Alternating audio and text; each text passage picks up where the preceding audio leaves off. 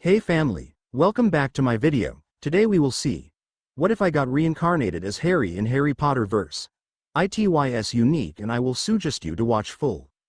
Before we start, I would like to extend my sincere thanks to the original author of this story for granting us permission to use it in our YouTube video. Your generosity is greatly appreciated. The author's creation and the original stories link in the descriptions. Please do check that first. Now enjoy the video, in which I get reincarnated into Harry Potter, as Harry Potter, or rather, a female counterpart named Hava. Now, don't get me wrong, I'm usually, or was, pretty chill. But, I don't know how you would react, but spending 10 years under the fucking Dursleys after watching my mother be fucking murdered in front of me messed me up pretty badly. So, after 10 years of hell, I decide that I really don't have any fucks to give, and why not spend the majority of my second life having fun and causing, mostly, harmless chaos. Course, while a noble goal, it's kinda hard when you've got a megalomaniac supervillain out for your blood. Too bad the power of love isn't something you can bottle up and throw at him. Wait, actually, I'm gonna try that. Shows what you know. Dumbledore. FUCK chapter notes. See the end of the chapter for notes. When I was younger, I used to binge read self-insert fics a lot. The SI trope was one of my favorites, especially when the character played havoc with everyone. Read Dumbles in. Assorted minor, major antagonists, protagonists, but mainly Dumbles, and their expectations of them. But, as I got older, I lost interest in it. After all, I did have a life outside the fandom, and fanfiction just went on the back burner as my life started having serious shit going down in it. And then, well, 2020 hit me like a bus. Being locked up for months at a time sucked, as you know, but I got back into fanfiction, which was an absolute win. I even started writing AHAIN. And then, well, 2021 hit me with a bus, like, seriously. Early 2021, everything fine, lockdown ending, life getting back on track. I'm crossing the road in town.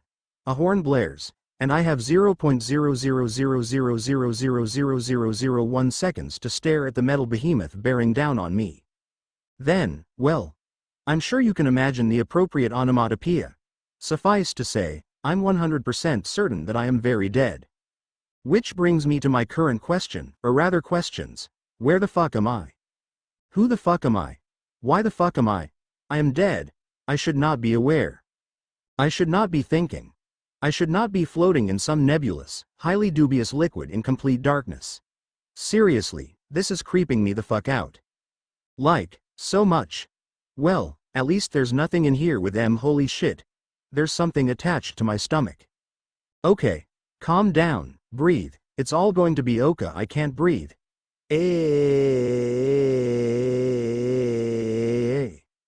We would like to apologize for the interruption. Our regular broadcast will resume as soon as the incoherent screaming stops interfering with reception. Okay. I'm fine. I'm fine. I'm totally, completely and utterly fine. What the hell? I'm not fine. I'm in a fucking self-insert, and I'm in someone's fucking womb as a fucking unborn fucking fetus. Okay. Stop screaming. Stop freaking out. This isn't going to help you. Now, let's see. You are currently a defenseless infant with no motor skills, name, identity or life. You have no idea who, what, where, when or why you are. It's fine. Things can only go up from her shit. I think my new mum's waters just broke.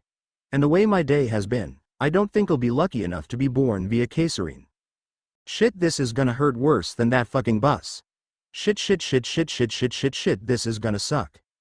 Asterisk asterisk asterisk asterisk asterisk asterisk asterisk asterisk asterisk asterisk asterisk asterisk asterisk asterisk asterisk asterisk asterisk asterisk spoiler. Being born is a fucking nightmare and hurts way more than the bus. I am not going to go into details. Suffice to say, I am scarred for life from it. More so than from the bus. And I am still in shock, and it's been like a month. I haven't even processed anything that's happened around me. I'm that traumatized. FML. Also, why did no one tell me how badly newborn babies see? Everything is just blobs. Vaguely colored, moving blobs. I can hear a little, which is good, except it's also not.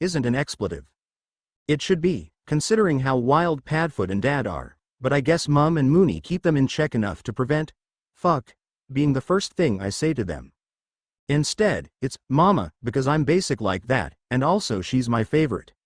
She's so pretty, and her hair is so great and I love it so much, it's like a silky blanket, and no I don't put it in my mouth. Okay. Maybe a little.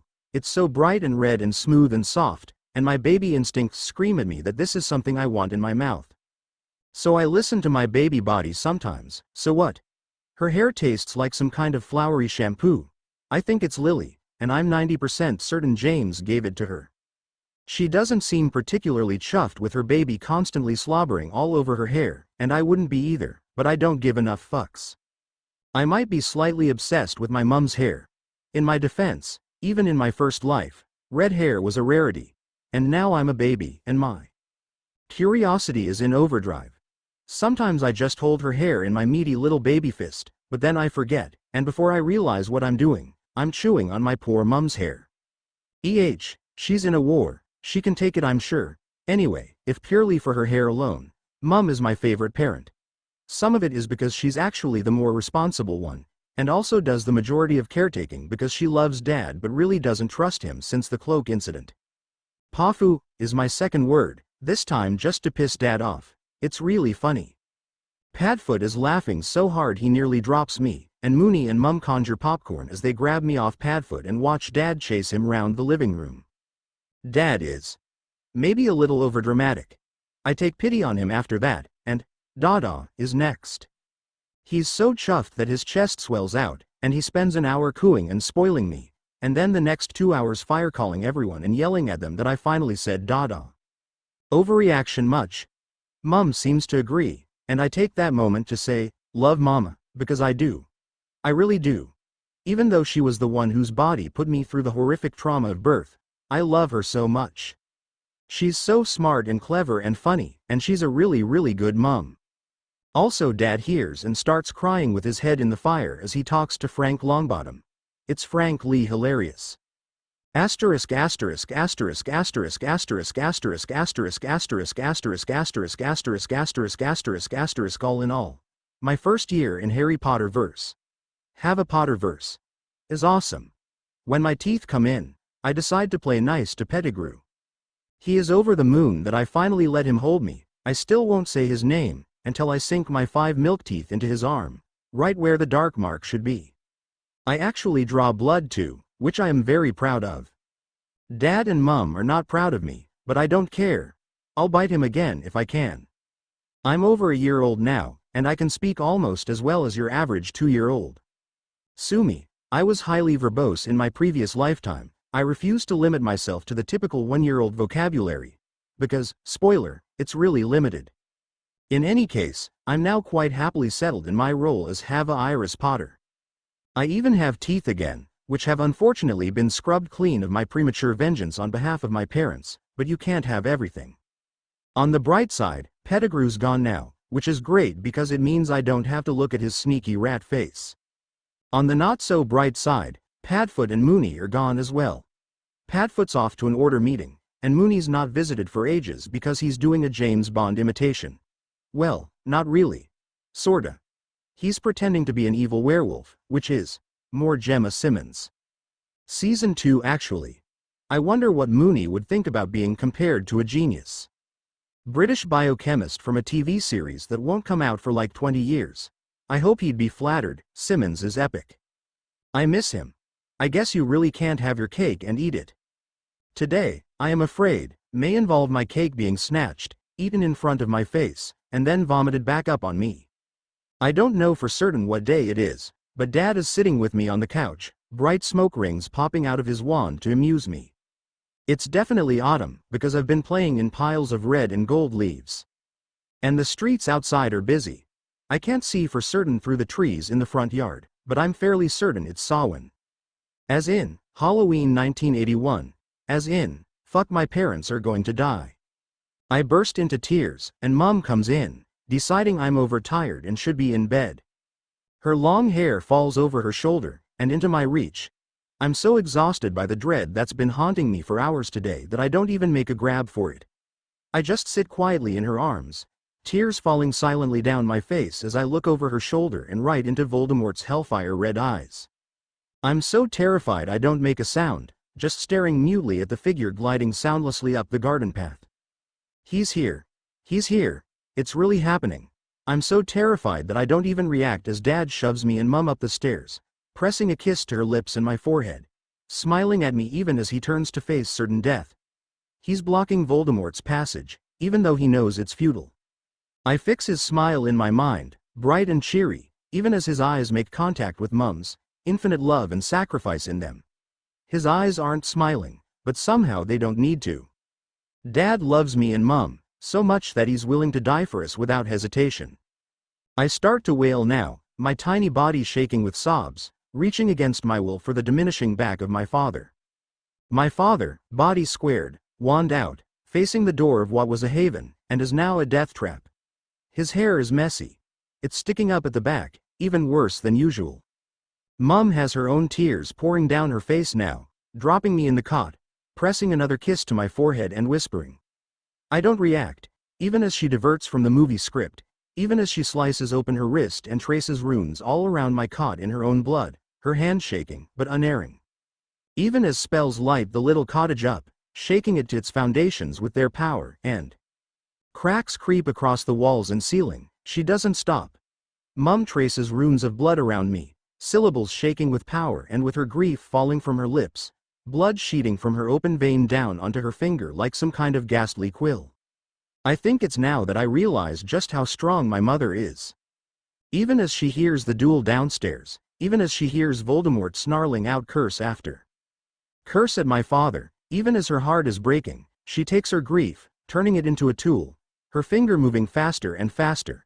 Her eyes are hard despite the devastation, and she is shaking as she traces the final rune, her face white, though whether from grief or blood loss, I can't tell. Hava, my sweet, sweet baby. She crouches before the cot, injured hand held stiffly against her, still leaking blood onto her jumper. I'm so sorry, her blood-free hand, shaking, comes between the bars and cups my tiny, chubby toddler face. Shush, don't cry my Hava, don't cry. It'll all be fine, I promise. There is a soft thud downstairs, followed by a softer clatter and a high laugh. It doesn't take a genius to work out what that means. You can't promise. I observe through my sobs, my laughably small hands latching onto her wrist. Dead. The words send a sharp stab of grief through me, and I can see that they owe the same to Mum. I know. Her voice breaks, and she gulps back a sob. I know Hava. Something seems to change within her when she hears her husband's body hit the floor. Her voice is suddenly very calm, and very hurried, and I know that she too can hear the footsteps on the stairs. I love you my little one, so much. Never doubt that. Never doubt that we love you Hava, more than anything else, more than life. We love you so much. Mama loves you, and Dada loves you, and even when we seem so far away, we will be with you, I promise. We will never leave you, not really. Hold on to that, Hava.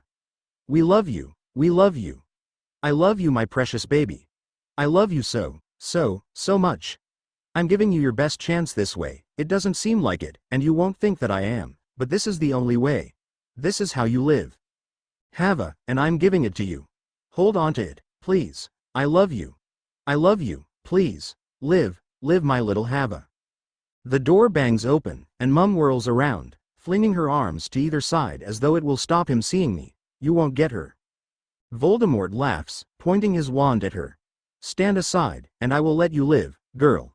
She is a girl, I realize. She's so young. No mama, I scream. I don't want to watch her die. I can't watch my mother die.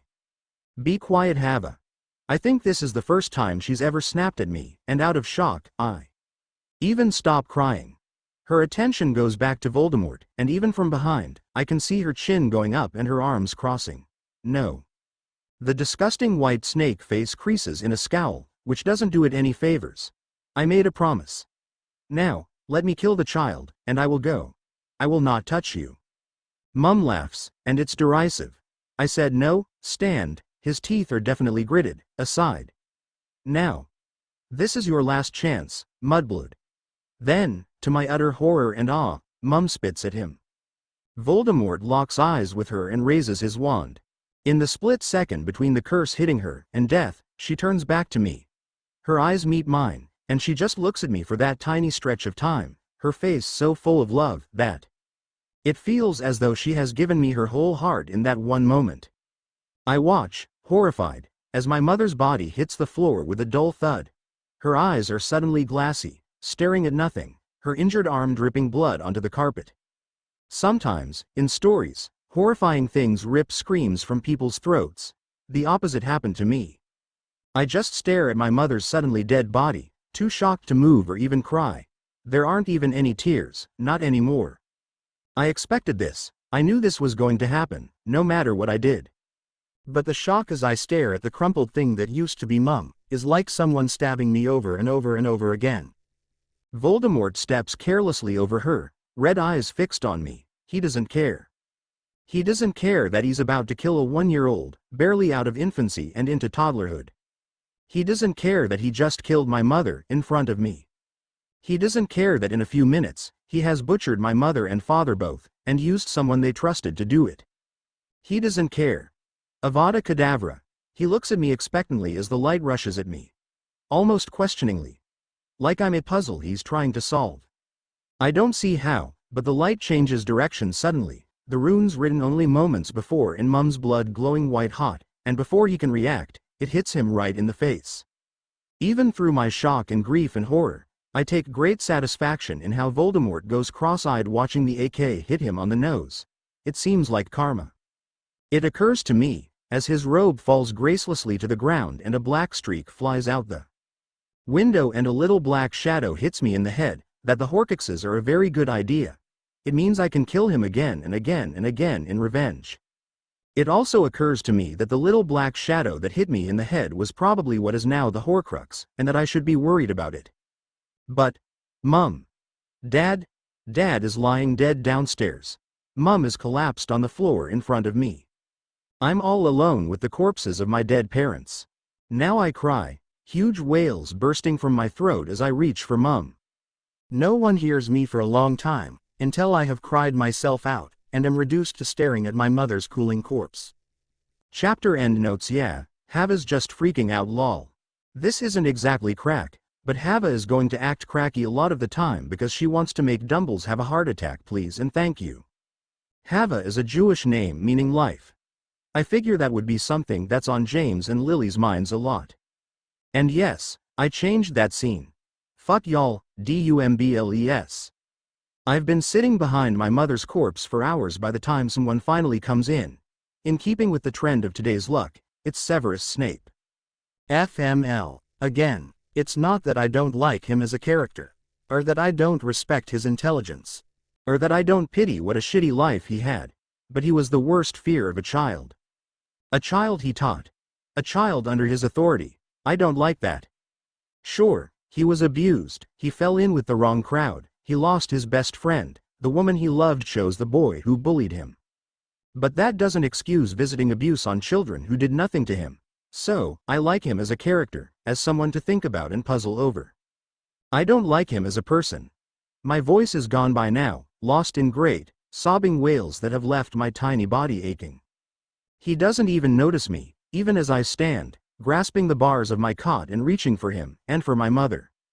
He just falls to his knees, tears pouring his face as he embraces my mother's body. Which, sure it was a sad scene in the movie. But like, kinda creepy no? She's a dead body. The dead body of a woman who hasn't spoken to him for years. Who cut him out of her life for being a creep and a bully. And it's not like she can say no anymore, being dead, it's creeping me out okay? This strange, dark man, embracing my mum's cadaver and crying, completely ignoring her silent, shell-shocked daughter in the cot behind him. Like, seriously. Okay, you were creepily obsessed with my mum, to the point of being willing to let me and my father die so that she could live, but could you maybe please acknowledge my existence, Mr. Batman? I'm offended.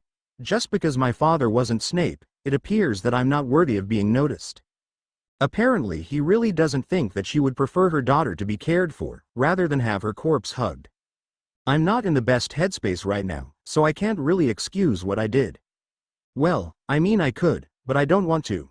It's not like anyone's going to care about why a child who just watched her mother die is going to act out a bit. I summon him by his hair. First bit of purposeful accidental magic for the win. Even though I'm still in shock, not to mention completely exhausted and wrung out, and every time I look at my mum it's like someone stabbed me, I manage a half-hiccup soundless giggle at Snape's face of shock. What the? I don't think he realized I was there.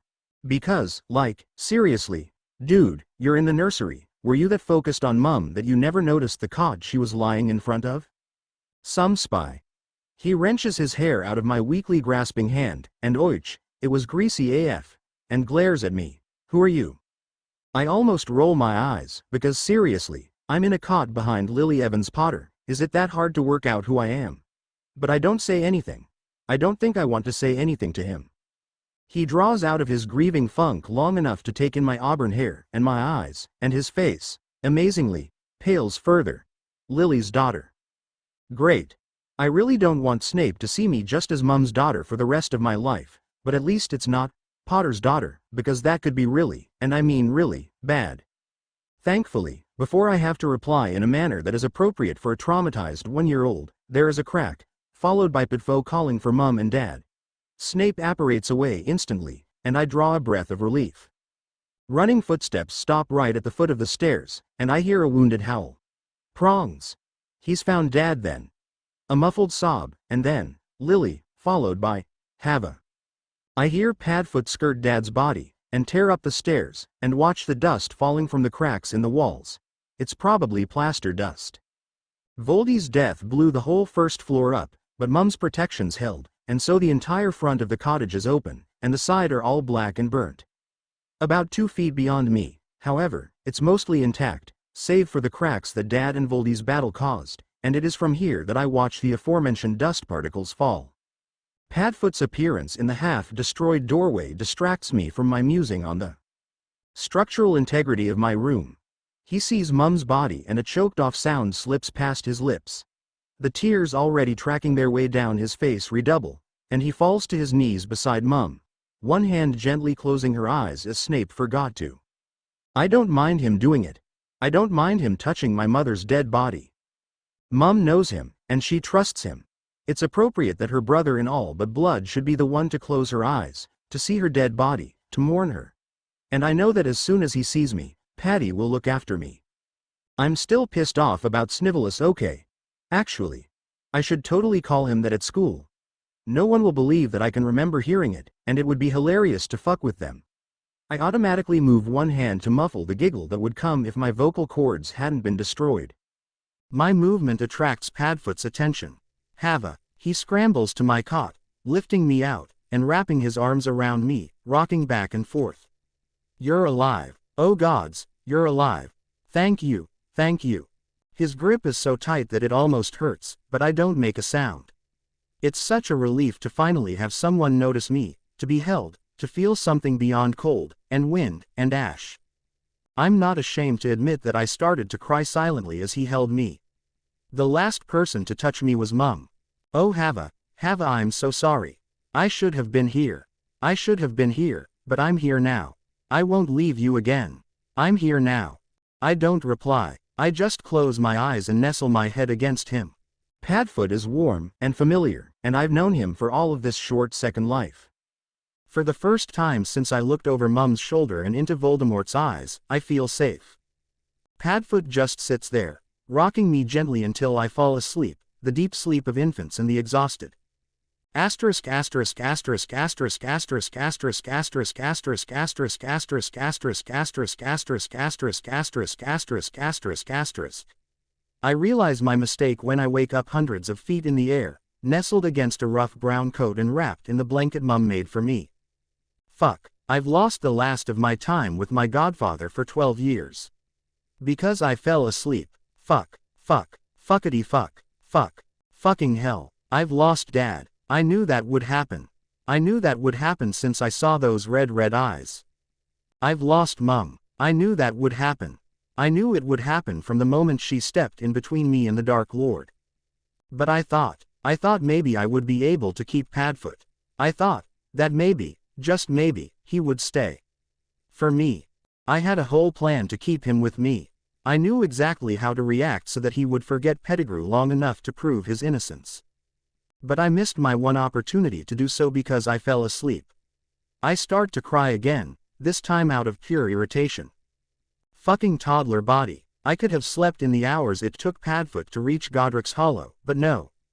Instead I sleep during the all-important moment that could have set my life on a happier path.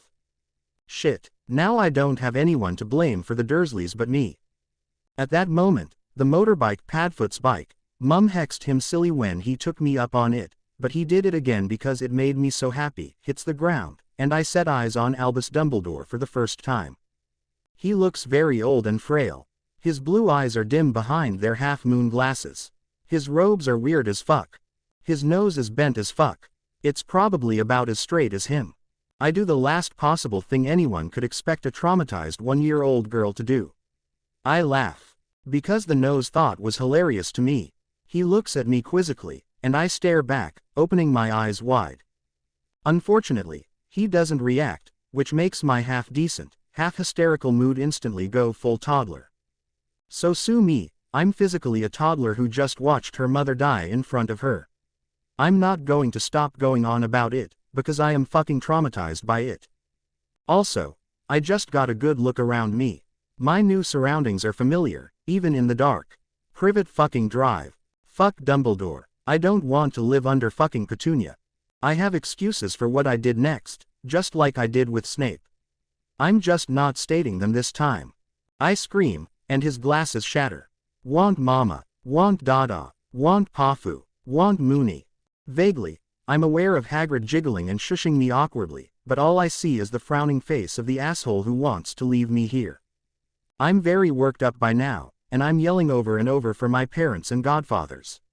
Not Pettigrew, except maybe as a chew toy and something to practice spells on. I do not want to stay here. I do not want to be left on the doorstep.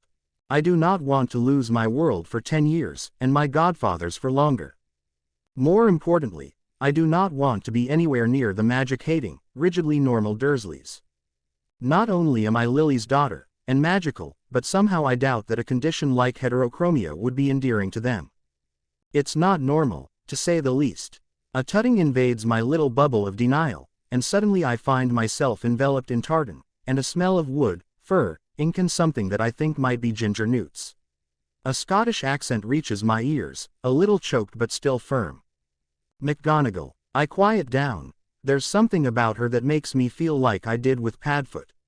She was always one of my favorites. Stern, no nonsense, and also kind. Additionally, she's badass as fuck. I like her. Unfortunately, as soon as I'm calm, she rewraps my blanket around me and hands me over to Dumbledore. Which, fuck, no thanks. I determinedly start crying again, and don't stop until I'm back with McGonagall. Let's make one thing very clear, Dumbledore. You do not get to hold me. You do not get to touch me. You do have the power to leave me with the fucking Dursleys unfortunately, but I'm not going to make it easy for you. He seems to get the picture, because in the end, it's a rather bemused and reluctant McGonagall who places me gently on the steps in a Muggle baby carrier thank goodness, and places charms on me, mostly to keep me safe and warm and stop me wandering off. Thank you. She doesn't look happy about it, but she does place a gentle kiss to the top of my forehead and then place a letter on top of the pile of me in blanket. Dumbledore wishes me good luck and apparates off, and I mentally cheer at how disgruntled he looks. The great goat, thwarted by a baby. Hagrid roars off, and I am left with McGonagall, who looks very unhappy with leaving me here. She looks to the left, to the right, and then sniffs. A tabby cat curls up next to me, and somehow it warms and comforts me better than the warming charms. I fall asleep again, even knowing that, the next time my eyes open, it will be to Petunia Dursley. Google. Is killing abusive relatives illegal? Chapter notes. See the end of the chapter for notes. You know what sucks. Your aunt opening the door and dropping the milk bottles on your face in shock. And then screaming when the bottles land in a pile 10 feet away. Because, seriously, like I'm just gonna lie there and let them smash on my face. Hell no. I've already got one shitty scar on my face, I don't need another one. Thanks but no thanks. Just as I predicted, Petunia takes one look at the baby on the steps and screams for her porky husband. He's dark-haired while she's blonde, so apparently I'm in book canon as opposed to movie. Which, come to think of it, doesn't explain the Snape crying over Mum's body, which is 100% movie canon. Maybe it's a mix and match. Anyway, back to my charming new guardians. They stare at me for about 5 minutes, before remembering that the neighbors are waking up, and taking me inside. Vernon takes one look at the milk bottles on the lawn, at my mismatched eyes, and the lightning bolt scar on my face before folding his arms and declaring that I need to go. Dudley cries and pinches me. No surprises there. But, due to some possible remnant of withered, twisted love for Mum, Petunia hesitates. She looks at my auburn hair, and the green in one of my eyes. She looks at the purple, silver and blue blanket Mum crocheted for me. She looks at the letter in her hand, detailing in curving, looping writing her sister's death protecting me. She looks at the little jumper Mum made me with a blue iris embroidered over one side. She looks at the one picture of her sister on the mantle. She stays. Great, just what I want, to be stuck here, with these people. But at least I'm not on the streets at the tender age of 1 year and 3 months. But, pet, you haven't spoken to your sister in years. She folds her arms, and looks, for a moment, strikingly like Mum. If Mum was blonde and looked like she was sucking on a lemon. She was my sister Vernon, even if she did take up with those freaks. The girl is family. Whether we like it or not. Besides, what will the neighbors say if they hear we let our niece go into the system? And just like that, I'm a reluctant member of the Dursley family. An old mattress and a few blankets from the charity shop go on the floor of the cupboard, and I have my own room. It's considerably larger from the point of view of a 1-year-old than it is from a movie screen. Nothing on my old room in Potter Cottage though. That had belonged to a family with generations and generations of money, and it had reflected that. Larger than even the master bedroom of this utterly fake, cheap suburban house, with whitewashed walls that Mum had painted with swirls of purple and silver and blue, and dark beams across a white ceiling and a light purple carpet I sank into up to my fat little ankles. It had been filled with toys and books and clothes, and the cot had been carved of pine wood, engraved with lilies and stags, the sheets as soft as silky clouds. Suffice to say, Dad was old money and knew it, and he and Mum and Padfoot and Mooney had been in a fair way to spoiling me rotten. To go from that to the cupboard under the stairs was rather a shock, and I made sure that they knew it. I avoided nappy rash, malnutrition and touch starvation through the simple expedient of screaming my head off constantly. So what if it irritated them? They put me in a fucking cupboard after I watched my mum die. I think I'm allowed to cry. I don't care what they say, I don't answer to them. Asterisk asterisk asterisk asterisk asterisk asterisk asterisk asterisk asterisk asterisk asterisk asterisk asterisk asterisk asterisk asterisk. The thing is, once you reach 4 and are now able to go to school, it's quite hard to justify screaming your head off for every little thing. I had given up on it after a year to allow my vocal cords a chance to live, but the point is, that once I turned 4, the Dursleys cracked down.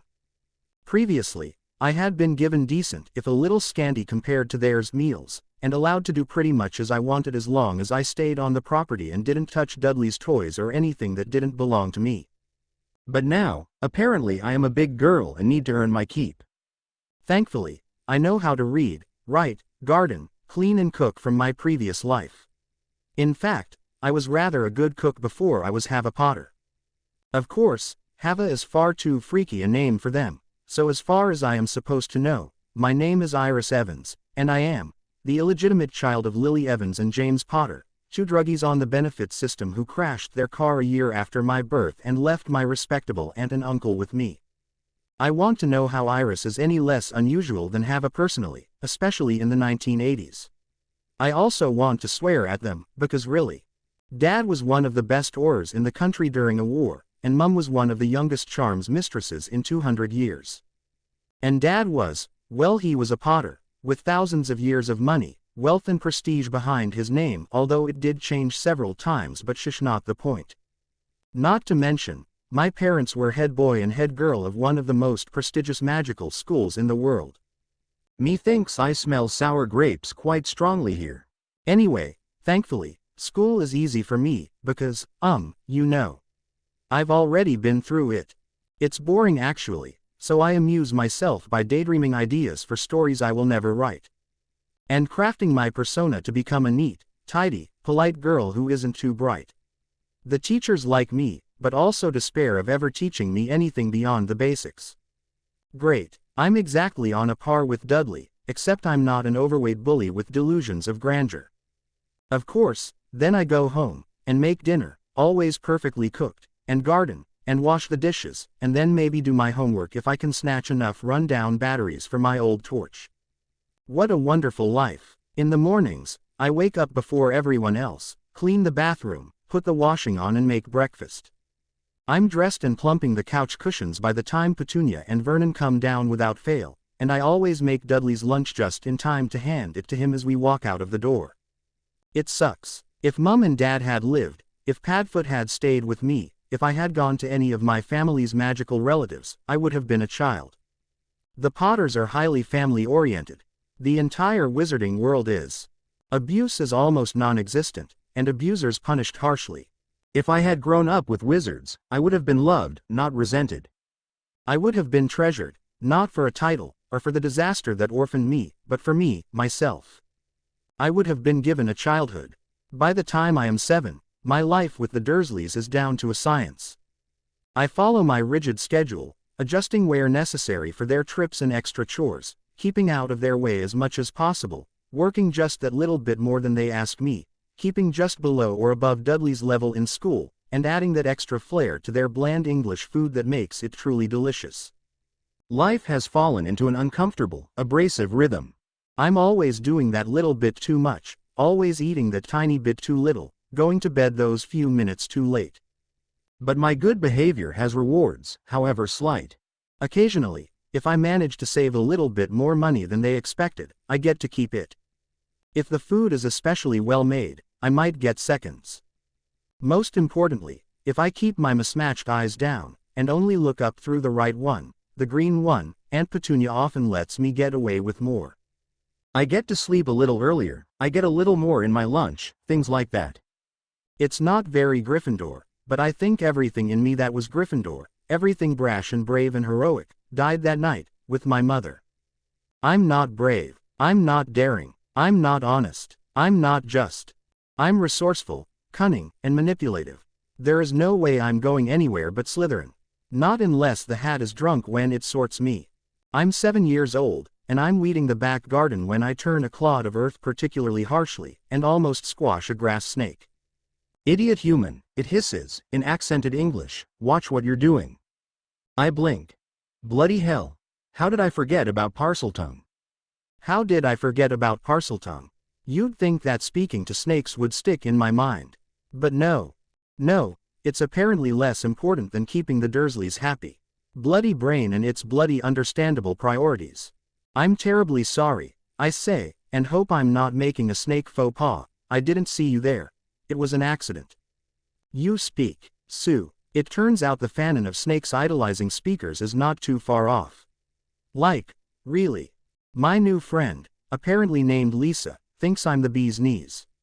Her words, not mine. Too bad for me.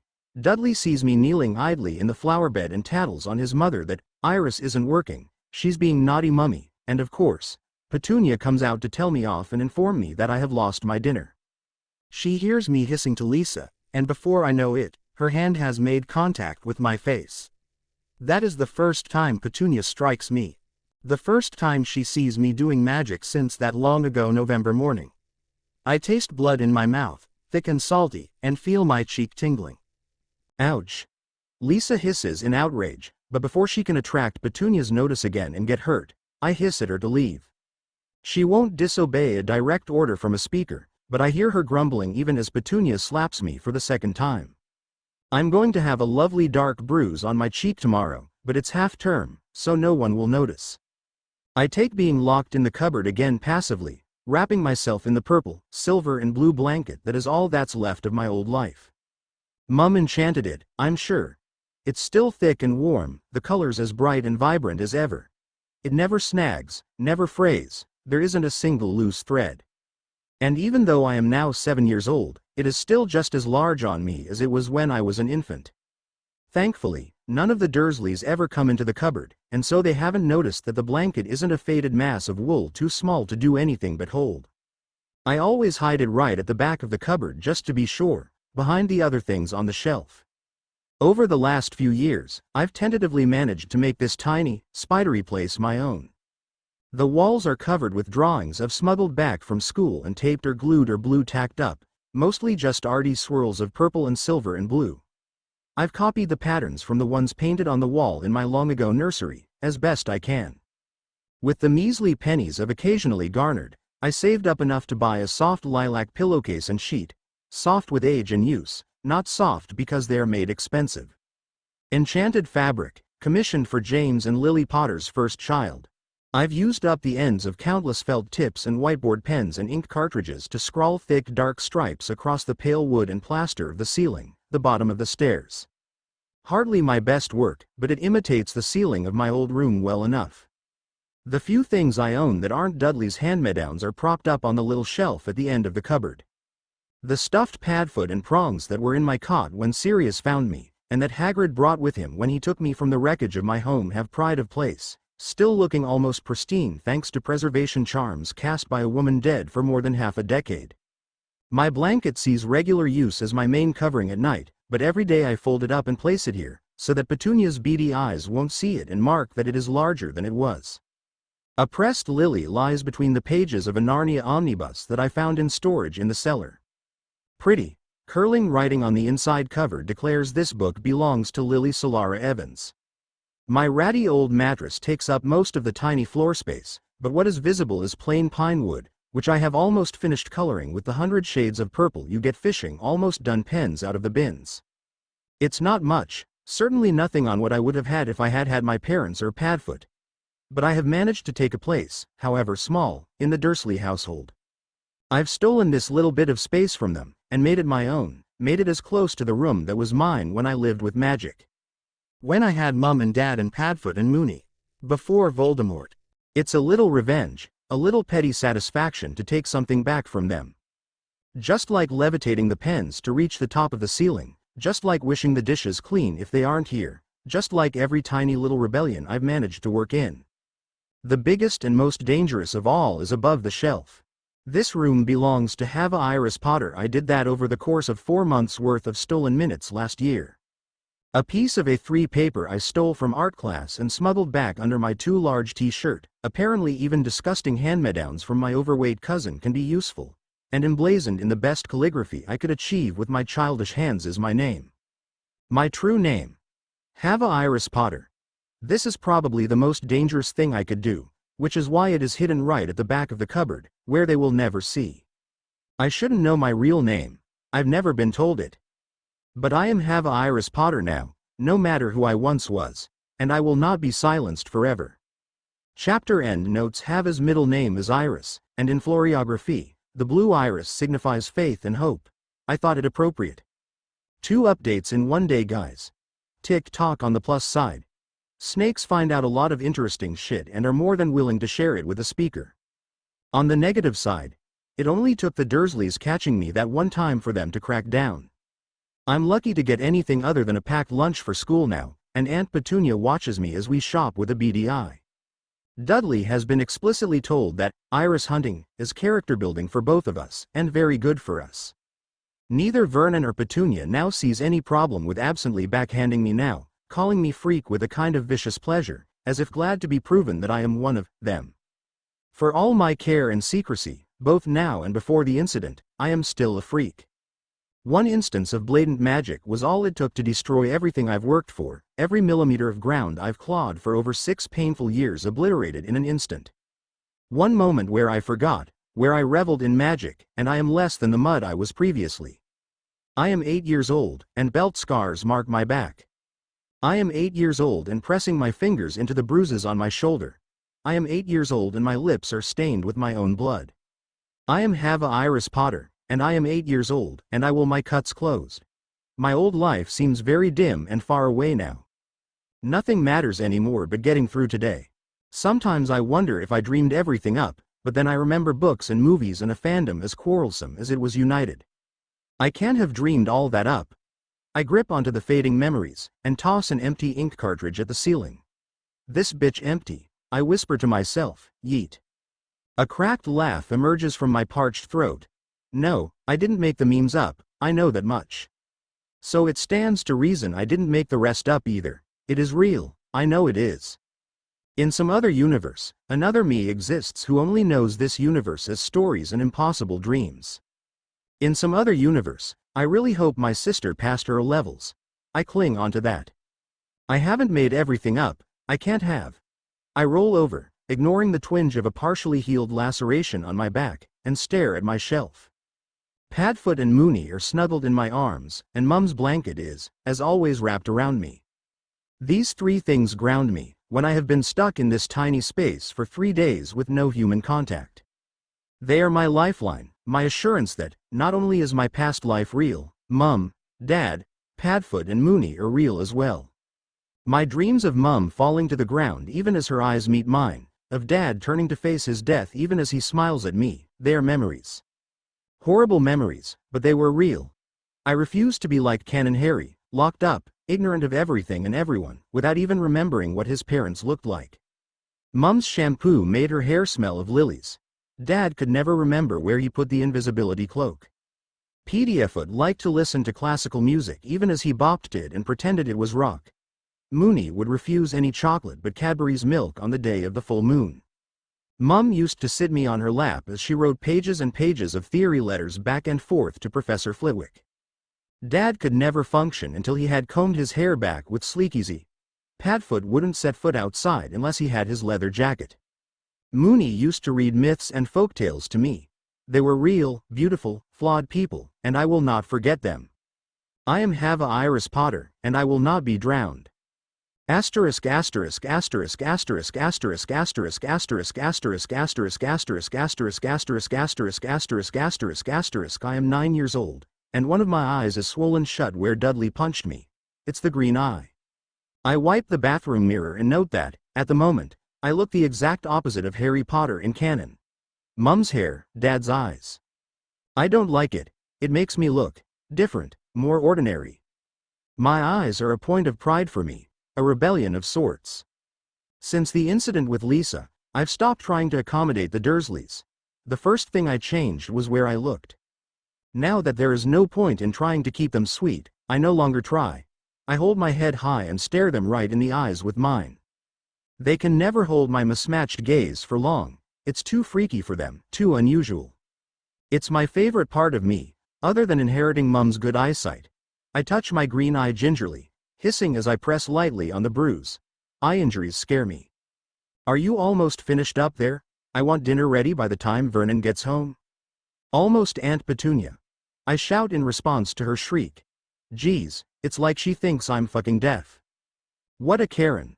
Don't worry, I mutter as I head downstairs, I'll call the manager for you. What was that?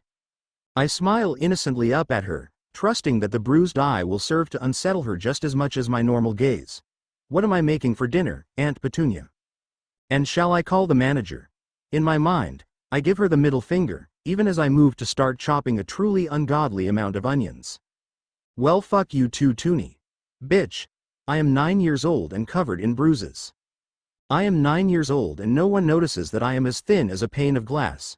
I am 9 years old, and I am still me. It will take more than this to change me. I am still Hava Iris Potter. They have not drowned me, not yet. As far as I am concerned, they never will. The onions make tears streak down my face as per normal, and I take a moment to dash them away. Bloody fucking things. I swear, they exist to cause misery. The juice gets into the grazes on my hand and it stings like hell. Hissing, I mutter the foulest curse words I know, deep under my breath. Fucking Dudley and his fucking enjoyment of fucking pushing me onto the gravelly pavement. My hands do not falter in moving the knife. At least like this I can imagine the Dursleys' faces beneath it. Locked in the cupboard, I will not have the satisfaction of pretending to commit murder. Mum's childhood Narnia omnibus is almost falling apart. Padfoot and Mooney's preservation charms are beginning to wear off. I am beginning to fear that soon, I will only have memories of them. But as long as I have that, they are with me. I am still me. I have not forgotten. I am still alive, but they are dead, or as good as, I remember them, so they are eternal. And yes, I like Star Wars. What are you going to do? Stab me. I am Hava Iris Potter, and I will never be drowned. Asterisk asterisk asterisk asterisk asterisk asterisk asterisk asterisk asterisk asterisk asterisk asterisk I am 10 years old and cutting my hair with scissors stolen from school. Dudley has caught me too many times by it for my vanity to uphold me any longer. I have always been proud of my hair, both in this life and the last. In my last life, I inherited my mother's blonde curls and grew them into ringlets that reached all the way to my hips. In this life, I have my mother's beautiful auburn waves. Gold-touched rubies, I heard my father say once. I am very attached to my hair, but Dudley has caught me by grabbing it 10 times in the past 3 weeks. I have scabs where tufts of long auburn hair have been ripped out, and other portions of my scalp ache where my hair has been pulled not quite hard enough to yank it out. It is a weakness, one that I can't afford anymore. The hair has to go. I cut with precise, angry movements, despising myself for bowing to the Dursleys. Haven't I sworn to stop catering to them? To live up to my inheritance as a marauder and make their lives hell? My side twinges, and I hiss. Dudley gets better and better at kicking every time it seems. I remember why I do this. I'm no Gryffindor, to stand against the current and fight every step of the way. I'm not a fighter, not a hero, not willing to sacrifice myself unnecessarily. I'm pragmatic, and I choose the path of least resistance, the one that benefits me most. The last strand of fiery hair falls, leaving me with a hideously botched chin-length bob. The girls at school will laugh, but I've never liked them much anyway. At least it doesn't float behind me in the breeze any longer. Aunt Petunia doesn't waste money on hair products for me. I'm 10 years old, and I sit in the darkness of my cupboard, clutching what feels like the last of my hope. Hogwarts and freedom seems further away by the day. My eyes turn to the piece of paper pinned at the back of the cupboard. I am still Hava Iris Potter. I cannot forget. I cannot let them slip away from me. They are all that I have. Mum. Red hair that smelled of lilies. Green eyes that laughed even when she was yelling at Dad for putting water over the door. Warm hugs that felt like summer picnics and still lakes and lazy days spent with family. Dad. Black hair that stuck up like crazy. Hazel eyes that always twinkled in a way that made you double-check your drink. Overly enthusiastic hugs that reminded you of bonfire night. And kicking through piles of leaves and trick-or-treating. Padfoot. Black hair that fell in effortless dark curls. Silver eyes that sparkled and snapped like fireworks. Huge bear hugs that swamped you and made you remember the clear cold stars in winter, and hot chocolate, and the chaos of Christmas morning. Mooney. Sandy hair that fell onto his nose. Amber eyes that always had the kind of mournful look you could never deny. Soft hugs that felt like frost melting, the rivers waking up, and the first flowers in spring. It's strange that I associate them with seasons now. I suppose I have been shoving them into boxes, categorizing them so that I can fill in the blanks in my memory. Because, as good as my memory is, it isn't perfect, and I am 10 now. 9 years is a long time even for the reincarnated. Did Mum wear purple or blue on my first birthday? Did Dad give the cloak to Dumbledore before or after his birthday? Did Padfoot wear Doc Martens or combat boots? Did Mooney give me the ice mice or the dolls for Christmas? I don't remember anymore, and it scares me. I touch the soft blanket, still as bright and warm as ever, still enveloping me like one of Mum's hugs. I am Hava Iris Potter, and I refuse to be drowned. Asterisk asterisk asterisk asterisk asterisk asterisk asterisk asterisk asterisk asterisk asterisk asterisk Dudley's birthday sucks. I am, unfortunately, dragged along because some things never change, and Arabella Fig breaking her leg is one of them. Joy. A day spent following Dudley as he gops at caged animal after caged animal. Just what I want to spend my day doing. I don't mention the motorbike. I'm not stupid, but I'll give Canon Harry the benefit of the doubt and assume he was sleep deprived. Goodness no I am. I've not had enough sleep for my growing body, nor enough food, for years. I'm probably dangerously malnourished and a load of other shit. But I do get a lemon ice lolly, which is surprisingly nice, I didn't like lemon-flavored things in my last life. One thing I forget, however, is that this body is unaccustomed to sugar highs and the subsequent crash. Which is why, when we reach the reptile house, I do something utterly idiotic. I speak to it. And release it. Just like in canon. And Dudley, not only peers, sees it.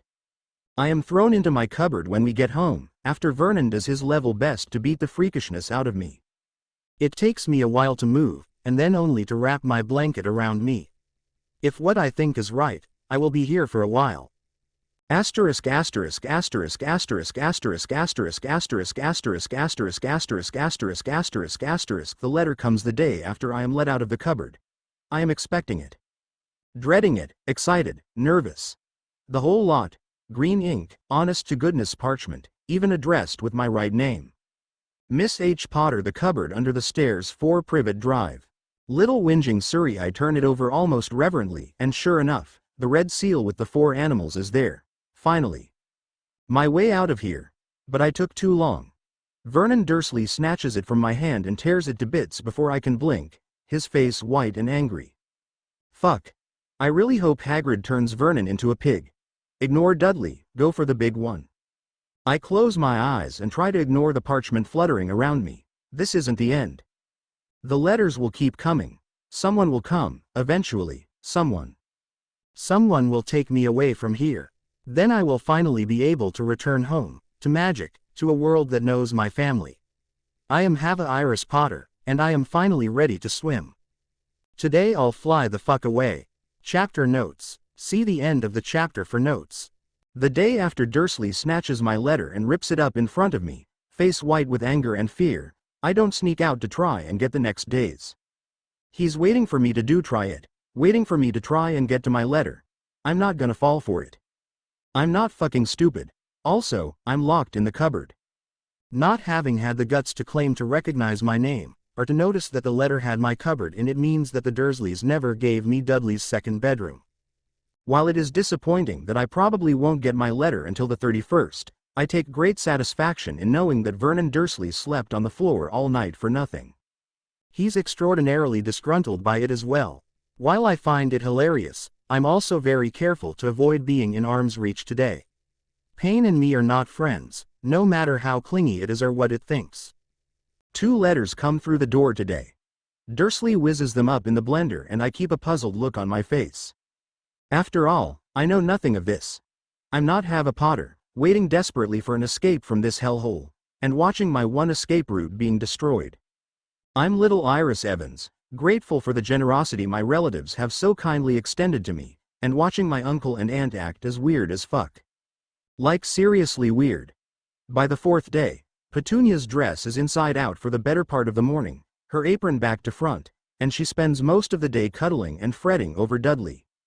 Vernon is at the using fruitcake as a hammer stage, nuff said in my opinion. I spend most of the time in my cupboard cackling ever so quietly at their ridiculousness. Because it is seriously hilarious, I have changed things. Asterisk asterisk asterisk asterisk asterisk asterisk asterisk asterisk asterisk asterisk asterisk asterisk asterisk asterisk. The Dursleys don't want to tip me off that maybe these are actually for me. Yeah, good luck with that. So they refuse to leave. I suppose I can admire their bravery, but seriously, I'm not an idiot. I know exactly what and who those letters are for. On the bright side, I won't get dragged through most of southern England in an attempt to escape people who can use magic. On the not so bright side, the time frame is still exactly the same, but it does bring some classic amusement. My favorite episode is the Monday after that dreadful Sunday, when Vernon shoves a chair up the chimney. A close second. Probably when the receipt for the shopping turns into a letter and Petunia screams, throwing it onto the ground and stomping on it so hard she breaks her stumpy heels. Yes, while they are much harsher, I am finding my lovely relatives absolutely hilarious right now. Still, time crawls like syrup for me. Asterisk asterisk asterisk asterisk asterisk asterisk asterisk asterisk. I'm serving them breakfast on the 31st of July. Happy birthday to me. When there is a knock on the door, that's more like a birthday. Not a thud, like Hagrid would have produced. A calm, sharp rap. Get the door. Vernon grunts, attention mostly on the platter of eggs and beans and bacon and toast and tomatoes before him. Yes, Uncle Vernon. I reply quietly, putting the bacon pan back on the stove and walking to open the door. I won't deny that I am extremely curious as to who has come in this universe. That is not a Haggerty knock.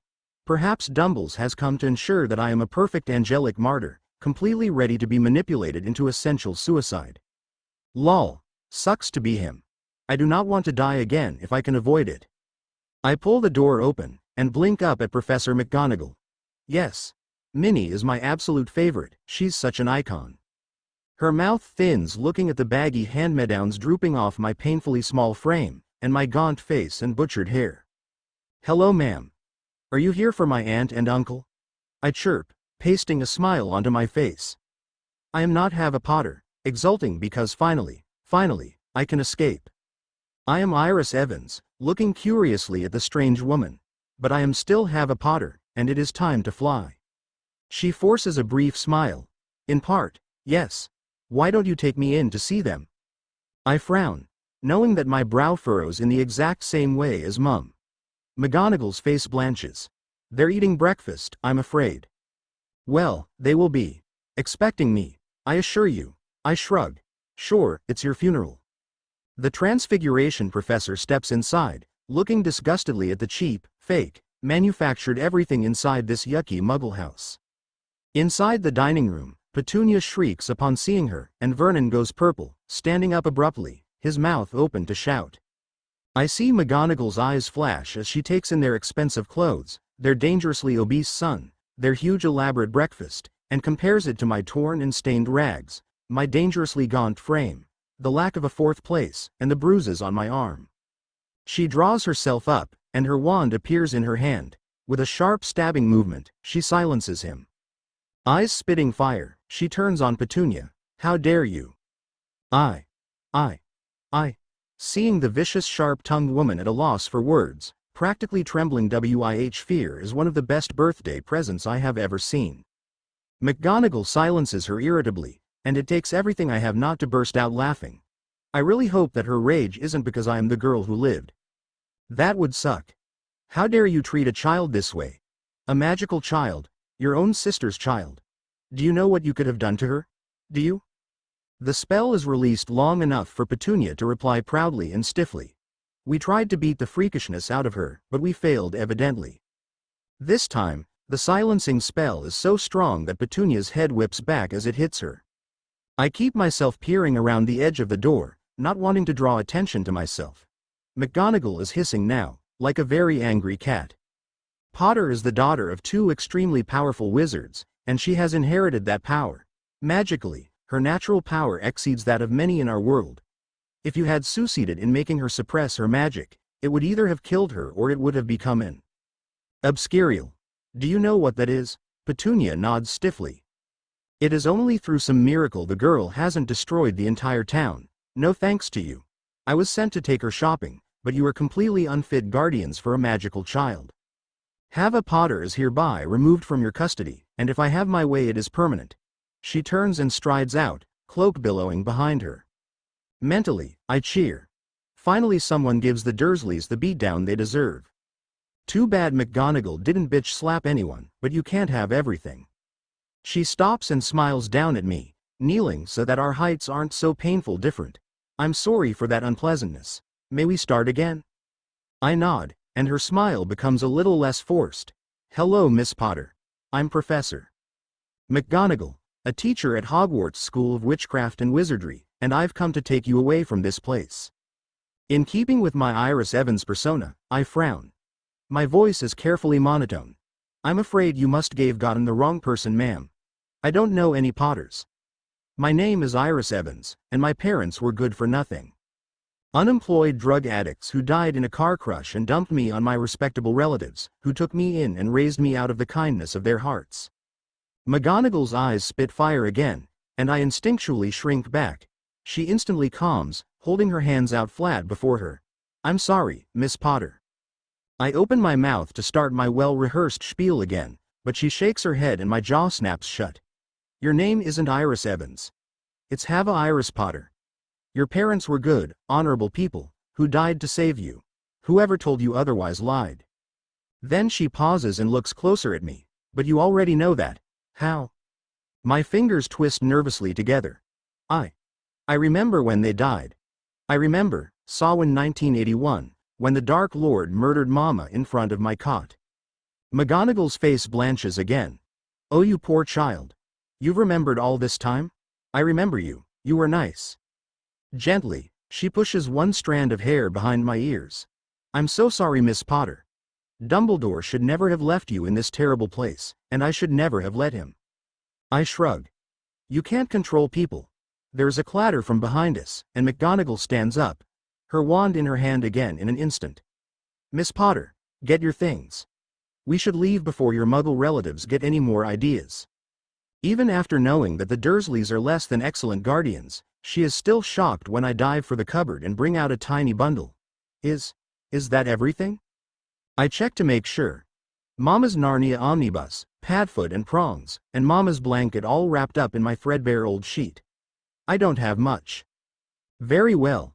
She stoops and lifts me up, which, excuse you much, I can actually fucking walk. Be warned, this isn't a pleasant method of traveling. And we apparate. Fucking nightmare. I fucking despise and renounce Appararion and everything to do with it. It's like being born, only more spinny. We appear in the backyard of the leaky cauldron, and McGonagall sets me down and lets me shakily press my hand against the wall and take deep, shaky breaths. That fucking sucked. Language, Miss Potter. I snort softly and straighten. There will be no throwing up on my watch, thank you very much. I'm okay now, sorry. She looks at me closely just to make sure. Very well, first of all, we will be going to Gringotts Bank to activate your accounts and get as much as possible in order, as I highly doubt Albus has been taking care of your estates for you. Estates plural. I thought the Potters only had Potter Manor and the cottage at Godric's Hollow. Then McGonagall taps the bricks, and Diagon Alley is revealed. Everything falls away from my mind as I stare. Mum and Dad never took me to Diagon, and even Padfoot never dared to try. It was too dangerous. But now I can finally see it, and it is beautiful. The alley is bustling with people, all wearing robes and clothes varying from late 19th century to modern to early 13th to everything in between. The shops all have signs displaying different fantastic functions, wands, potion making, books, and almost everything else under the sun.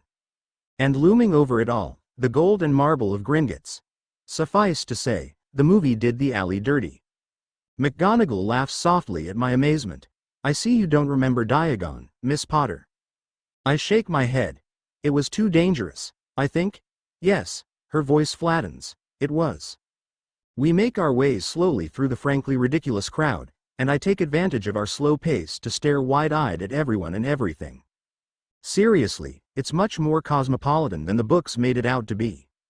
There aren't any centaurs or anything, but I see several other species rubbing shoulders quite comfortably with the wizards. I even spot someone paler than the marble of Gringotts Bank, presumably a vampire, chatting animatedly with a snobby-looking wizard. Maybe Harry was just that unobservant. I look up at the imposing facade of Gringotts and gulp. Asterisk asterisk asterisk asterisk asterisk asterisk asterisk asterisk asterisk asterisk asterisk asterisk asterisk. Everyone always spends way too much time on Gringotts. Like. Way too much. So I'm skipping that. Breaking cliches and all that smiley face anyway.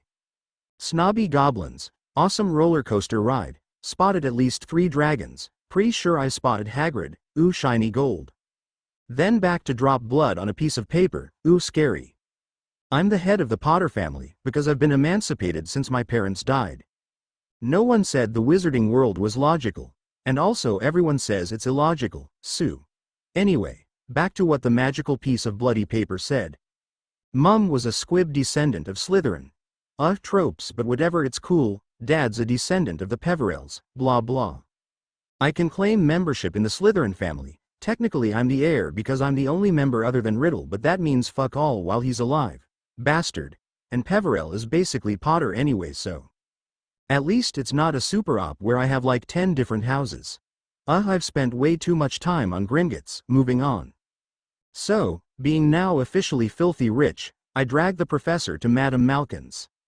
So sue me, I liked clothes in my past life, and also I despise wearing Dudley's grim hand-me-downs, Yuck.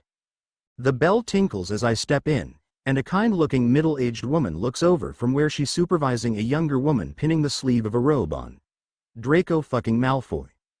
Fuck, I forgot about this. Oops. Hello dear, Hogwarts too? Her eyes fall on my butchered hair and disgusting clothes and I can see her dying inside. I smile and nod. And, if it's not too much trouble, could I get some clothes for every day as well please? She smiles as though I've just offered her the world. Of course. What kind do you want? Over my shoulder, to Professor McGonagall she says, flapping her hand. Go on and have some time to yourself Minerva. I've got this little girl well looked after. Professor McGonagall sighs, shakes her head and moves to stand against the wall. Madam Potter is under my guardianship for the time being Patricia. I cannot simply leave. Madam Malkin shrugs and bustles me onto the stool, and I am eternally grateful that she leaves the tangled mess that is me being Madam Potter alone. Arms up dearie. I oblige, waiting patiently as she fits the everyday robes first. Having apparently not heard McGonagall refer to me as Madam Potter, Draco Malfoy turns his head to look at me curiously anyway. Hello. Hogwarts as well, I presume? Yep. I reply, popping the page. Got a house you want to go to? A smirk lifts the corner of his mouth. Goodness, this one is going to be a heartbreaker when he grows up. Slytherin of course. My whole family has been there for centuries, on both sides. What about you? I whistle, grinning as he winces at the sudden sharp sound. Impressive. My family's a mixed bag. We've got people from every house, but mostly Gryffindor or Slytherin. Malfoy frowns. What family are you from? That's a bit rude, isn't it? Aren't you supposed to offer your name before demanding another person's? I'm fairly certain I remember my parents talking about that. Something about it being an old tradition dating back to beliefs in the Fae. I don't remember exactly what it was, but something about names and Fae and stuff. I mean, he shrugs so apparently I got it right. Sorry, I'm Malfoy, Draco Malfoy. He extricates his hand to shake mine.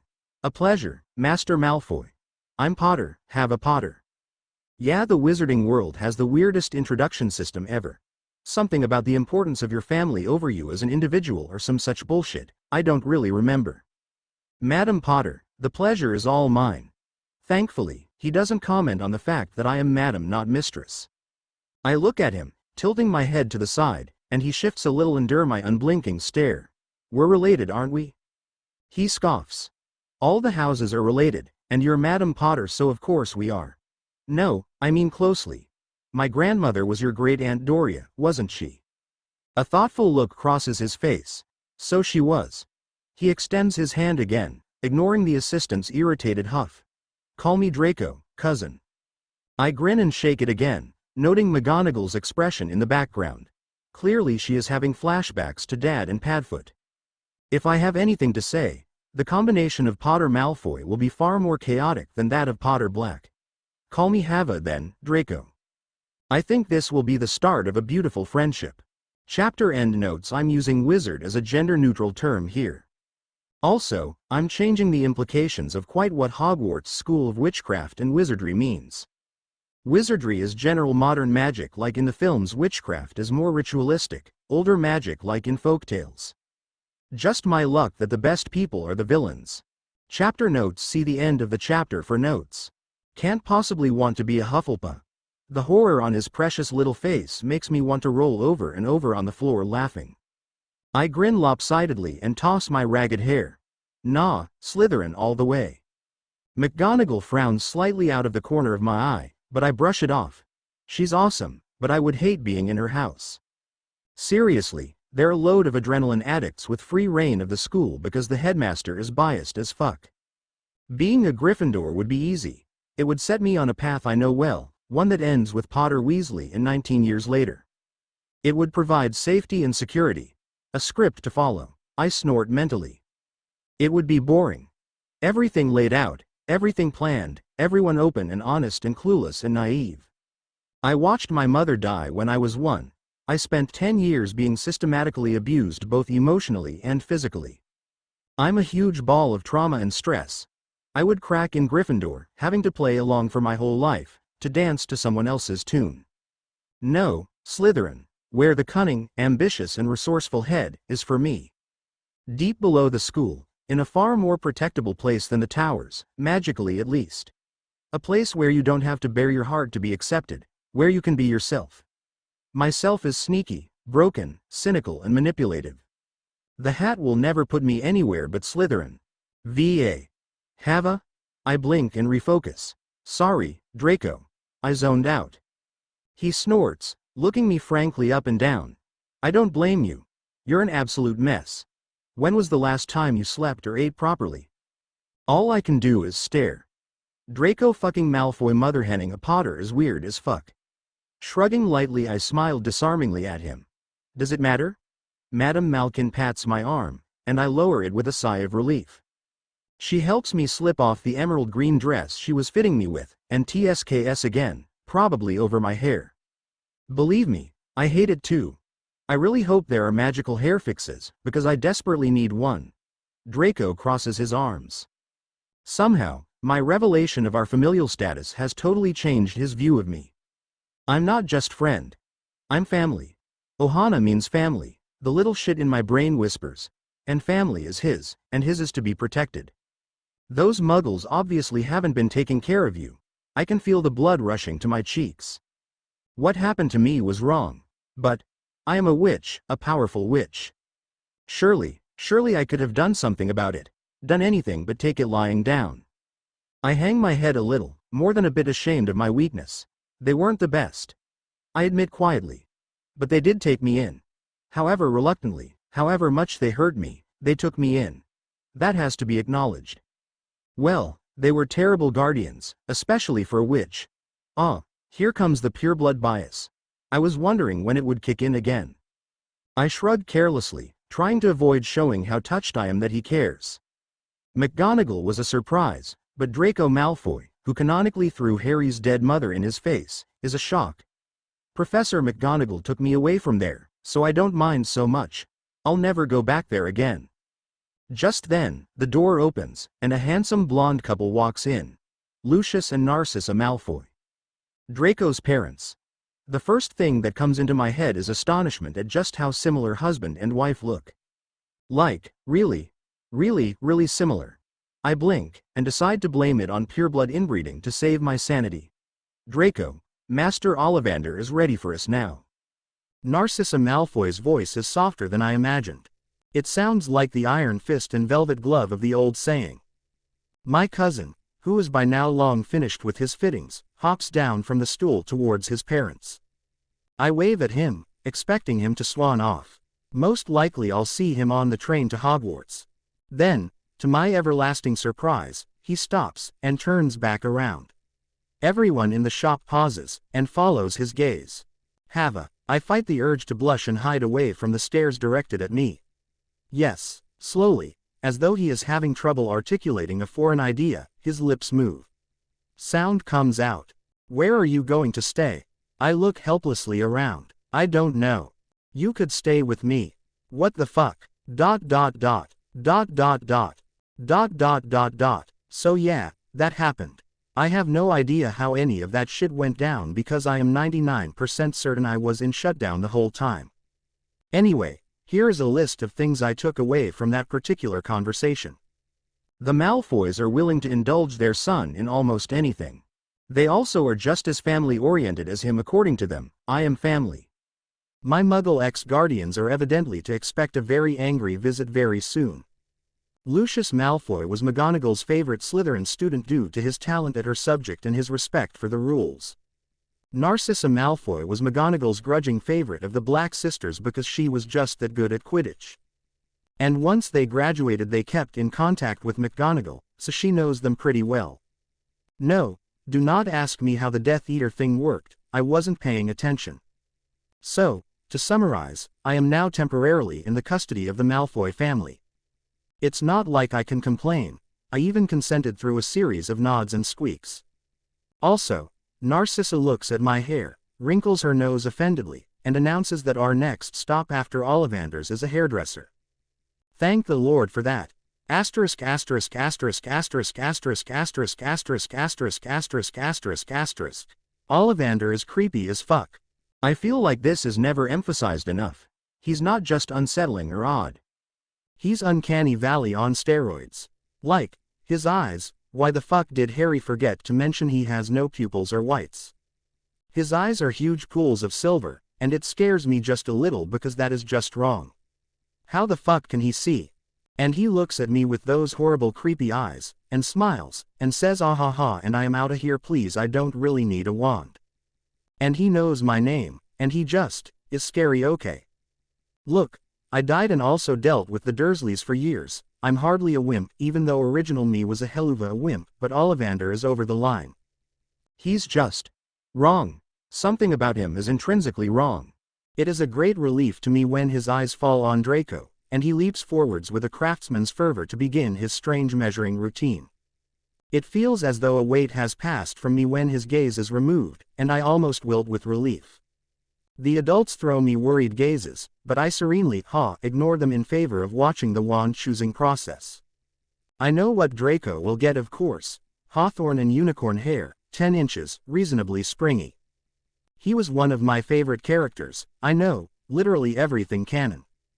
It takes about a quarter of an hour for Draco to find it, and I don't even bother to hide my smirk as a glowing snake curls around him from the wand top. Dramatic much, yes, Draco and I will be very very bad influences on each other, I am quite serene. It's gonna be epic. Then Ollivander's creepy eyes fall back on me, and I gulp. He tilts his head to the side and hums consideringly. I had a wand meant for you, Madam Potter. Holly and phoenix feather, 11 inches, supple. A wand made for a hero, which I am not. A wand twinned with Tom Riddle's, which advantage I desperately need. But I do not think it is meant for you after all. Fuck. I need that core. I need the extra protection. I'm sorry sir? Ollivander only shakes his head and bustles away, bringing back a wand. I am Captain Obvious right now evidently. You and dragon heartstring, 11 inches, unyielding. Give it a wave, go on. I see his eyes narrow as I take it, and I wonder if wand woods can be twinned as well as cores. Voldy's wand was you wasn't it? Nothing happens. I have no idea whether to be glad or not. He only hums and brings another wand. And another. And another. And another. Sometimes, something explodes. Sometimes, he snatches it from my hand before I can wave it. Once, I touched the wand and it exploded, that was fun. But then, he does the, I wonder, routine, and brings out, you guessed it, another wand. Here, try this one. I look with trepidation at the wand. I don't want a special, hero or villain wand. I don't want that kind of storyline. But I did avoid the 10 houses, can outvote the rest of the Wizengamot, heir of the founder's mess. Perhaps this is my karma. I look warily down at it. It is fairly long, with pretty swirling designs looping their merry way all around and along it, and it's a sort of reddish color that matches my hair which satisfies my perfectionist tendencies. My hand touches it apprehensively, and then, feeling a rush of warmth, I hold it completely. Purple, silver and blue abstract swirls erupt from the tip, curling around me and spooling out to fill the shop. Purple, silver and blue. I bite my lip, feeling the tears prick my eyes. Mama. Ollivander nods happily to himself. I thought so. Redwood and phoenix feather, 13 inches, quite swishy. An excellent wand, if I do say so myself. Redwood favors wizards with a remarkable ability to fall on their feet and snatch victory from catastrophe. I look forward to see what you accomplish with it. Phoenix feather. I narrow my eyes. Could he have gone through this whole rigmarole just to then swap the cores? Surely not. I mean, it would be great to have the twin cores, but I doubt that would happen. Curious. Fuck. Fucking hell no. I mean yes, but also no. I don't wanna face Voldy. Go away creepy dude who has way too much fun terrorizing tiny children. Let me panic over my impending destiny in peace. Asterisk asterisk asterisk asterisk asterisk asterisk asterisk asterisk asterisk asterisk asterisk asterisk. The hairdresser takes one look at my hair and forces me into a chair. Mistress Malfoy, I mean Aunt Sissa as of walking down Diagon like wow fast, has come in with me and Professor McGonagall, but Draco and Master Mal Uncle Lucy, he did not tell me to call him Lucy by the way, went to look at brooms to pass the time. Do you have any preferences for your hair? The witch holding a wand to my head sounds as if she doubts my ability to choose hairstyles that don't look hideous. I grin. I don't want it dyed, but I want it long, and a long fringe please. The skeptical look on her face is hilarious, especially once she pictures it and realizes that long hair and long grown-out fringe that can be clipped out of the way, but still hide my scar, would suit me. Shows what you know, lady. She rubs some foul-smelling ointment onto my head, and then begins to brush it. Mesmerizingly, every stroke of the brush pulls my hair out a little longer. I lean back and watch my sorely butchered hair being brushed out until it would reach the top of my hips if I stood up. The growing shit she put on my head still smells bad, but it apparently makes healthy hair grow, because my hair is now thick and lustrous in a vivid golden auburn color that is an exact match for Mama's. I close one eye and stifle a hiccupy sob as Mama's face looks at me out of the mirror, younger and with higher cheekbones and flatter eyebrows, but still almost exactly like Mama's. Strands of hair flutter to the floor as the damaged, malnutritioned, faded hair at the bottom of my now glistening sheet is cut, and the fringe swept to the side of my face. The effect is instantaneous. I look hella fine. I laugh with delight, and bounce up to hug Aunt Sissa as soon as the last strand falls away. I am so fucking happy to finally have decent hair. It swishes beautifully around me.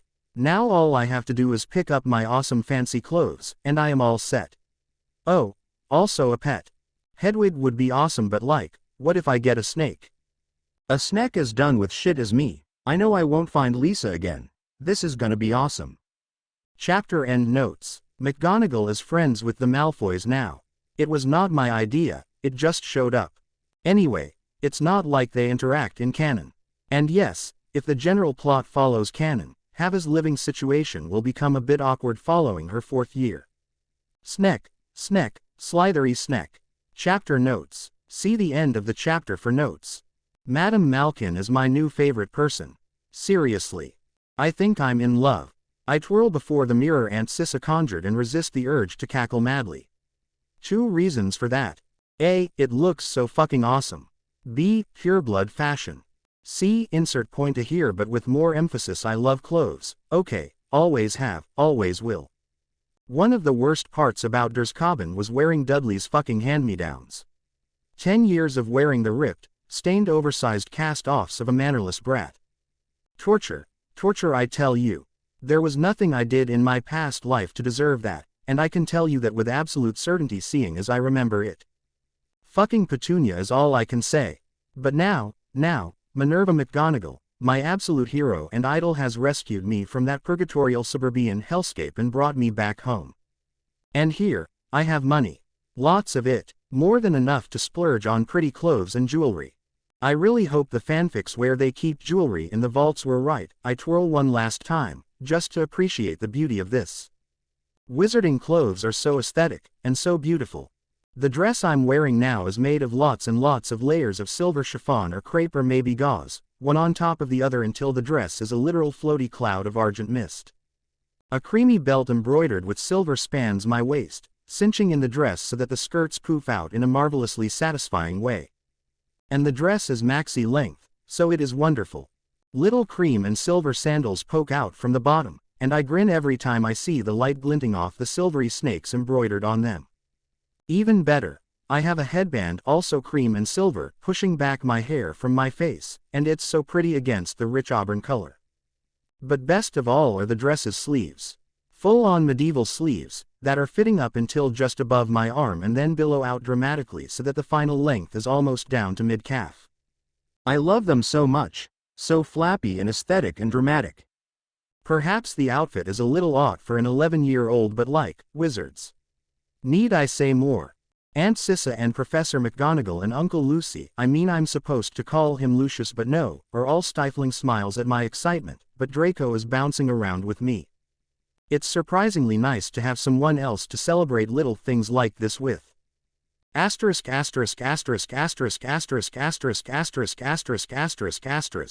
Okay, emotions, check, done with.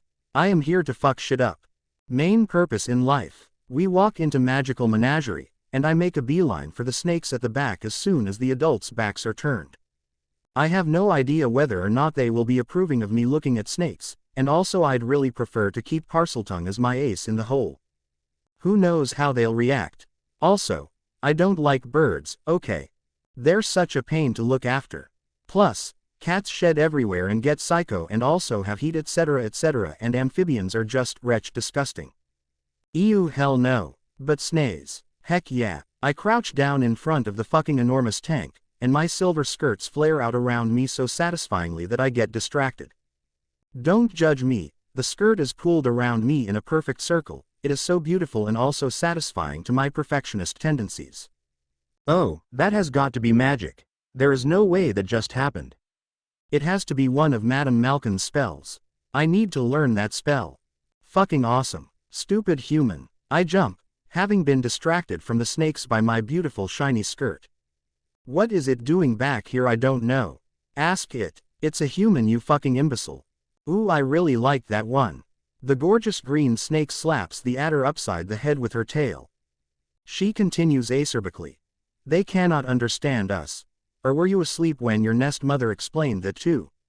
I muffle a giggle, and then 8 sets of beady serpent eyes are focused on me. It's more than a bit unnerving. The green snake slithers forward, and I wave awkwardly. Hi, I kid you not, the snakes all jump a whole fucking foot backwards, it's absolutely hilarious. You speak. The shock on their poor serpentine faces is beautiful. Oh great and merciful speaker, it's the sarcastic green snake, we are not worthy. Forgive us our careless words, we did not know you spoke. This seems to me like the perfect opportunity for a quote. The ability to speak does not make one intelligent. The snakes all hiss in confusion, and it's hilarious. If this is how they react to me, I can't wait to see everyone else when I really start messing around. Anyway, look, I can be a nice person and move on from awkward situations. Would one of you want to come to Hogwarts with me? I had no idea that snakes had eyelids, but okay. I cross my fingers behind my back and squinch my eyes shut, because I really want sarcastic green snake. I am the eldest. I will journey with the speaker to the great speaker's castle. Heck yeah. It's sarcastic green snake, brilliant. Oops, that was English. Hava, what is going on over there? Aunt Sissa hurries over, looking at me oddly. I beam up at her innocently. May I get the big green snake? She wants to come with me. She wants. How do you know?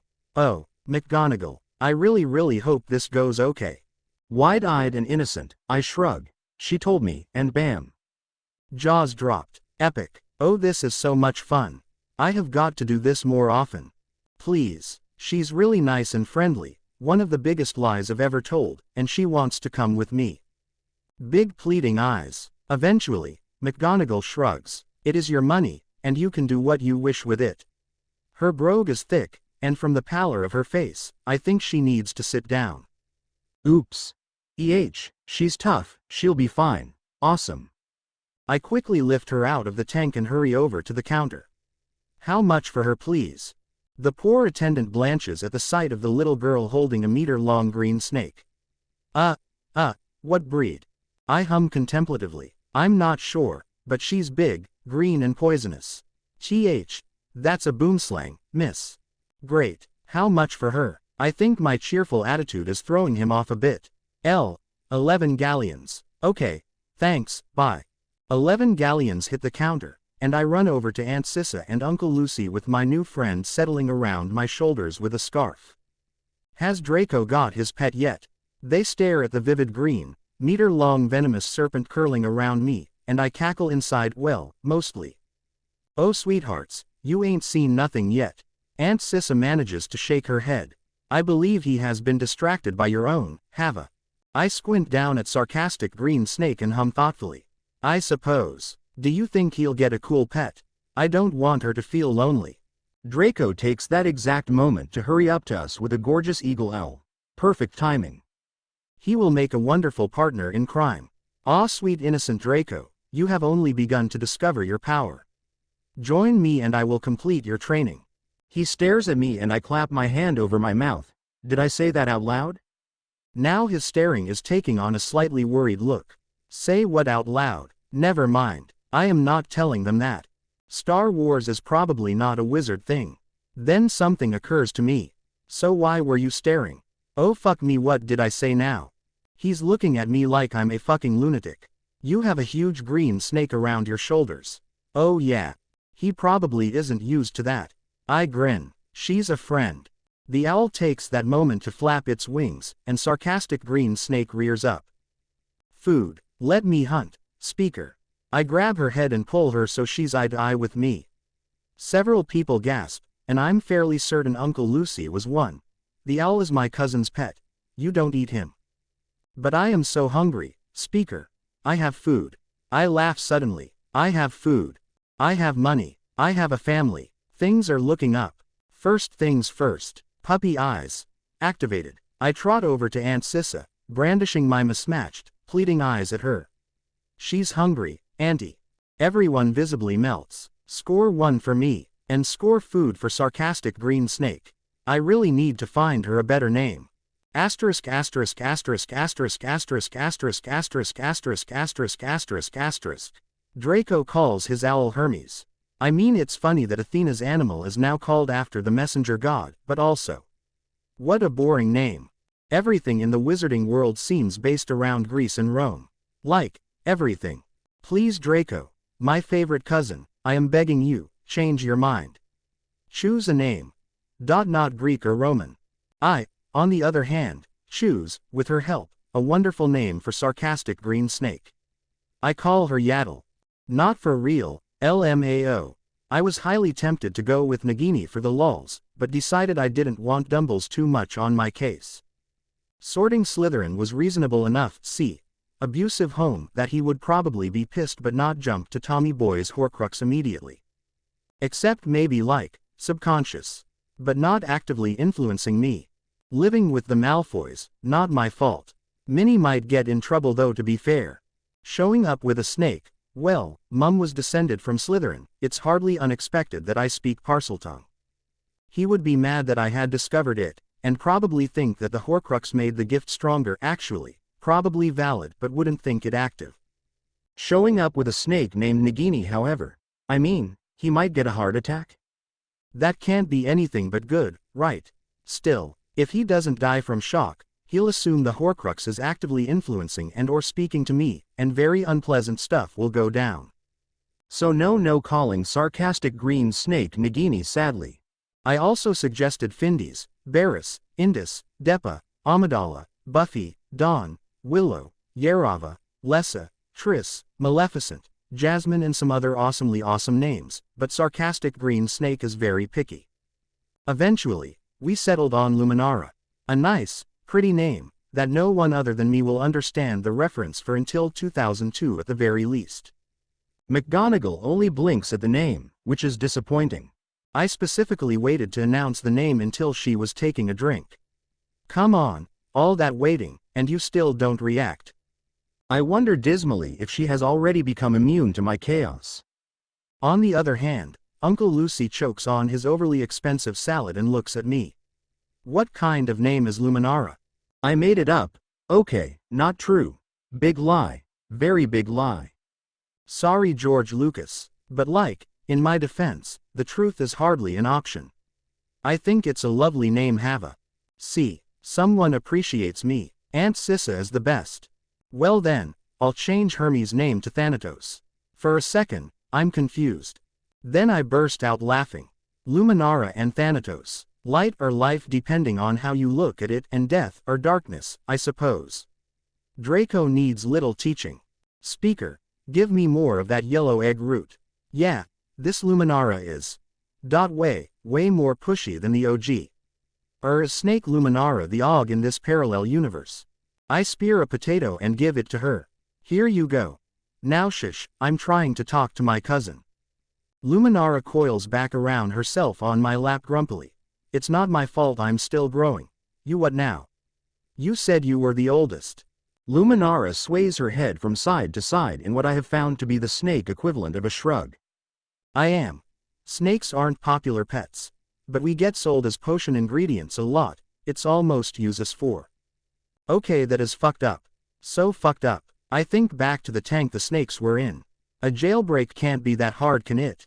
Hava, please eat your lunch before you do whatever you seem to be planning.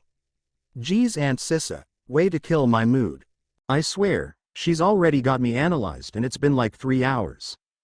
Draco leans across to whisper in my ear as I slump down grumpily. We can do it after lunch. I grin widely and begin to eat again. What can I say? Mischief gives me an appetite. Chapter end notes. ... I have no excuses except that Hava is Hava, and having had the experiences of her past life has helped her bounce back a lot quicker than if the Dursleys had been all she had ever known. Also, I want chaos to happen.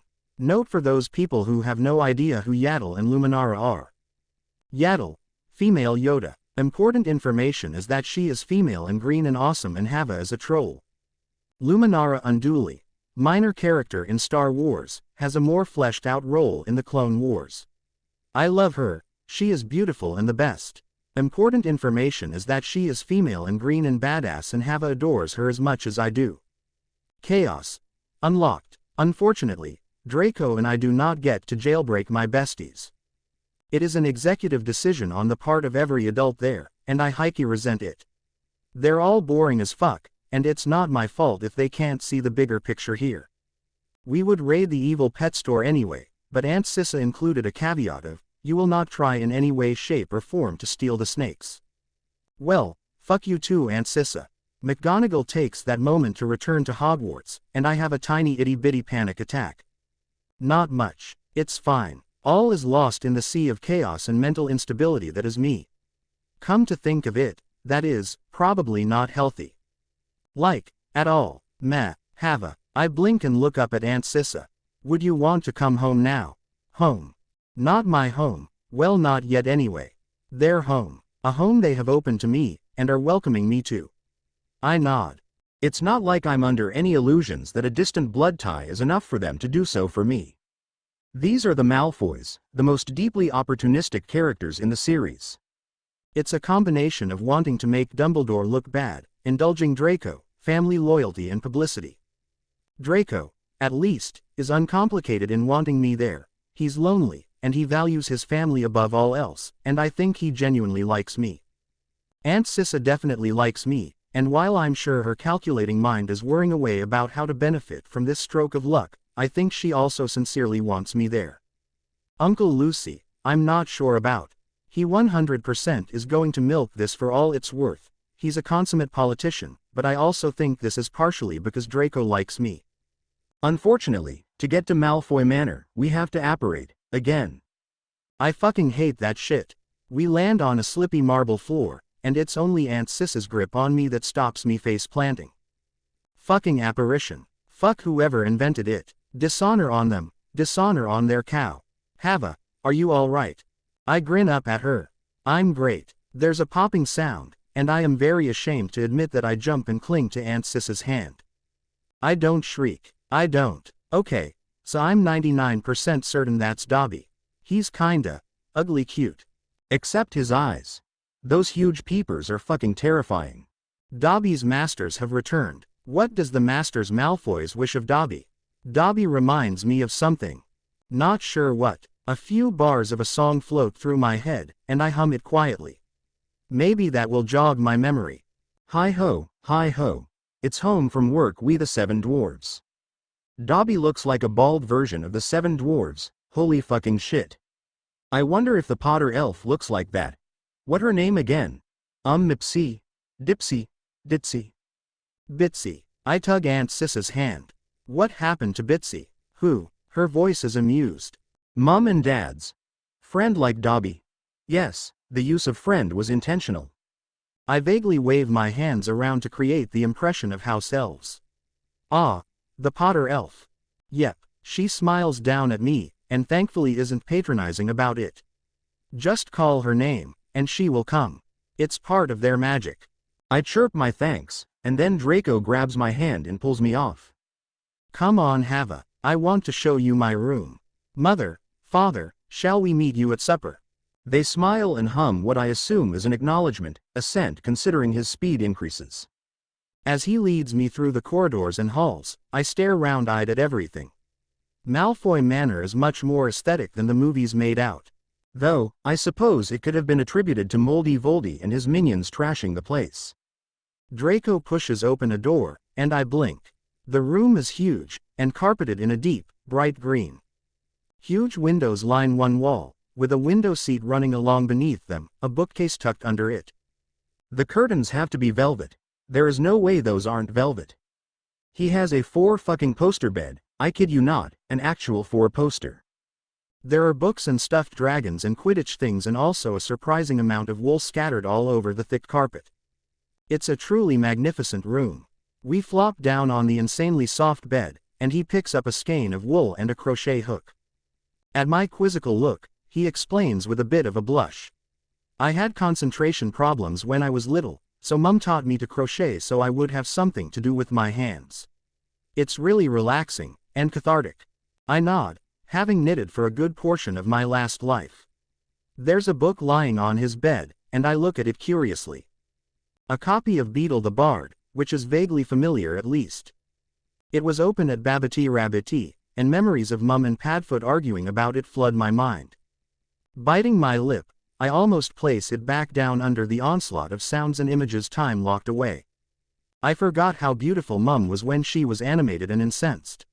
I forgot Padfoot's lazy grin and mischievous winks at me. How could I forget? For a second, I just lie there, hiding my wet eyes and trembling lip from my cousin's eyes with the book. Then another thought occurs to me. Draco, he hums, the hook pulling more wool into the ever more intricate shape. You need a nickname. Unfortunately, he doesn't react. Damn, Draco is a nickname of Draconius, Hava. Spoilsport. It's not nicknamey enough. Now, I need an original nickname for him. Drake was pretty common. So was Dre. Actually, I saw pretty much every variation of Draw Something in my tenure as a fanfic reader. It has to be original. What about Co-Company? The hook misses its target completely as he turns to look at me with an absolutely horrified look. Absolutely not. No way. I laugh at him. Too late. Luminara agrees with me, don't you precious? The boomslang hisses contemplatively. Yes, it is suitably inane for the peacock child. Oh, that is priceless. Yes, Co-Company is 10,000,000% staying. Well then, I suppose I will have to find an equal travesty of a name to inflict on you. Damn. He smirks, and I hide behind the book again. What about Vivi? I feel very justified in sitting up and grabbing his pillow to whack him with. Fuck you. Co-Company just laughs and snatches another to retaliate with. I think you can imagine how this ends, with his beautiful 4-post a mess and several burst pillows. Poor Dobby. My beautiful dress tore a sleeve tragedy, but I managed to wish it fixed so it was fine. Magic. Asterisk asterisk asterisk asterisk asterisk asterisk asterisk asterisk asterisk asterisk asterisk. My next act of chaos takes place at supper. It was planned by both my and my new bestie with great care and precision. Uncle Lucy is sitting at the head of the tables, Aunt Sissa on his right, Co-County on his left, and me beside Co-Company. We're eating dessert because I refuse to possibly ruin a meal by being sent away for something. I turn to Co-County with a grin. Could you pass me a knife please Co-Company? He smirks back at me. Here you go Vivi. Just as we hoped, his parents both choke and do a spit take. Choke on Coco, spit take on Vivi. Brilliant. Once Uncle Lucy stops coughing, he and Aunt Sissa just stare at us. We can't help bursting out laughing, and they both groan, putting their heads in their hands. It's Sirius and Potter all over again. Uncle Lucy looks even more horrified at Aunt Sissa's despairing remark. Co-County and I high-five. Chaos incident number 1 executed. Yes, successful, absolutely. After supper, Aunt Sissa takes me to the room she wants my input to decorate for me. I will be staying with them for a while, after all, as a complicated combination of blood relationship, my consent, the Dursleys' abuse, Dumbledore's neglect, my status as a member of the nobility, traditions, customs, laws and magic give them the right to take custody of me uncontested save by me for 1 month for every year I spent in an abusive situation, 10 months. The room is a few doors down from Coco's and almost as big. In the big, pine wardrobe, the clothes bought from Madame Malkin's are already pressed and hanging up, a veritable rainbow of color and fabric. It makes me very happy. The walls are silver, and very pretty. The carpet is green. Solid silver and green covers the room, and it's nice, but it's not me. Well, what do you want to change? I grin and bounce on my toes, and Aunt Cissa laughs. She is a truly brilliant decorator. I end up just telling her that I vaguely remember swirls of purple, blue and silver on a white wall, and a cot carved with lilies, dogs, wolves and deer with horns on their heads. After that, most of it is her, with me saying yes or no to the final result. I think she really likes doing this. The walls end up magically wiped white, and the familiar swirls of blue and purple and silver curl over every inch of them. The ceiling is charmed deep purple instead of white, and instead of black beams, the night sky in silver and blue stars shines on it. Surprisingly enough, I do like it. Of course, she is happy to charm the curtains and the thick carpet purple, and my feet sink into a thick purple carpet for the first time since my parents' death. I tear up a little. Even the wooden furniture receives flourishes of swirling silver, purple and blue, which was her idea actually. But best of all is the bed. It's another four-poster, and the curtains and bedsheets are made purple with blue and silver swirls embroidered on them. But the crowning glory is the posts and canopy. She enchanted engraved wolves, dogs, stags and lilies onto the wood, and filled them with silver. Now my parents and their friends will shimmer above me when I sleep. The room is beautiful, and I wipe away a couple of tears when I see it completed. It isn't much like my old room beyond the swirls and color scheme. But then, I'm not the Hava Potter who lived there anymore. Asterisk asterisk asterisk asterisk asterisk asterisk asterisk asterisk asterisk asterisk. With morning, comes a decision. I wake before anyone else, and I lie there staring at the silver dogs on the bed. Padfoot has spent 10 years in Azkaban. For something he didn't do, for something he would never have done, except the killing Pettigrew part. I have to get him out. I have to rescue him, but how? How do you persuade your ex-Death Eater distant cousins and an uncle that they should appeal for your ex-Order of the Phoenix Godfather who was disowned by your distant cousin aunt's family to be released from Azkaban where he was placed for the murder of your parents? How do you admit to knowing about him without giving away that you actually have several extra decades of life in your memory? After about 20 minutes of fruitless pondering, I give up and grab a book from the bookshelf Aunt Cissa stocked for me. It's an adventure book, about the son of Merlin who gets accused of being behind Arthur's sudden disappearance and presumed death. While probably not accurate at all, it's engaging, and I follow the twists and turns eagerly. At one point, he meets Morgana, who captures him and demands why he would kill his king, furious about her brother's disappearance. To prove his innocence to her, he persuades her to use legilimency on him, and shows her his memory of what actually happened. I close the book and almost scream. That's it. I remember Siri coming into the cottage after Mum and Dad died. If I can show them the memory, then I could get Siri a trial at least. Surely. And, well, if not I guess I'll just have to kick up enough of a fuss about it that they or someone else will anyway out of sheer exasperation. Did you know, I can be very very annoying. Humming happily to myself now that I have a plan, I pull on a purple dress with blue irises embroidered round the hem. What can I say? I feel nostalgic today. Please please please please please. Chapter notes. See the end of the chapter for notes. Please. I tilt my head to one side, open my eyes really wide, and make them just a little teary. I promise, I'm not remembering wrong. I swear he wasn't a secret keeper, he wasn't. Co-company is struggling between laughter at my beautiful performance and horror at what my pleading is for. Thankfully for the success of my scheme, he is behind Aunt Cissa and Uncle Lucy. Uncle Lucy is just staring at me. I'm fairly sure I broke him. He hasn't moved since I, upon learning where my dogfather Siri was, proceeded to deny vehemently that he was the reason Mum and Dad were dead, and begged for them to save him. In a lovely melodramatic way, if I do say so myself. Totally worthy of a movie. Aunt Cissa has a sparkle in her eyes, and I think I know where Co-County got his mischief from. Maybe the headcanon that she and Siri were close wasn't entirely wrong. Well, Hava, why don't you show us your last memory of him? Yes. Yes yes yes yes yes. Hold on to your hat Padfoot, we are getting you out of there. Quickly, I paste a confused expression on my face. How? They exchange tired looks and bring me to a darkened room. Co-County wants to come, but apparently this isn't something a boy his age should see, so he's sent out into the garden with his broom, sulking but with Aunt Cissa adamant that he is too young for such a thing. I think she might be implying that I shouldn't either accept it's my memory and my godfather. Well, suck it up, auntie, it's in my head and has been for years. The room is fucking enormous, by the way. An elegant stone, well, thing that looks like an unnecessarily fancy birdbath stands in the middle of it, and the walls are lined with cabinets containing vials of glowing liquids. Upon looking closer, I see that each one is labeled, beginning on the left near the door with things like, Presentation of Draconis Lucius Malfoy the 6th of May 1980, The Dark Lord is dead the 31st of October 1981, and continuing on round the room. I sneak a peek to my right, and yep, they're several feet along on the right are memories so old they aren't even labeled in English. Tarquinius Malfoy Gemodin Salazar Slytherin, Rowena Ravenclaw, Helga Hufflepuff OND Godric Gryffindor, 8-7 CMXC Anno Domini. If that's still several feet from the door, then. I crane my neck, and right next to the door are memories labeled with what look like real fucking runes. Holy shit. Aunt Sissa clears her throat, and I spin back around. The blush that rises to my cheeks is thankfully hidden by the darkness.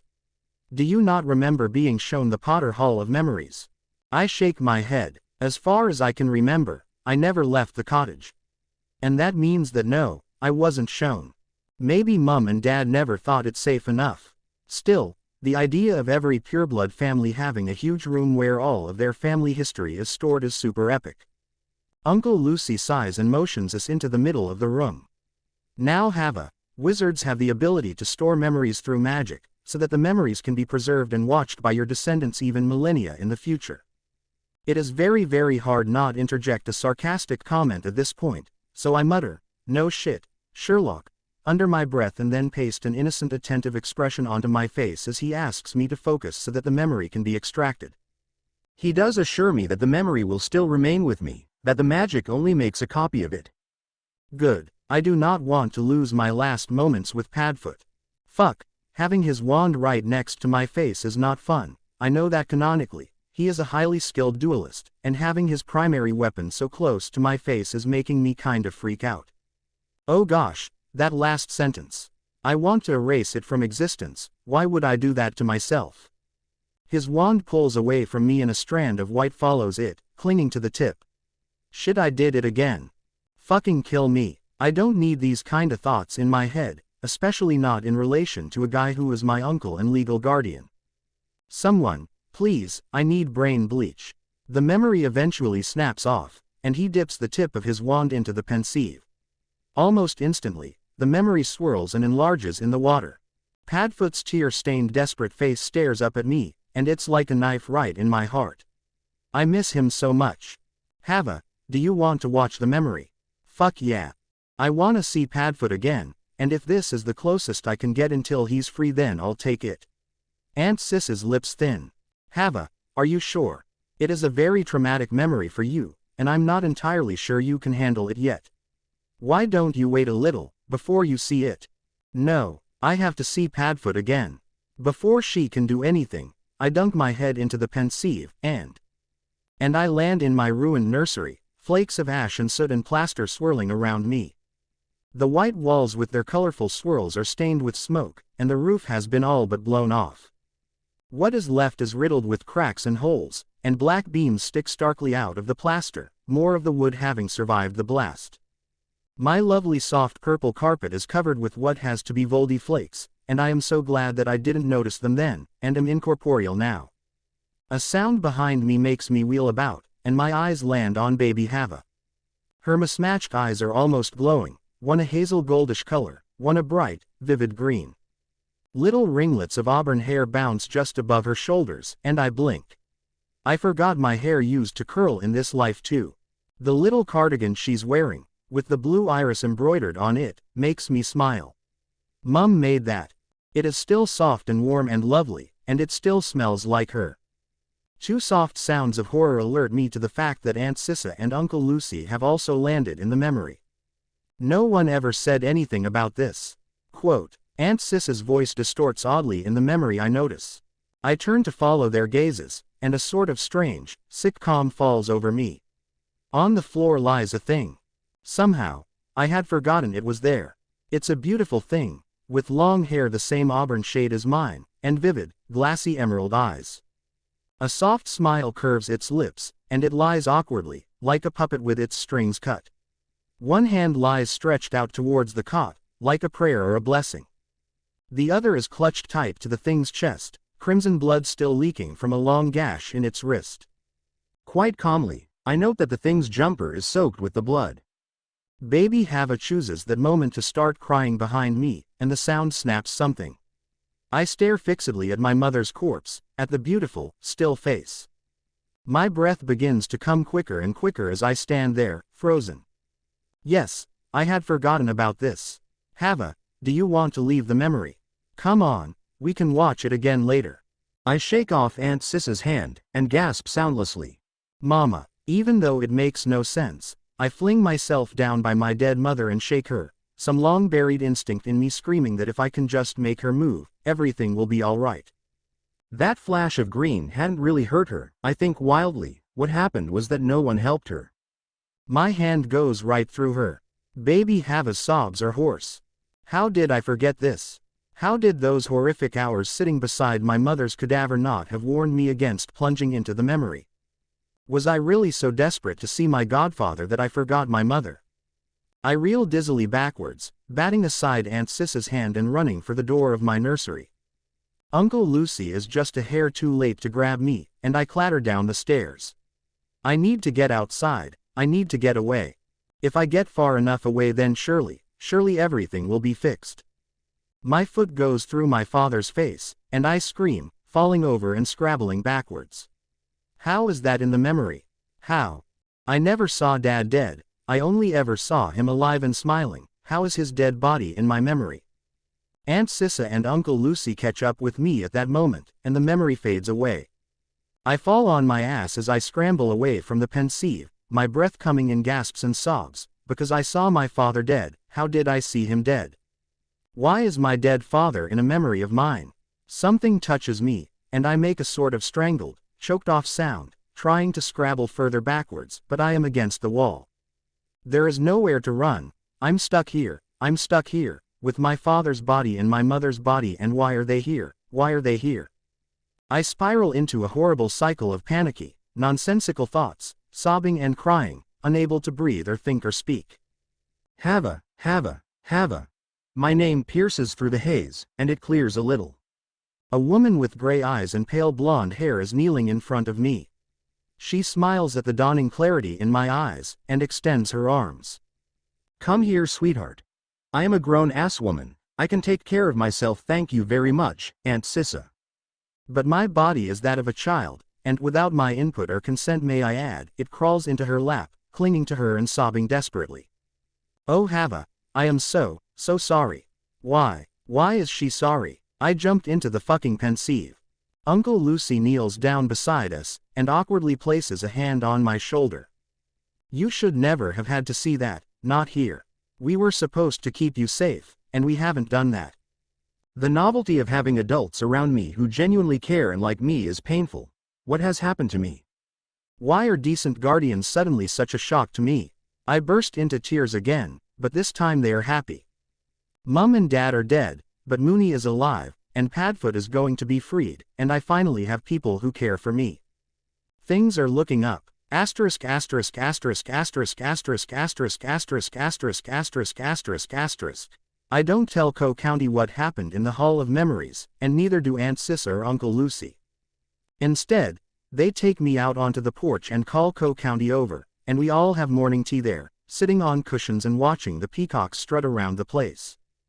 Don't tell Uncle Lucy, but the best part of it was watching Lucius Malfoy sitting cross-legged on a bright pink cushion and drinking tea out of a mug like a common muggle. It honestly did so much for my mental health, it was really great. Co County thinks the same. We don't mention my breakdown, or what caused it, or even getting Padfoot out of hell, but about little things, and it's nice. It's like I have a real family once again. Luminara shows up halfway through, hissing irritably about pesky colorless flapping fiends that don't respect the power and majesty of serpent kind and deserve to be devoured by the venom of the king. Which I take to mean that she had an unpleasant run-in with the peacocks and wants to set a basilisk on them. I think it's entirely fair honestly. Chapter end notes. Note: if anyone finds an error with the Old English, please tell me and also tell me how to fix it. I only know Old English from the Beowulf we own, which, come to think of it, if the Malfoys were French, would they even use Old English? Or would they use Old French? That's a thing, right? When did they come to England anyway? Would they ever have used runes? Fuck, I should have put cuneiform in. It's fine, she'd think them the something, right? Speaking of which, are the founder's name in Old or Modern English? Should I have translated those two? Should I have translated Malfoy? Oh shit, would they have used Roman numerals then? Wait, did the Anglo-Saxons even use Roman numerals? They couldn't have used modern number, could they? I thought our number system came from Arabic. Fuck, I fucked up so bad. Okay, I am slightly spiraling. I'll end this here. Bye. Edit. I fixed the numbers and now we have Roman numerals for the 990 date. Oops, I fucked up again, but also not really. Chapter notes. See the end of the chapter for notes. Obviously, Aunt Cissa and Uncle Lucy do go back and watch the whole memory before they even consider presenting it to the DMLE. I don't. If all goes well, I'll see Padfoot again soon, but even if it doesn't, I have other memories of him, better ones, less tainted with grief and horror.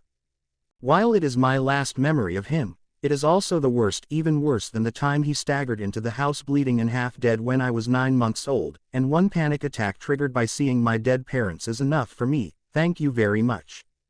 It is kind of obvious when they have watched it, because Aunt Cissa pulls me into a tight hug, and Uncle Lucy shuts himself into his office. Quite possibly, they want to put me into therapy, but I'm quite good thanks, and will be at Hogwarts next month anyway. So it would be pointless. In all likelihood, they know this, which is why neither have said anything about it. Either way, I'm not complaining. I really don't want to have to explain my 2 clear memories to an absolute stranger, let alone the knowledge I should most certainly not possess. Looking at you, Horcruxes. So I take the month before Hogwarts simply to live, to learn, grow, and laugh as I have had little chance to in this dark life. Also to mold Co-Company into a whirlwind of absolute chaos.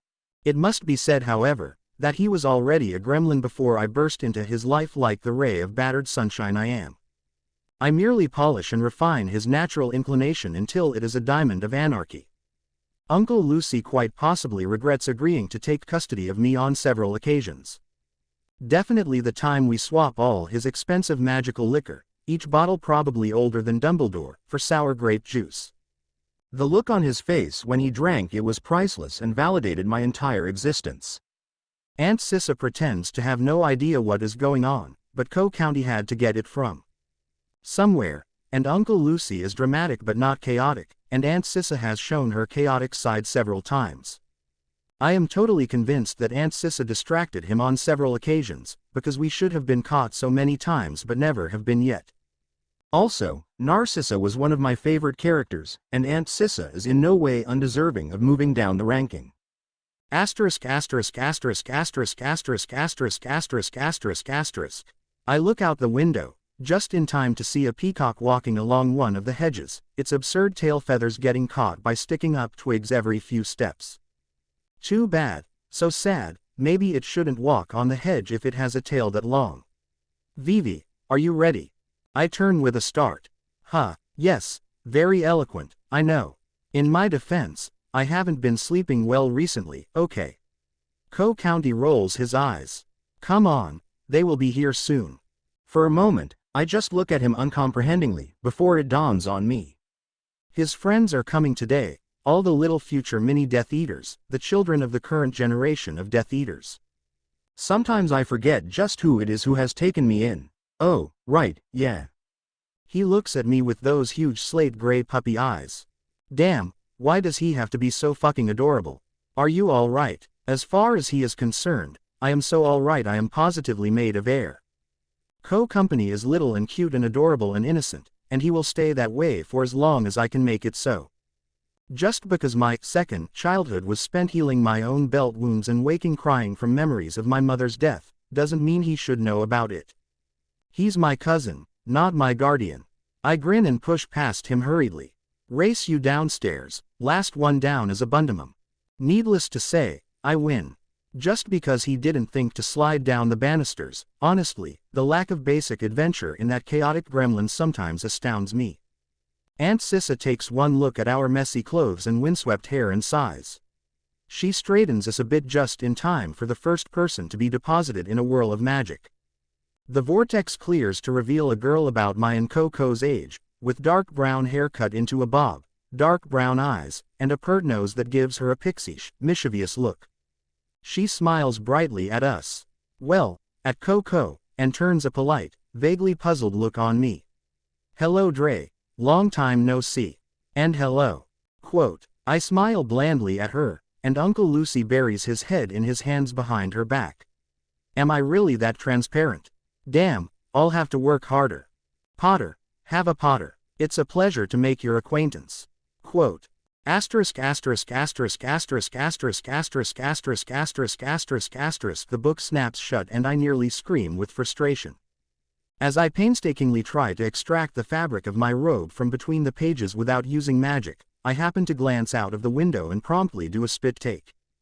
That fucking peacock is still on the hedge, squawking angrily every time its tail gets caught. Seriously, what the fuck is wrong with Caligula? I'm pretty sure that's what Uncle Lucy called the peacock anyway. Come to think of it, that's probably why it has such a lot of problems. Then my current precarious position recaptures my attention, drawing it away from the bird. Perhaps it is a little hypocritical to condemn a bird with a large tail for walking on a hedge when I am wearing what I am and climbing over the bookshelves. In my defense, I was struck by the thought of the Horcruxes only a few minutes ago, while looking for a hiding place while Co-County and I, and his friends, who I was very surprised to see the Pottles amongst, play hide and seek. There was no time to change, and I have to find the diary now, before I forget again or get found or caught. Unfortunately, while technically designed for play, what I am wearing was designed with running and jumping in open spaces more in mind than climbing over bookshelves. The outfit is composed of a kirtle and surcoat, but the kirtle reaches only to mid-calf, and I have leggings beneath it so I can play and romp like a normal kid without flashing the world. The open surcoat is floor-length, in a glorious shade of dark purple, and I love it with my whole heart. It just catches on books. Like, a lot. Every last item of the outfit is in the most wonderful shades of purple and black that go beautifully with my hair and my mismatched eyes. Highly aesthetic and surprisingly comfortable, 10 out of 10 would wear again. Just. Not for climbing over Malfoy Manor's towering bookshelves. I misstep and my surcoat catches in between Magic Mossed Evil and a title-less book made of black leather about a foot tall and 3 inches wide. What the fuck kind of monster book is that? Not gonna lie, I am so tempted to grab that and take a peek. It looks very interesting. However, I am not an idiot. This part of the library is off limits for very good reasons. There's a reason I'm climbing over the bookshelves rather than walking, which would trigger the age line that has been there since the manor was built. Admittedly, that hardly makes me sound at all sane or responsible considering I am, after all, climbing over the bookshelves so that I can steal a book from the off-limits part of a pureblood family's extensive and ancient library.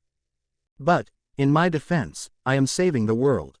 Also, technically I am in my 30s mentally. Does it count if 11 of those years were a repeat? So I am an adult and therefore entitled to be able to cross the age line. Not that I'm going to test that theory by trying to cross it. Nope, I'm taking the safe route. A book shifts slightly and catches my trailing surcoat with fingers of paper. Grumbling mentally, I free the pretty fabric from the pages and glance at the title. Art of the Inferious, Raising the Dead and Animating the Inanimate.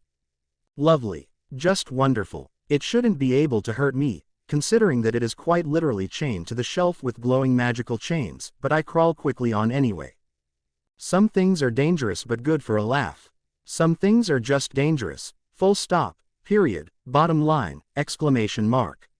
That book looks to be one of them. For a little while, I wonder why that book is on the Malfoy's shelves, but then decide it's none of my business.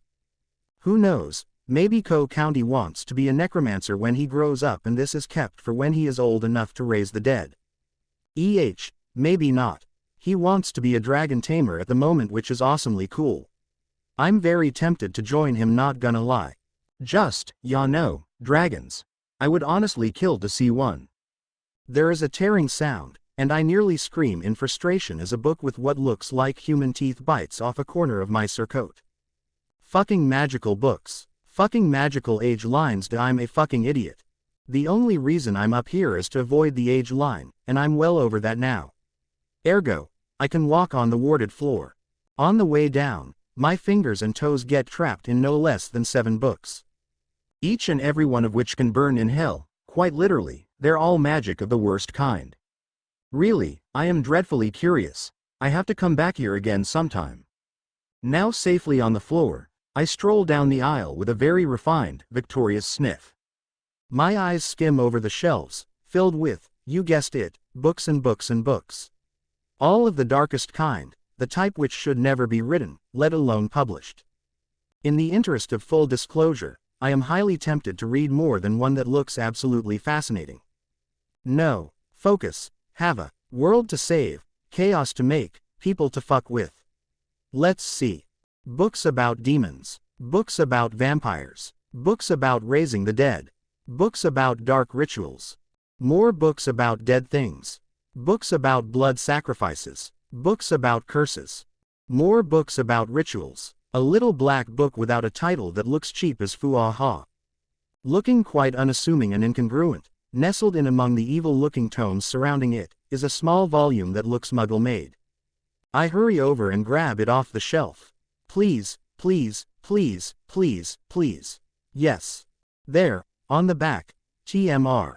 Tom Marvolo Riddle, Lord Moldywarts himself. Well, part of his soul anyway. I have no idea what you are talking about. I do not do a totally awesome dance right there on the spot. Yes, finally, after 11 fucking years in hell, I have my greasy little paws on a piece of the arsehole's soul. It occurs to me that there is another piece in my fucking forehead, but irrelevant. Voldy will happily AK me if I need it, I'm sure. His face when I get back up again would be beyond priceless, no doubt. Honestly, I would pay a lot to see it. It has to be hilarious. Certain of this, Uncle Lucis' voice interrupts my happy daydreams about immortality's benefits. The voice that replies is vaguely familiar, which leads me to believe it belongs to one of Coco's friend's parents. If you would only look, then you would know for certain, a sigh. But I do not wish to know, Theodorus. You know of my new ward, and what she is to the cause. Holding my breath, I slide the diary into its former place and back into a curtained alcove, ducking behind a peacock statue just to ensure extra invisibility. Damn, I really hope Dumbles gives me my cloak. Knott's voice is heavy. You have placed yourself in a difficult situation, Lucius. Not only is she the head of one of the families, but blood related to your wife and son. If the Dark Lord demands Madame Potter, and the magic judges you for surrendering her. I know the risks, Theodorus. Damn, Uncle Lucy sounds pissed. I focus determinedly on the light-hearted aspects of this situation. I have weighed them up, and found them acceptable. Compared to the inevitable gains. This time, not size. By which you mean keeping Narcissa happy. I hope it really is worth it. Hava is difficult, I will admit. Rude. I thought you loved me, uncle. Her upbringing has assured that. But it is good for Draco to have a friend, and Narcissa dotes on her, and the light will not dare attack us. Not with how and why we took guardianship. Now Nott sounds amused. I am in awe of the way his monotone voice communicates so much. Admit it, my old friend. You have grown attached to the child, enough so that you are willing to defy even the Dark Lord should the need arise. Uncle Lucy is silent for a long moment. The Dark Lord is not the Tom Riddle of my earliest memories, his actions at Godric's Hollow prove that. He spilled pure blood, and I would not trust him near any child, let alone my heir and his cousin. Ha, I nearly do another happy dance. Uncle Lucy grudgingly admitted he's basically my dad. Peering out, I bless my lucky stars that I thought to replace the diary, and to hide properly. The two men are walking slowly up the exact aisle that I was standing in only moments ago. Sir Nott pulls up his sleeve, and frowns. It is darker still, he grows yet stronger, and it is your ward's first year at Hogwarts soon, besides. Uncle Lucy shakes his head. Perhaps it is but another false alarm. If it is not, Narcissa has already arranged for protection. Crab and Goyle. Crab and Goyle. Oh goody, they will show up eventually. The two men draw level with me, and stop facing the bookshelves. You still have it then? Uncle Lucy nods sharply. If the Dark Lord does indeed return, it would be more than my life is worth not to return it to him. Damn, now I feel kinda bad for stealing it. Asterisk asterisk asterisk asterisk asterisk asterisk asterisk asterisk asterisk asterisk. I do anyway. See, the thing is, if I can get to Hogwarts and find Moaning Myrtle's bathroom, then I can find the chamber. And the chamber has a big-ass snake that can kill Horcruxes. Therefore, the quicker I find this shit the better. Chapter end notes. I promise there are reasons for everything. They just aren't explained yet except in my brain. Hogwarts, Hogwarts, Hoggy-Warty Hogwarts. Despite me fully expecting a multitude of alarms, traps, and other lovelies to be triggered, nothing happens. I scurry over to the bookshelves near the age line, Horcrux tucked inconspicuously into a pocket, and climb smoothly up the semi-sentient rage monster death trap. Hurriedly, I scamper over them until the very sinisterly, very, I assure you, shimmering age line is behind me. Then I stop, take a deep breath, and clamber at an insanely reckless pace down the bookshelf of musty old genealogies, feet and hands unerring despite my haste. Years of evading eager iris hunters have paid off, I see. Just as I reach the ground, cheerful kids' voices enter the library, and I curse. Damn, I thought they'd take longer. No matter. I slip behind the curtains of a semi-concealed window seat, grabbing a copy of Beetle the Bard on my way. As I settle myself, I hear the other children scatter, searching all over the library. I grin to myself, cracking the book open to a random place. By the time Pansy Parkinson finally pulls the curtain back, I'm halfway through, The Fountain of Fair Fortune. The look of outrage on her face is glorious. Have you been here this whole time? We've been looking for you everywhere. Well damn, how long did my Horcrux napping adventure take? I smile sweetly and stand up, slamming Beetle shut. Pansy darling, I haven't left the library. Co-County comes running up, skidding to a stop with an expression of utter betrayal on his face. It's marvelous, and I adore it so much. For the moment, the Horcrux hidden in my pocket slips away from my mind, lost in the euphoria of the chaos I have caused simply by hiding in the library. How marvelous. Chaos incident number 42 executed. Yep, successful. Hell yeah. Asterisk asterisk asterisk asterisk asterisk asterisk asterisk asterisk asterisk asterisk asterisk asterisk asterisk asterisk asterisk asterisk asterisk. Right, so, before you start yelling at me for being an idiot, I have lots of very valid reasons. Many. A multitude. All with much validity. Most of them some variation of, let's see how much we can piss off Babymort in revenge. See, good reasons. I sit at my desk, staring at the blank page. Wait, no, this is a bad idea. I reach out and poke the paper. Nothing happens. Okay then, be like that. My hand reaches stubbornly for the quill, and I dip it in the ink before I can change my mind. A smirk flits across my face as I trace out the letters. December 31st, 1955. Today marks the end of the rainy season. It's been years, and not a day goes by when I don't marvel at the climate here. Sure enough, as soon as I pause, the ink vanishes and reappears in another handwriting. Damn, that's fucking creepy. I'm terribly sorry, but who are you, and why do you have my diary?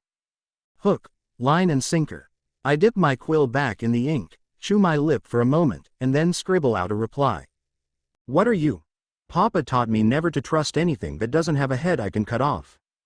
Does your papa have to know? It could be our little secret. Well, that is just creepy, and my father died years ago anyway. What's your name, Mr. Enchanted Diary? There is a significant pause. Then, slowly, a name appears. Just before I scrawl some sarcastic remark, an idea occurs to me. Heck yeah, this is going to be fun. Tom Riddle. Tom. Oh Tom, how did you get in here? Did someone curse you? Can I do anything? Who are you? Oh, this is going to be glorious. It's Myrtle Warren. Oh, I've been so worried, ever since you saved me, no one has heard anything of you. I can see the moment his non-existent mind explodes. Myrtle, but I heard you were dead. How clever of him, and what a marvelous save. Tom, are you quite all right? Don't you remember Tom? You saved me? Yes, Of course, but, how are you alive? This horrible old man was dragging me down a pipe, hissing and spitting like you do when you speak Parseltongue. You were dreadfully hurt trying to get me away from him. I spent weeks waiting for you to wake up. But one day, you just vanished. No one has seen you since. What happened to you, Tom? A very long pause ensues. This is so fun, I don't know. You killed him, and took his house ring from him. You said that it belonged to you by right. I have no memory of this. Who was the man? I mean, then you collapsed in a pool of blood, but it was a very heroic moment. Please let him put the clues together. The uncle who abused your mother. Wait for it. Wait for it. I grin devilishly as I dip my quill in the black ink. Don't you remember Tom? Morfin Gaunt. It has to have been Morfin Gaunt, then. How do you know about him? You enlisted my help to look for your mother's family. Now, how to do this? That settles it. My name isn't Warren. I don't remember that. When was this, Myrtle? Warren, I swear, answer me. And I closed the diary. Hava. 1. Babymort. Abso-fucking-lutely nothing. He murdered my parents, he deserves this and so much more. I go over to my school trunk, and open it, pulling out a crisp white shirt. Unfolding it, I place the diary in it, refolding it and putting it back into its place in the middle of the packing compartment of the trunk. Then I put it out of my mind. He can stew over it as much as he likes. It was his wand that cut my beautiful, brilliant mother down like a wooden puppet, his wand that turned my mischievous, larger-than-life father into a discarded shell. I slam the lid of the trunk down with considerably more force than it requires.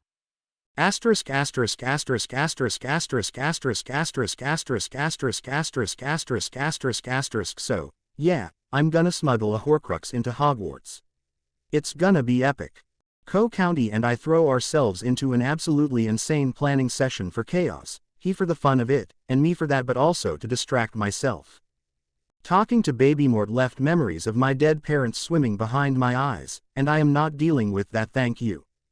We make a peacock army, steal Uncle Lucis hair products, lead a house elf rebellion, sneak into Nocturne and buy cursed shit, stage a hostile takeover of Malfoy Manor while Uncle Lucy and Aunt Cis are out, and buy literally everything they have for sale in Zonkos. Because filthy rich pureblood privileges. It's beautiful. Anyway, I'm getting off track. We're going to go to Hogwarts soon, which is going to be abso-fucking-lutely epic. But also, I can't wear my badass pureblood clothes, I gotta wear a uniform. A boring uniform with a dressing gown over the top. Please, kill me already. I can't take this. I flop down onto the floor in a swoon, overwhelmed at the mere prospect. Maybe I can get a special dispensation due to surviving to my second birthday. Anything, I will do anything to avoid wearing that ghastly uniform. Literally anything in the world. Aunt Cis sighs and picks me up and sets me on my feet bodily. Which rude. I'm aware I'm still horribly underweight, but that is not the point. Hava, are you quite finished? Poor Uncle Lucis' hair looks almost gray after only a month or so of having me and Co-County and Co running around causing havoc. I sigh and tug on my beautiful emerald green dress. Fine. May I mention I hate flowing? That shit sucks. It's so spinny and sooty, and it makes me sneeze and cough and feel sick. Bleg. Uncle Lucy goes first, and then Co-County grabs the flow powder before I can be bothered to move, vanishing as soon as he hops into the green flames. Then it's my turn. Platform 9 3/4. I throw down the powder and sneeze as I start spinning. Round and round and round and round and round. I squeeze my eyes shut, and hold my breath until I slow to a stop and stumble forwards. Of course, I trip on nothing at all, and Uncle Lucy barely catches me before I faceplant. He sighs, and mutters a spell that I don't catch but still gets rid of all the black soot on my pretty dress. I sneeze again, and grin up at him. Thanks Uncle Lucy. As always, he closes his eyes and sighs, before shaking his head. Lucius, Hava, I only grin and skip over to where Co-County and his besties are already gathered. Hey guys. They all wheel, and eye me warily. Hello Hava, what are they looking at me like that for? It's not like I could be hiding a dung bomb behind my back. To be fair, I did that a week ago, but that is not the point. And I wouldn't do it in public. Well, not to them. Anyway, at that moment the whistle goes, and everyone on the platform starts scurrying. Uncle Lucy and Aunt Cissa hurry over, and so do Coco's bestie's parents. There's a flurry of hugs and kisses, and I watch quietly. A pang of grief hits me. Mum and Dad should be here. They should be hugging me and getting teary-eyed over how much I've grown. Mum should be fussing over how my hair is already pulling out of its braid, and Dad should be promising to send me a broom, and Padfoot should be laughing, and Moony should be sighing. Mum should be hexing Dad and Padfoot for being idiots, and Moony should be shaking his head at how immature they all are. But they aren't. Mum and Dad are empty shells rotting in Godric's Hollow. Moony is goodness knows where all alone. And Padfoot, dear silly Padfoot, is in Azkaban, reliving his worst memories over and over again. I blink hard against the tears clouding my eyes. I miss my family so much. Then Aunt Cissa pulls me into a tight hug, and smooths down my hair. I'll miss you, little whirlwind. Do try not to burn Hogwarts down before the term ends. She knows me too well already. I laugh, and hug back. No promises, Aunt Cissa. The tears are gone. Uncle Lucy pats my shoulder awkwardly, and admonishes me not to drive the teachers crazy if I can possibly help it.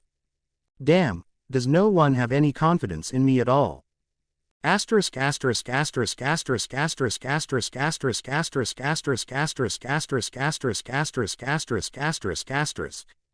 Once we're on the train, it takes a while to find an empty compartment. Crabbe and Goyle, who showed up out of thin air 2 seconds ago, sit next to the door, like the good little guard dogs they are. No, seriously, they don't seem to do anything but follow me and Co-County around. It's kinda creepy honestly. At least they're dedicated. Co-County and I sit next to each other, like the Chaos Twins aim to become, and the actual twins are near the window, because they are speedy and like the view. The others sit opposite us, and Pansy stomped on Blaze's foot so she could sit next to the window. Damn, that girl is cool. The train begins to move, and I spot Molly Weasley all of a sudden. She's frowning and scanning the train, and I wonder just how many fanfics were right. Were the Weasleys set up to meet me? Anyway, then I spot a woman who looks surprisingly like Aunt Cissa but with dark hair and get distracted. Is that Andromeda Tonks? I realize that means Tonks will probably still be at Hogwarts.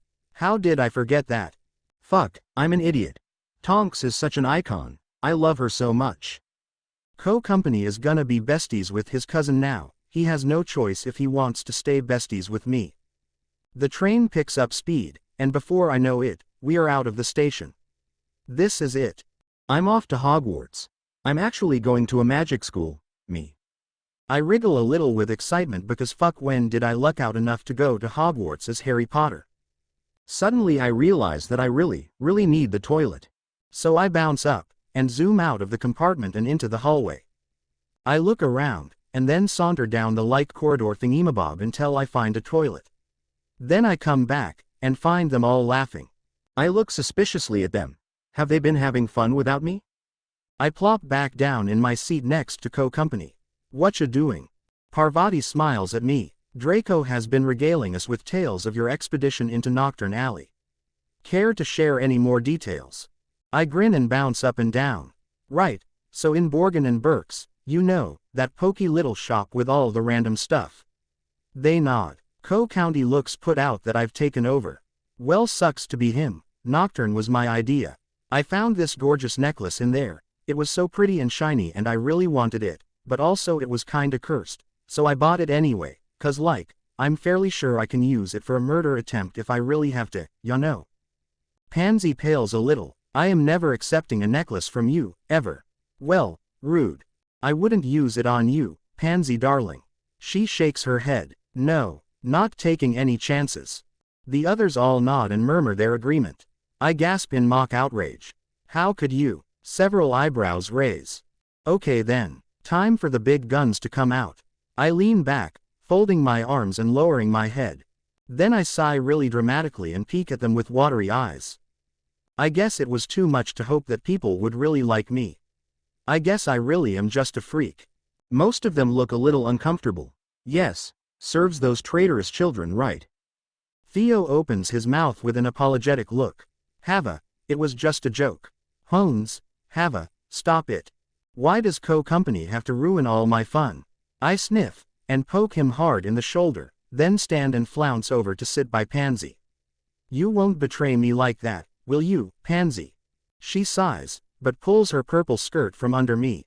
It depends. How annoying will you be? The grin reappears on my face. How many pumpkin pasties do you want? Pansy looks at me with narrowed eyes. 3, and 2 packets of droobles. Otherwise you have to sit next to Theo. Okay then. Good thing I remembered to put some money in my pocket. Asterisk asterisk asterisk asterisk asterisk asterisk asterisk asterisk asterisk asterisk asterisk. By the time the train slows to a halt, I am bored out of my tiny little brain. No, seriously. It's been like 7 hours, and I don't like sitting still for that long. Why did I think I would be able to do this? This is torture. Also, I had to change out of my beautiful dress into the hideous, shapeless, disgusting abomination of a school uniform. The H is necessary for emphasis reasons.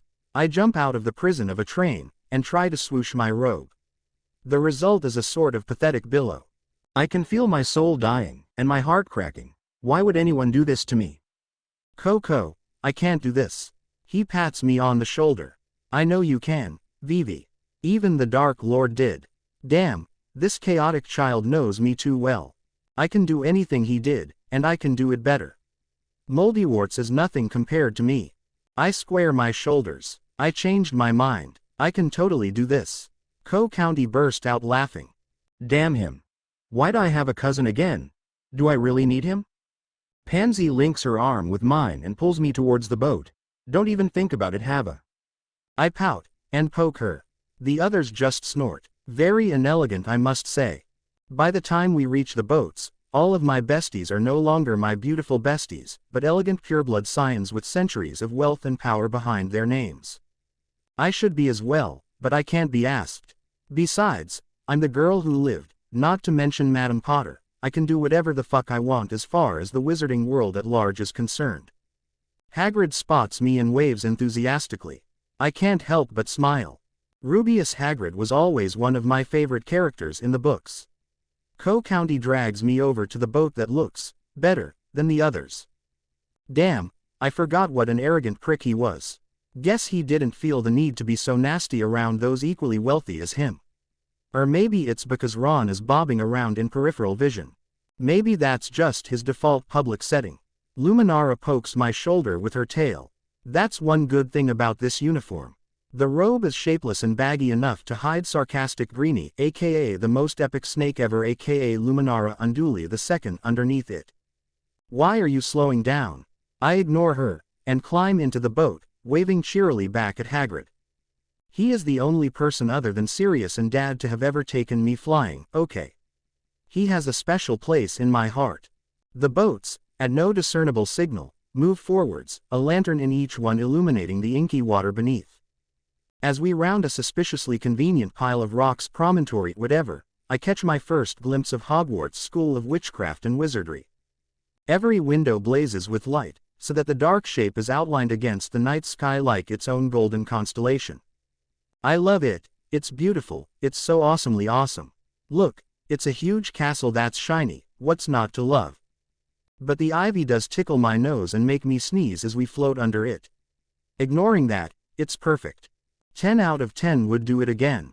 County hops out before me, and then turns to offer me his hand. I can't help smiling.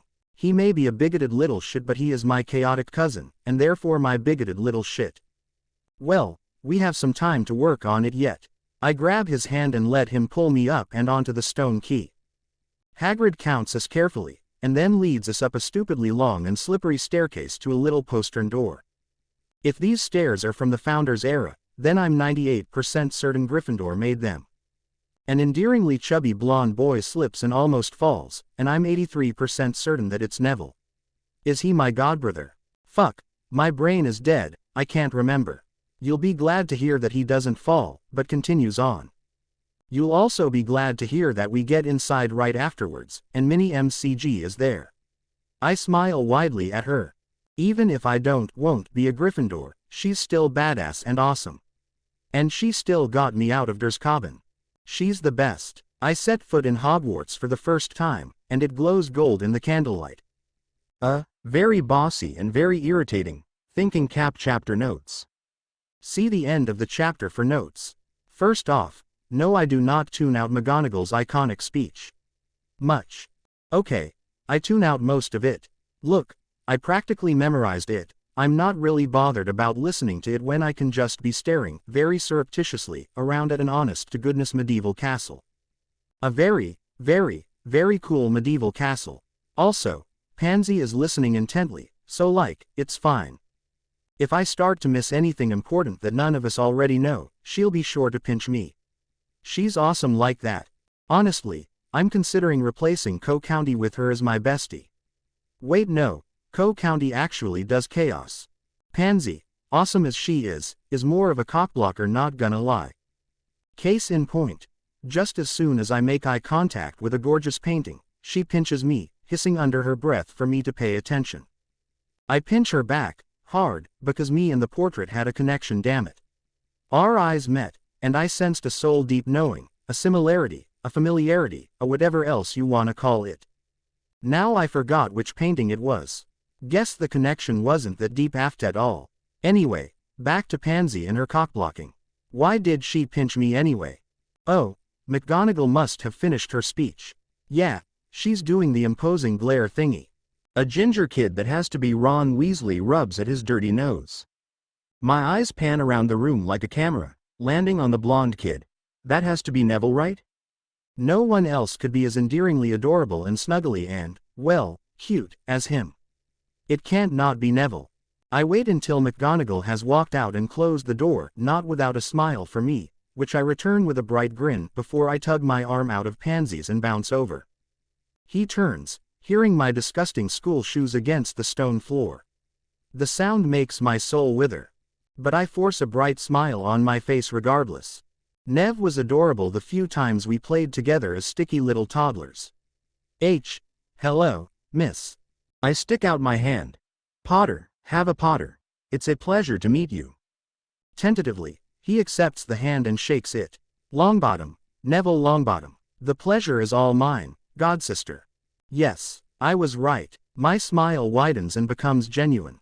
Pansy sighs behind me. Well, my godbrother should call me Hava then. Not Vivi, of course, only Co's allowed to use that, 'cause he patented it. Can I call you Nev? You look like a Nev. I've never known a Nev, but you look like what I think a Nev would be. Ooh, this is so exciting. I've never had a godbrother before. He just blinks, slowly, his eyes wide. Oh dear, I think I just broke him. Pansy, I whisper, shriek in a little panic. How do you unbreak a godbrother? She sighs and links her arm through mine, pulling me away. Co-County propels me on the other side, and I hear one of the Pottle twins whisper an apology to him. Cockblockers, the lot of them. Unfortunately, McGonagall comes back right at that moment, and leads us into the hall. First things first, yes, I love it so much. It is shiny as hell, there are so many shiny candles. The roof is covered with shiny stars, and everything is so pretty and gorgeous, and I love it so much. In fact, I even managed to forget the disgusting uniform for a bit. That's how awesome the hall is. Co-County pinches me, snapping me out of my daze. Focus, Vivi, please. I stick my tongue out at him, but focus on the grubby old hat. Why would they make me wear that? My soul starts to ache at the thought. On every level except physical, I am dying right now. The mouth opens, and it starts to sing. Now don't get me wrong, singing is great, I love music. But please, if you're going to sing, don't sing like a hat. Specifically, that hat. It's literally tone deaf, it sounds like a fucking door, it makes my soul crack. Honestly, if Hogwarts continues this sort of travesty, I may be able to make a Horcrux of my own. Which makes me think of the diary currently fuming and stuffed in my trunk. Meh, it can deal. Anyway, McGonagall starts to read from a big-ass list of names and I get bored. Hannah Abbott is adorable. She's got little pigtails that bounce and she looks so scared.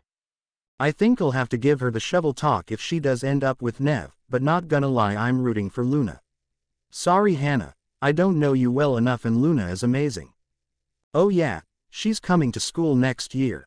That'll be fun. I remember I read this fic once where Harry got sent back in time and Luna was like his bestie. Everyone thought they were crazy, it was beautiful. It's Crab now, so I'm 90% certain I've missed several people.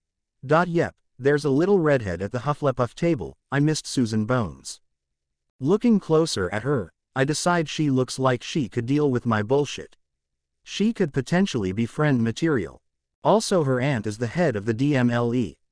And potentially my godfather's ex. Depending on how many fan theories were correct. So sorting.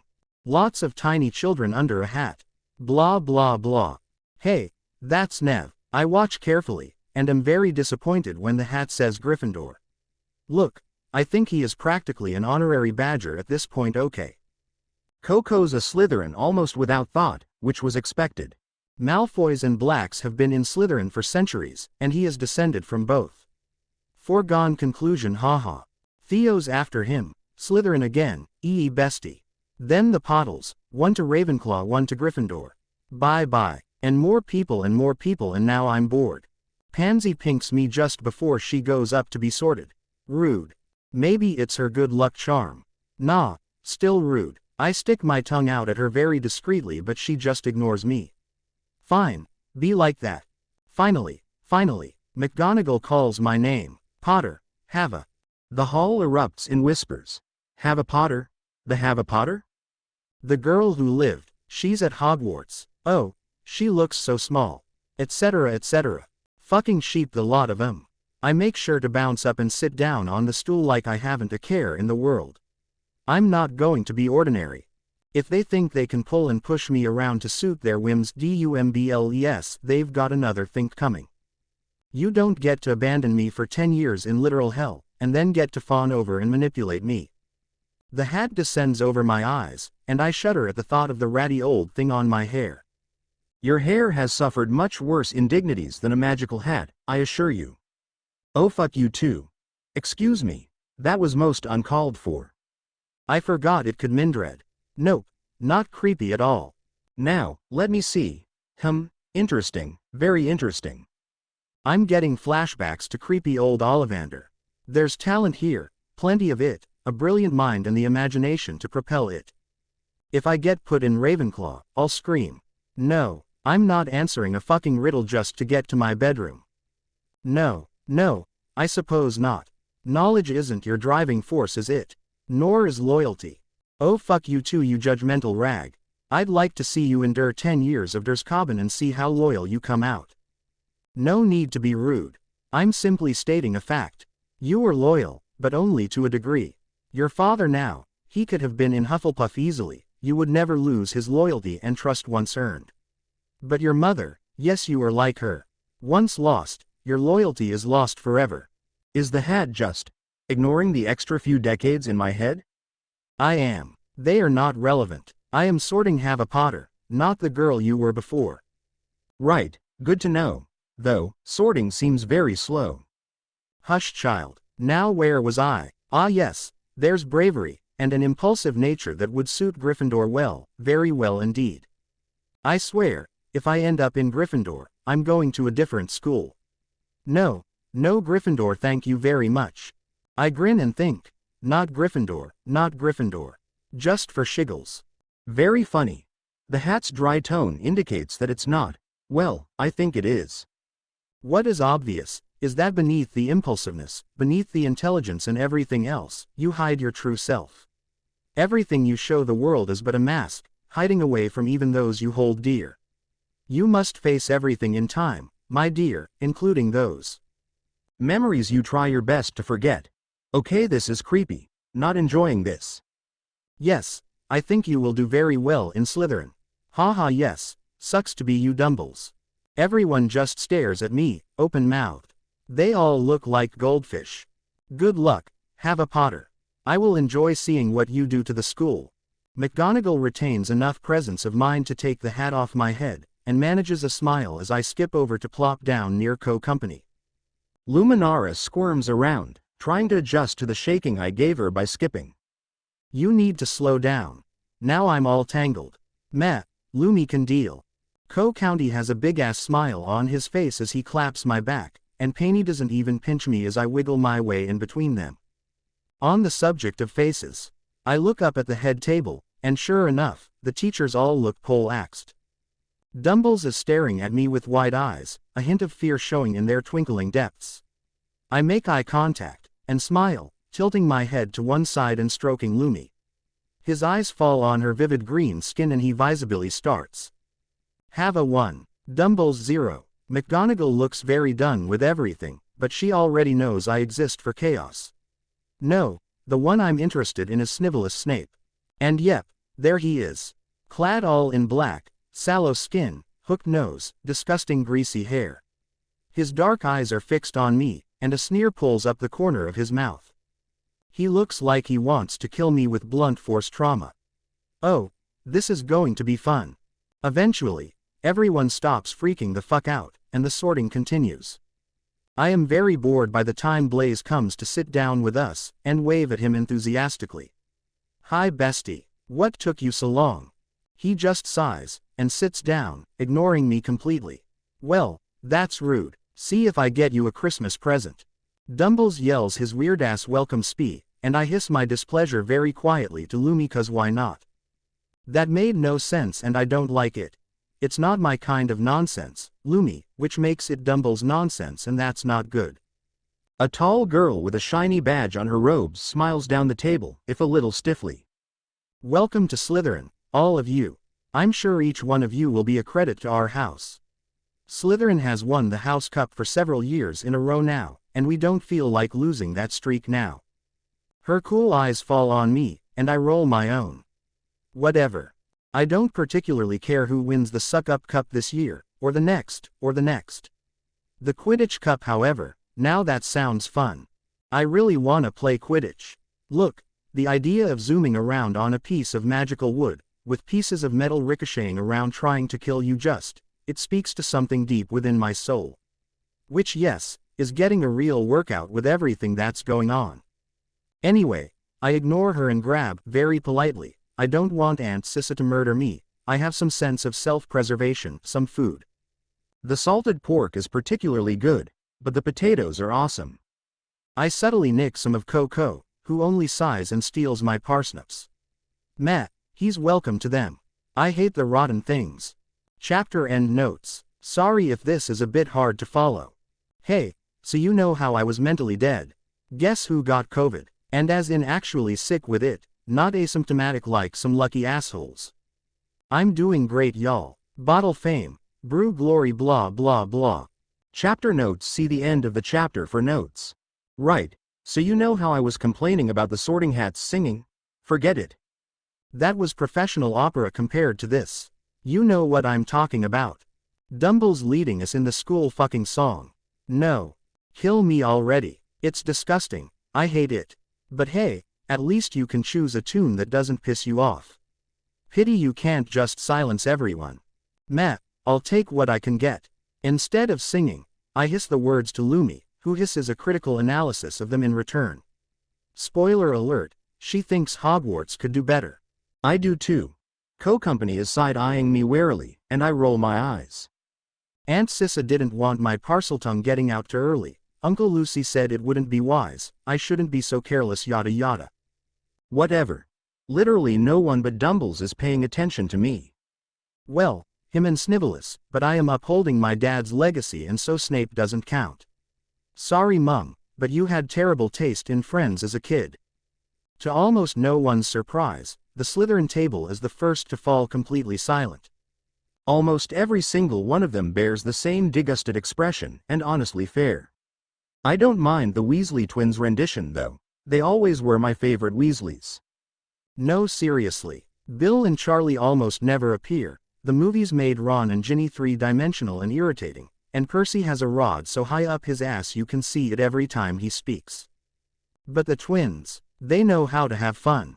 I clap very loudly once they're done, ignoring Co-County and Pansy trying to make me behave like a proper pureblood lady.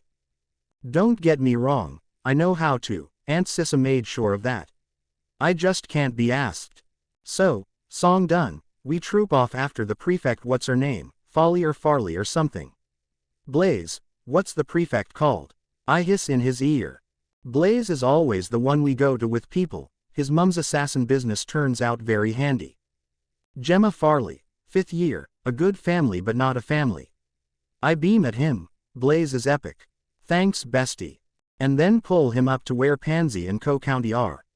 No troll left behind you too, remember. Thanks to neither having seen the glorious chaos that is trolls, the reference is lost on them. Damn it.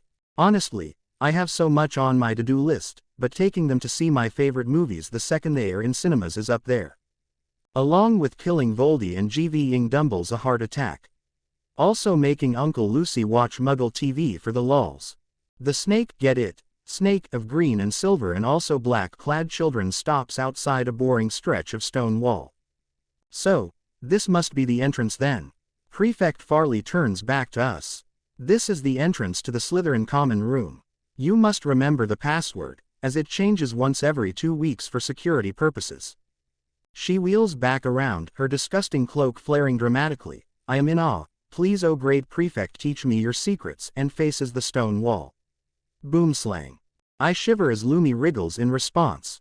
What is it? Why is someone speaking of me like that? Who is the rude person I must bite? Pity no one else understands Parseltongue. Carefully, I stifle my laughter and hiss quietly back. Chill out Lumi, it's a password, she wasn't talking to you. Oh. All right then. She shuts up and wriggles around a little. Snakes. Gotta love the annoying paranoid little buggers. A bunch of childish gasps bring my attention back to the wall, and damn that is cool. The wall is moving in response to the password, not with the stone blocks folding into each other like Diagon Alley, but fading into nothing, and on the other side, well it's hella cool. We follow Prefect Farley in, and another round of gasps follows as the other children see the interior for real. Damn, JKR really did Slytherin dirty with the description in the books. But, to be fair, it was from an anti-Slytherin point of view. Anyways, you probably want to know what it actually looks like. Haha, sucker, I ain't saying nothing. JK. The ceiling soars up and up, clearly magical because we're in the fucking dungeons. You don't put a feature like that in dungeons, it just doesn't work. It's vaulted and painted with a shit ton of all these cool moments from magical history, a bit like the Sistine Chapel but with more awesome magic shit. The portraits move, all these cool people smiling down at the little children's and casting spells and acting out stories, and damn I love it. In comparison, the walls are rather tame, plain stone, shining clean of course, covered with silver and green tapestries, mainly woodlands and night skies and seas. Lovely, but nothing on the ceiling. Nothing tops the ceiling. The only thing that has a patch on the ceiling is that one wall is completely glass, and looks out onto the lake. I can see the Mer village, all lit up with whatever they use for light, and the giant squid's shadowy limbs when they interpose between the castle and the village. Okay, I'm in love. That window is awesome. Cool furniture, mainly a nice dark green with silver trimming, warm and soft, and the tables have snakes engraved on them. I like the portraits, mainly because they have cool-looking people in them. There's one with this dude with green eyes and a snake, and he looks awesome. Actually, I'm fairly certain it's Slytherin because there's a plaque underneath and I can't see properly from here because malnutrition, but there's definitely some S's in the name. Okay, I'll be fair, there are skulls on this random shelf that seems to have no purpose, but those are clearly just for aesthetic as they are covered in dust and spider webs, none of which move in the air currents at all. But it's a wonderful aesthetic, I love it a lot. And oh look, someone is making a speech. Probably a prefect. Matt, I can't be asked. Look, I am a tiny 11-year-old child with malnutrition, plus a prophesized savior and war hero. I think I get a break. Pansy pinches me, but I pinch back and Lumi hisses at her, so she just drags me after a female prefect in the direction of what I assume is the dormitories with a very done air. Sorry darling. You ain't seen nothing yet. Night, Coco. He waves back with a grin, and is promptly dragged off by Theo who looks as done as Pansy. Oh dear. I think that the two have formed the Parkinson Knot Alliance of Sanity against the Potter-Malfoy Alliance of Chaos. This could be problematic. Matt, I'm sure we can work around this development. I eye Daphne speculatively. Would she be a possible recruit to Chaos? It would never hurt to try. Pansy pulls me sharply into a room, and I break off my train of thought to squeal. It's so pretty. She winces and covers her ears a bit late. Oh well, she'll be fine. But seriously, damn, I love the room. We have a huge window onto the lake, with these gorgeous emerald velvet curtains, and awesome lights that are glowing balls of, well, light held in the mouths of these cool shiny silver snakes. There are several beds, all 4 posters made of some dark wood with luxurious velvet curtains that match the window ones. I love the tapestries on the walls, which are all famous witches of some kind, and the floor is covered in a softly glowing silvery rug that I highly covet for my room in Malfoy Manor. Desks are placed around the room, next to each bed but on the opposite side to the night stand, with our quills and inks etc. already set out and school books in the shelves set in the wall above them. Our trunks are at the foot of our beds, and I really hope Aunt Cissa remembered to pack my blanket and padfoot and prongs. A big wardrobe sits next to the door, divided into 4 with our clothes already stored neatly, thank you Hogwarts elves, and I squeal again as a gorgeous shoal of silver fish darts past the window. I wouldn't have chosen it, but it's really cool. Laughing, I run forwards and jump onto the bed with my trunk at the foot, bouncing a little. Ooh, it's soft, and very bouncy. I bounce again. Hava. Pansy stares at me. I stare back. Get ready for bed, firsties, you're expected in the common room at 6:45 at the latest. The prefect says, and shuts the door. All the other girls start chattering already, but me and Pansy don't break eye contact. Okay then, be like that. Still staring at her, I get to my feet and start jumping. Now, what was that song again? Something about little monkeys jumping on the bed. Pansy's eyes narrow, and her right one twitches. I can tell I'm pushing it but don't care, she ain't the boss of me. Oi! Shoes off the bed. Daphne yells at me. Oops, I jump down and kick my shoes off. It's probably too late to shower, so I scramble into my nightie and grab my brush from the nightstand drawer the elf has put it in. With a long-suffering sigh, I settle back to detangle my hair, watching as the other girls all sit down to brush their hair too. As there is nothing else to do, we all start chatting while we brush it out, introducing ourselves etc. etc. Interacting with people. To be fair, these are quite nice people. Millicent's hair takes the least amount of time, seeing it's only a chin-length bob, but Pansy's doesn't take long either because she has shoulder-length hair. Wonder when she'll cut it to the movie bob, or if she'll grow it out longer. Daphne's beautiful golden waterfall of hair reaches to her knees, and I'm jealous. It's so beautiful. Then I squint down at my own auburn hair, and decide it's not so bad. Perhaps mine is shorter, but it's a more unusual color, and I always liked curls more anyway. Oh, perhaps I should talk about the other, non-canon girls. Yeah, that might be a good idea. There's Vera Blashwick and Adelaide Selwyn. Vera's quiet, with pretty blue eyes and middling long mousy brown hair, and the loveliest nose I've ever seen on anyone. No, seriously, I love her nose, I wanna steal. Adelaide has the most amazing inky black hair, with gorgeous little ripples in it, and her brush glides through it without catching at all, even after a long day. Her eyes are a nice laurel green, and I suppose she's pretty, but I am fixated on that glorious hair. It's really shiny, can you blame me? 6 girls in total. That's all. Not many, but I suppose my year was born in the height of a raging war. The baby boom came after. We all murmur good night and lie down, the lights magically dimming. As always, I have to spend a good minute or so trying to convince myself that I will not open my eyes in the cupboard, but then my exhaustion kicks in and I'm asleep pretty much right after. Asterisk asterisk asterisk asterisk asterisk asterisk asterisk asterisk asterisk asterisk asterisk asterisk asterisk. First breakfast kinda sucks. It's nice, certainly much better than Dursley breakfast, burnt toast if I'm lucky, but I really do much prefer eating with Aunt Cissa and Co-County and Uncle Lucy, just the 4 of us with the sun pouring in through the large windows. But, at least the food is good. And timetables. Snape glares at me as he gives me mine, but he can deal. I am not Dad, but if he's going to treat me like it, well, I'm going to have to retaliate. He's the adult in this situation, he should be the bigger person. I look down at the timetable and nearly drop it. Fuck. Fuck fucking fuckity shit. Potions is first thing today. Is that canon? The uncertainty in the thought nearly chokes me. Fuck, I need to learn occlumency so I can remember everything, otherwise I'm so screwed. I don't wanna do potions. Like, sure I was great at Aunt Sis's summer crash course, but Snape. I don't want to deal with him.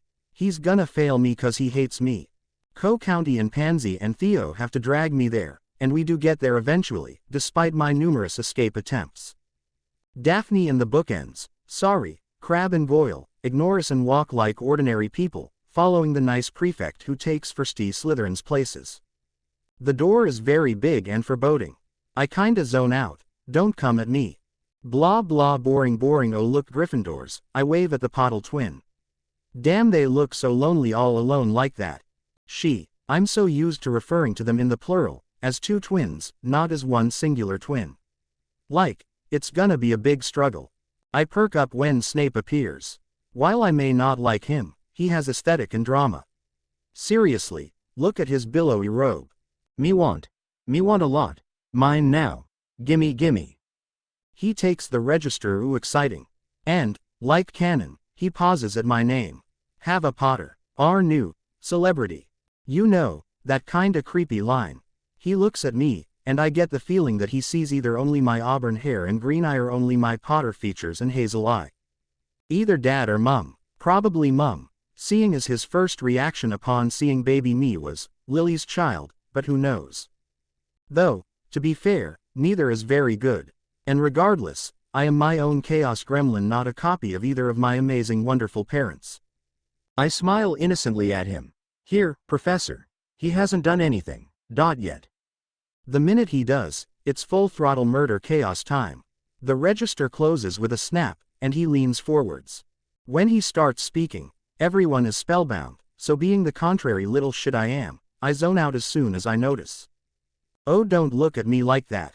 I know the speech by heart. Potter, are you listening? Damn, I jump a little. Yep, great speech, sir. Putting a stopper in death sounds really handy. He scowls. Good, I've annoyed him. Yes, I know I just said retaliation only. What can I say? Antagonizing Severus Snape must be genetic. Even mum's genes can't counteract it apparently. Tell'm, what would I get if I added powdered root of asphodel to an infusion of wormwood? Oh good, they're the same questions. I tap my finger to my chin and hum thoughtfully. A sleeping potion. Ooh, wait no, I do know this one, draught of living death. He nods stiffly. Correct. 1 point to Slytherin. Wow, look at all my contributions to the unending glory of Slytherin. Where would I look if I wanted to find a bazaar? 2 for 2, that's good right. Also, I just realized the quandary he'll be in if I am Coco's partner and fuck up. Take points off his own house versus taking points off of James Potter's spawn. I don't bother pretending not to know anything this time, it's the potioneer's lifeline if something goes wrong, and I've been living with Sissa for nearly a month now. She knows everything there is to know about poisons. Well, your cupboard, unleash you mean. Hypothetically, in which case I'd murder a goat and rip apart its guts until I found its stomach. At which point I'd be covered in blood and possibly whatever is in the guts, but also have a bazaar, so we're all good. A few of the more delicate-looking kids seem a bit queasy, but Snape sneers. Well then, seeing as you know so much, Miss Potter, what's the difference between monkshood and wolfsbane? Now this is fun. The name, I mean they're the same plant, so literally the only difference is the name. Now the, what's in a name, quote is in my head, damn it. He sneers. I don't appreciate show-offs, Miss Potter. Well fuck you too. Lumi moves under my cloak, and I try to hide my grin. See how cocky he is when she's on my desk? Yep, it's definitely genetic. Chapter end notes. Shuffles awkwardly. Sorry I didn't update something Christmas depression something COVID something bored. Fire burn and cauldron bubble. So blah blah Professor Snivel is talking, blah blah blah. I zone out until he waves his wand and puts the instructions on the board. Cure for boils. How devastatingly interesting. Hey, Vivi, prep or grabbing stuff. County has to pinch me for me to move or take an interest at all. Meh, I'll chop stuff up. Aunt Sis'll murder us if you chop. He grins and scurries off.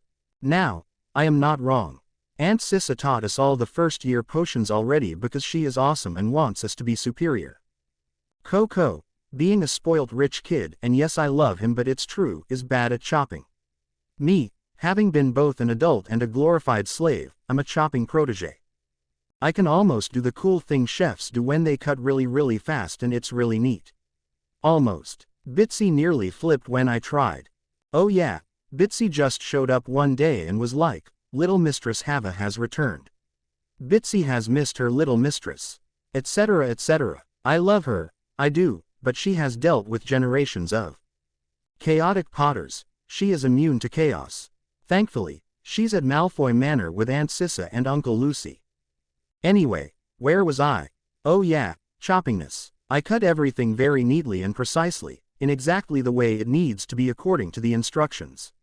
Snivellus looms over me, probably to criticize, but I just smile cheerily at him and wave my suspiciously stained knife. Depressingly, he snorts and goes to bully Nev. What a pity. Maybe I should get Nev to pair with Coco, so Nev can be a bit more protected. I could go with Daphne and recruit her then. Yeah, that's a great idea, I'm gonna do that. Vivi, are you almost done? I nod and look thoughtfully down at the two neat piles of beautifully chopped shit. He sees the look and instantly perks up. What are you thinking? His eyes are sparkling, and he looks like he can see the chaos coming. I grin at him and gesture at the pile of ingredients. I have an idea. So he leans over and I whisper in his ear. It takes all of 2 seconds for him to enthusiastically agree.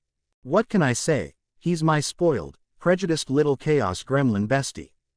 Ever so carefully and perfectly, we put our cauldrons over the fire and start off. He throws my ingredients into my cauldron, and I yeet his into his own. We don't miss a single thing. We high-five loudly, yeah. Then we stir, carefully, very carefully, not a single slop. Then we eat and high-five. Repeat ad nauseam. We both get very bored, even though the ingredients start making satisfying plopping sounds when we eat them. Finally, we're on the final stage. Hermione's been glowering at our cavalier attitude to our education for ages, and has nearly ruined her potion several times over it. Poor thing, but not my problem. We eat the final things in, and then take out our wands. Co-County knows Macbeth because Padfoot and Aunt Sissa were besties. Come to think of it, I wonder how Padfoot's case has been going. Aunt Sissa's letter this morning was hardly informative. It's going okay, surely. Anyway, Padfoot introduced Aunt Sissa to Shakespeare when they were teenagers, and it's Aunt Sissa's secret little thing that she adores it. Co-County knows Macbeth almost better than me. Well, all of this is to say, we both know the witches' poem thing that they say over their cauldron, and wrote a 2-part harmony for it when we were bored one Friday. Taking a deep breath, we assume, creepy, witchy poses like the actors usually do, crouched over the cauldrons like bent old hags and cackling. Snape turns and his eyes widen. I have no idea why. Maybe 'cause we're singing in his lesson. Meh, such a weird thing to get his knickers in a knot about. Ew, I don't wanna think about his knickers. Ugh, yuck, moving on. Double, toil and trouble, we both have decent voices, but the important thing is that we are very enthusiastic and having a lot of fun. What? We're impulse-controlled 11-year-olds, spending time away from home for the first time in our lives and acting out because of it. You can't blame us for that. Plus, it's not like we're gonna hurt anyone. Malfoy, Potter. Snape's voice is silky and very dangerous. Fire burn and cauldron bubble. I can't hear him, oh dear. Look, we can't stop now. We sing firmly through the whole song and finally end it on a beautiful high note. It could make an opera singer cry, whether from joy or horror is up to you. Grinning from ear to ear, we high-five again. That was more fun than making a cure for boils the ordinary way. Speaking of, we wave our wands over the cauldrons and bam, done, 2 perfect boil cures. Snape looms over us. Potter, Malfoy, what exactly was that? I smile innocently at him, letting Co-County take the 4. My bestie opens his eyes very wide, looking very innocent. Oh, it was just something my mother taught us, Professor. Black eyes narrow, and they glitter dangerously. And why, exactly, would Mistress Malfoy do such a thing? Well, she told us that. This is my cue. What? Co-County and I are practicing twin speak. A song is a good way to pass the time while you're waiting for the potion to simmer through the final stages. Otherwise it won't have that lovely little power boost that sets aside perfect potions from merely adequate. And she knows that we have very short attention spans. So we need a way to not get bored and stir it too early. So she came up with this. We finished together, smiling at him. By now, the entire class is staring at us, most with faces of horror. Snape literally hisses, "I see. Far be it from me to argue with such a brilliant potions master as Mistress Malfoy, but the next time you two are so disruptive there will be consequences." He swoops away to loom over poor Nev, in a fine bad temper. Co-County and I high-five. We had counted on him not wanting it to get around that he had disagreed with Aunt Sis's methods. So we get off scot-free. Epic. Magic or no, school is boring. Chapter notes. See the end of the chapter for notes. Hogwarts is, okay, I guess, I dunno. School is school is school. Once you get used to the magic it's all kinda samey. Sit and listen to the teacher for an hour, do some homework, repeat endlessly. And unlike primary school, I have to pay attention now, because I was not a witch in my last life, unfortunately. So, anyway, the first potion lesson passes really quickly thanks to me and Co-County using our monkey brains to be idiots and not get blown up at the same time. Lumi spends the whole journey to Transfiguration hissing in my ear about how annoying our antics were to her poor delicate ears, which hurts my poor delicate ears. Plus, can I mention, I'm getting absolutely ripped from carrying her around all the time. Okay, maybe not, but she's like a meter long and as thick as a healthy adult's wrist. Meanwhile, I'm a malnourished undersized 11-year-old. She is heavy as fuck. But she's my beautiful lazy sarcastic green snack so I have to deal. Also, I'm like 90% sure this is not Harry's first year timetable, but who gives any fucks? Not me. Like, Dumbles, Uncle Lucy, Pansy, McGonagall, Uncle Mooney. Meh, the point is, I have no fucks to give. So, fuck the timeline up and cause mostly harmless chaos. Fuck yeah, Coco's totally in agreement, although he doesn't know about the timeline thing, only the chaos thing.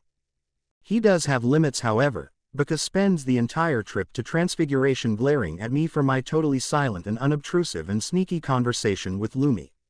Mostly because Aunt Sissa and Uncle Lucy made him promise and he keeps promises he makes to his parents. I roll my eyes at him every time he sighs pointedly. Honestly, he's turning into such a cockblocker. Not that I tell him. He's 11 years old, the kid doesn't even know what sex is yet.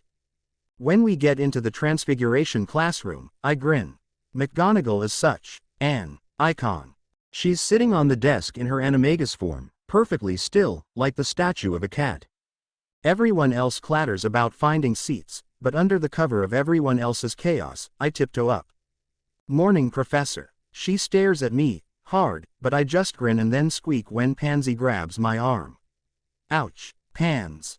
My rapidly being demoted to dubious acquaintance friend ignores me and pulls me to the other side of the classroom to co-company.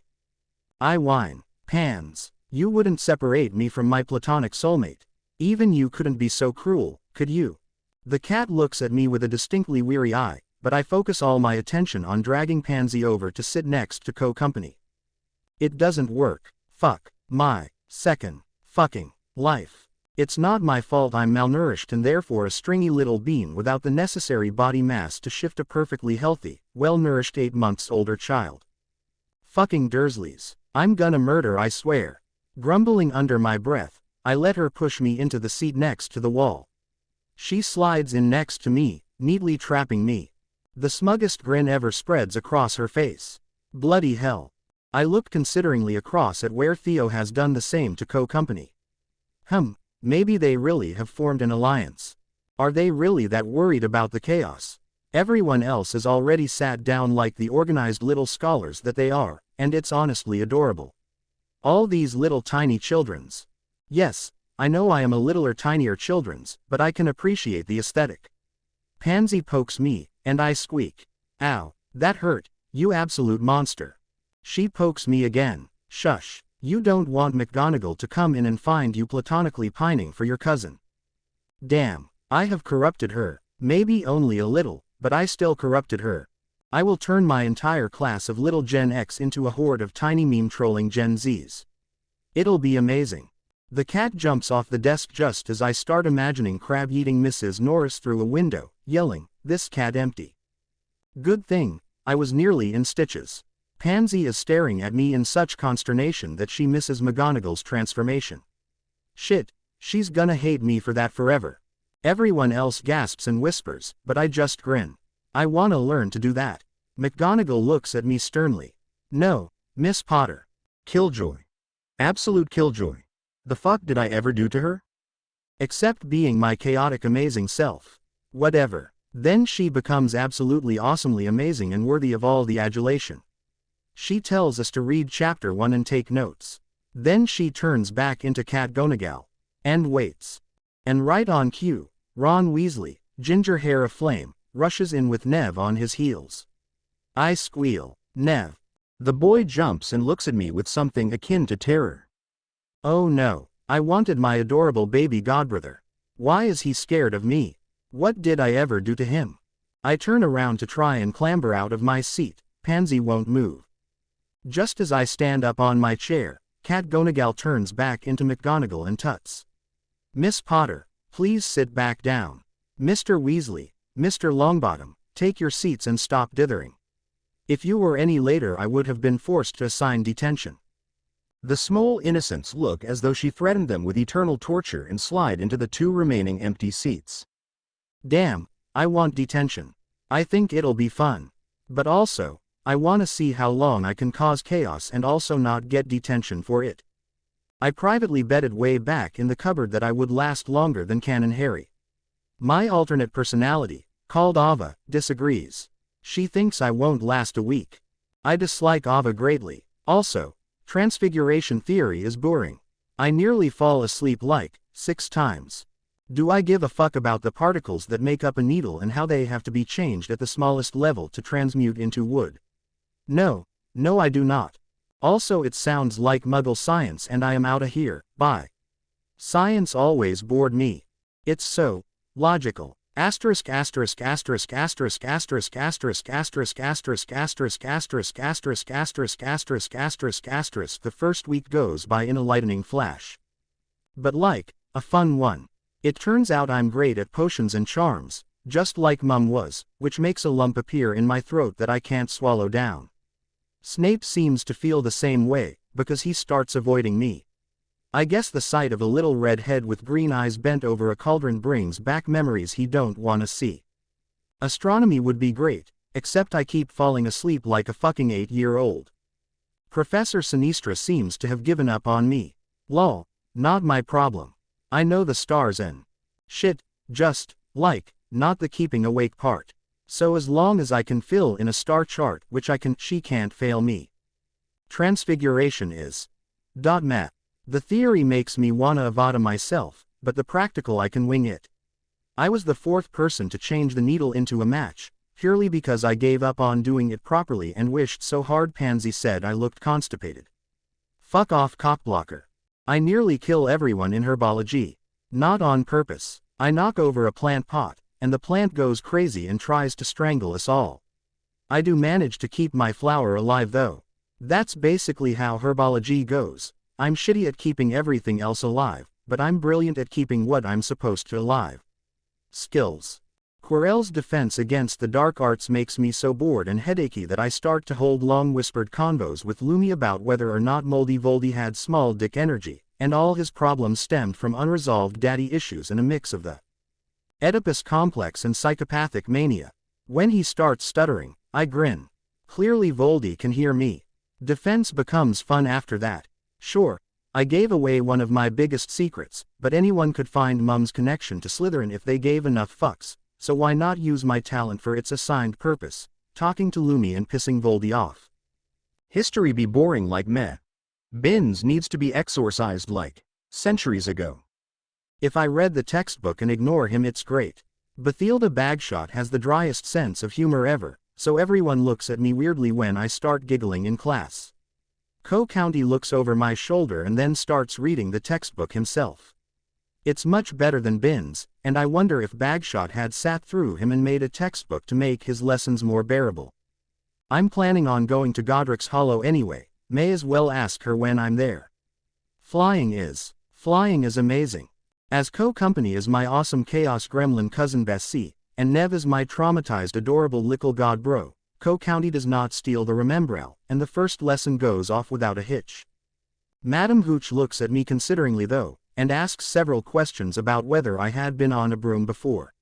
I answer, quite truthfully, that the last broom I was on was the toy one Padfoot gave me for my first birthday.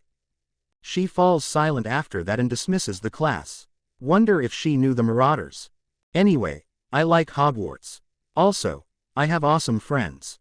Nev is still terrified, but he doesn't look like he wants to run away when he spots me anymore. And Co-County and Pans are like my besties. Life is great. Fuck, I jinxed it, didn't I? Oh dear, oh no, what's gonna happen now? Chapter end notes. No, I am not procrastinating. What are you talking about? This is a highly punctual update. Sorry. Also, I have a question for you all. I'm considering putting this OC into several different fandoms, LOTR, Star Wars, Percy Jackson and Game of Thrones among others. Would you rather I made a series focusing on Hava and then did a separate series for each fandom, or would you want a mega series with this one person being reborn into a ton of fandoms and just being so done with their inability to die? Also, comment with a fandom you'd like to see show up either way. I have plans for 5 or 6 so far, and maybe more. Also, one more thing. Rings of Power teaser. Someone kill me, please, I'm going to die. Beardless DWARRO dams. Politically ambitious Elrond. Galadriel with the F. Eno Ryan star. Sailor Isildur. Short-haired gender-conforming elves. What the fuck, Amazon? Consider yourself part of the family or else. Chapter notes. See the end of the chapter for notes. Well, I didn't jinx it that much, I guess. Okay, I may have taken a leaf out of Seamus Finnegan's book accidentally. In Transfiguration. And blown up the snuff box I was practicing on. And gotten a lecture on the dangers of using wish magic over the methods we were taught. But it wasn't that bad. McGonagall is disappointed that I'm not enjoying her class because she does like me despite me being shitty at actual Transfiguration, but at least she's not pissed about it. She is annoyed that I traumatized Nev and broke one of her desks though. He won't sit next to me in anything but history of magic or astronomy now, and it is very sad. He says it's because I have less chance of exploding things in history and astronomy, and it's bitch, what? I just wanna spend time with my godbro. But no, apparently he doesn't like explosions. It's not my fault. I haven't even blown that much up, only the snuff box in Transfiguration. And my potion, though it blew up right in Professor Asshole's face, which was hilarious. And my pumpkin juice, it spilled okay, and Tergio didn't work properly. And my floating feather, though that was in purpose cause I was bored, and okay, maybe Nev has a reason to be a little bit wary. But I wouldn't hurt my bestie godbro. The lack of trust my own godbrother has in me is very hurtful.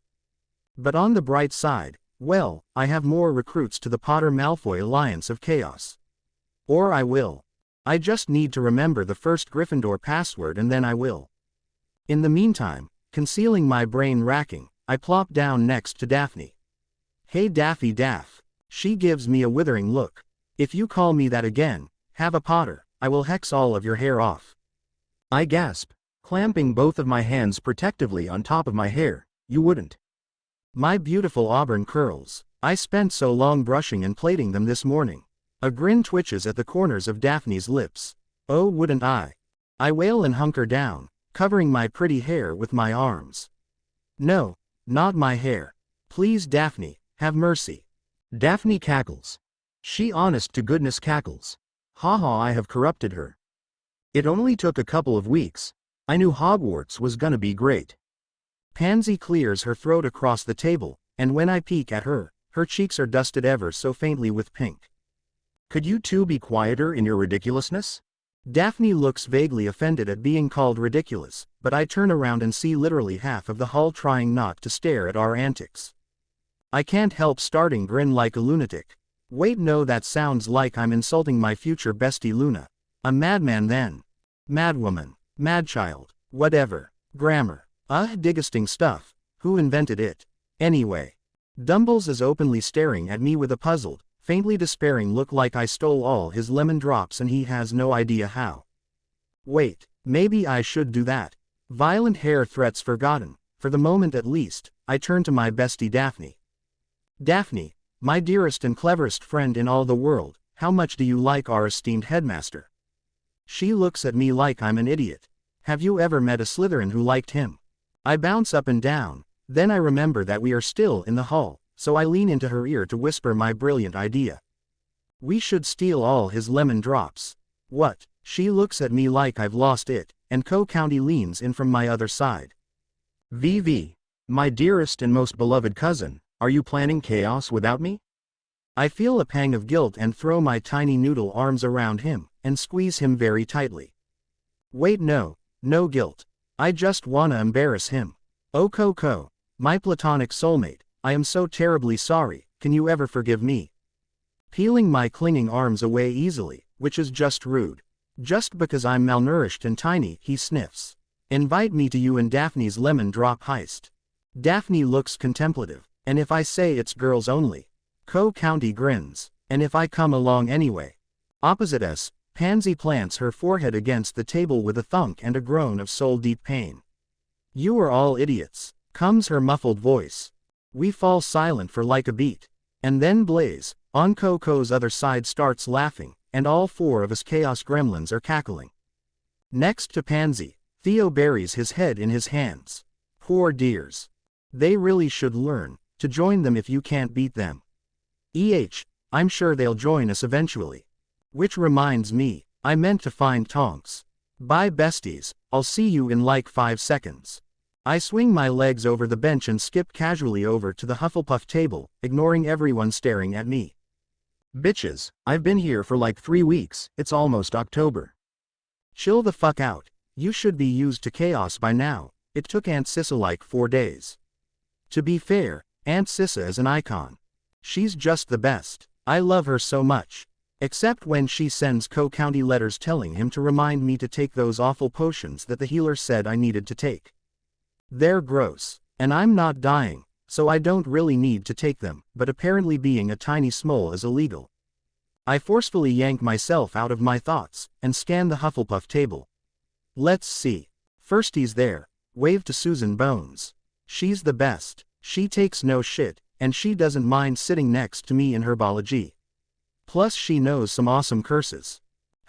No bubblegum pink hair, how depressing. I guess she hasn't gotten to that yet. Pity, I love bubblegum pink. Aha, there. I skip over to where an older student is sitting with some friends, I assume. She has pale skin and fine features that I'm used to seeing on Aunt Sissa, uncannily black eyes and tight electric blue curls that fall to just above her shoulders and clash awesomely with her Hufflepuff uniform. Hello. I chirp cheerfully. Cheerfully chirp. Meh, whatever. She looks at me in confusion. Hi. I stick out my hand, and she just looks even more confused. Okay, fair enough. Still, I claimed Co-County as my cousin, it should have given her a heads up that she counts as a cousin too. I'm Hava. We're cousins, and you look cool. Wanna be friends? Tonks looks at me with utter bewilderment. She shakes my hand gingerly. Thanks. I guess. Great. I plop myself down on the bench between her and some other Hufflepuff 7th year. Unsurprisingly, both of them look very startled by this, exchanging bewildered look over my head. I blissfully ignore this in favor of nicking a hash brown from the platter in front of me. Delicious. And crunchy. And potatoey. My favorites. I chance a peek at the rest of the hall. Yep. Everyone is staring. Oh well. Who cares about the sheeples? So, Nymphadora Tonks, half-blood daughter of Andromeda Black and Ted Tonks. She frowns, her hair darkening. Yes, you didn't need to come over here for that. Nope. I swallow the last of my hash brown. Delicious. Anyway, why I came over here. My dad's mother was Doria Black, so technically we're cousins, and I want family and you seem cool. Her hair lightens again but she still looks at me warily. My mother was disinherited for running away with my father, and your guardians won't appreciate you associating with me. Oh, for goodness sake. I flick my hand as if totally unconcerned by all that bullshit. The past generation's problems shouldn't have to be our problem. If Aunt Sissa and Uncle Lucy have a problem with me getting to know my cousin, I'll jolly well ask if McGonagall can have custody of me instead. She won't have a problem with my associating with you or with Co-Company. After that, she seems to warm up a bit, and we're chatting away like old friends by the end of breakfast. Great. Also, she's epic. I knew I liked Tonks for a reason. Next thing on my to-do list, the fixing the shitstorm that is the Black family list, not any of the multiple other to-do lists. Get Co-County and Tonks to get along and be cousins. Also come up with a name for her that fits with the theme that Co-County and I have set up for our family. Rah rah, do. Goodness knows, she has enough letters in her name to come up with a good one surely. But I can't think of one. Emergency. Meh. I'll get to that after I've brainstormed with Co-Company. Also after potions. Fucking potions. It's great with Aunt Sissa, but I swear I'm gonna fucking murder Severus fucking Snape. Chapter end notes. Hi guys. Sorry it took long to update again. I swear I'm not trying to make a habit of this. Also the current vote for the series, Mega Series 8. Separate Series 6 Ooh, a giant green, murder snake. Chapter notes. See the end of the chapter for notes. Okay, first off, fuck Snape. I'm starting to think that the reason Canon Harry got great marks in Slughorn's class wasn't just the textbook. Mum was brilliant at potions, I remember that much, and so was Dad. Well, not quite. Dad came from a long line of inspired potioneers, and he could brew any potion he wanted to. Mum, on the other hand, was simply a genius. She was so brilliant that Dad, whose centuries-old fortune was built upon his family's ability with potions, was in awe of her skill. Both of my parents were exceptional, and I refused to let them down. I know I inherited their innate skill, and that my potions are more than up to standard. Aunt Sissa had made sure that Co-County and I could both handle the first-year potions over the summer and had made a point of commenting that I was clearly as gifted as any Potter. I also know for a fact that Snape is incredibly and unfairly biased when he marks our homework. Co-County and I had switched ours today when we handed it in, just to check a suspicion he had been holding as to Snape's fairness or lack thereof. I had already known that. I have the benefit of knowing about 7 years of Snape being a fucking cunt. When he hands our homework back at the end of the lesson, Coco's has a perfect mark and mine has half that. Disappointing, Potter. He sneers at me as he drops the scroll of parchment onto the table in front of me. Coming from such a long line of illustrious potioneers, one would expect better from you. Co-County glowers up at Snape, and squeezes my hand. I can't help the warm glow that suffuses my tiny, wrinkled little heart at his silent defense of me. It can't be easy to take the side of a distant cousin you've barely known over a family friend you've known for your whole life. Then again, Snape is a dick. Maybe Co-County never really liked him in the first place. He just sneers again at me and moves on, and I grind my teeth together. I am not my fucking father, nor am I my fucking mother. Fuck off, Snivelus. Where does he get off hating me for something I had absolutely nothing to do with? So what if Dad got the girl? Mum was more than a piece of meat to fight over, and anyway, bully as he was, at least Dad matured and moved on, unlike some I could mention. You know, I'm not even sure why exactly he hates me. It could be because he's sworn to protect me, trapped into an oath he doesn't want to protect the child of a man he hated. But then it also could be because I lived, and my mother died. To be fair though, either way, I don't give a fuck. He's a grown-ass man. If he's not mature enough to see that I had nothing to do with Mum choosing Dad over him, that he was the one who went scurrying to Moldy Shorts with the prophecy that it's his fault my parents are dead, well, that's not my fucking problem. I stroke Lumi, who's curled around my shoulders like a fucking giant scarf. Under my robes. No, seriously. These things are fucking huge. Maybe it's time I really live up to my marauder heritage. Co-County sees the look in my eyes, and grins widely and a little madly. Whatcha planning? Instead of answering, I turn my head and hiss to Lumi, trusting Co-County to cover for me. Want to curl around my desk and scare the shit out of that ass of a teacher. In lieu of an answer, she slithers off my shoulders and onto the flat wooden surface. Much better. Little speaker is much too small to make a good resting place. I laugh and smooth one finger over her sandpapery scales. Gotta love snakes. Okay, Lumi, here's the plan. Coco's grin is widening beside me, despite not understanding a single hiss, and a few desks over I think Hermione Granger is about to have an aneurysm. Probably cause there's a snake on the table, not because I'm a parcelmouth. I'm being very careful, especially considering this is me we're talking about. I feel kinda bad about her though. She's just a kid, and she was a great friend to Canon Harry. Also she's kinda lonely. Maybe I should do something about that. Before I can follow that train of thought further, fucking Snape interrupts my brain.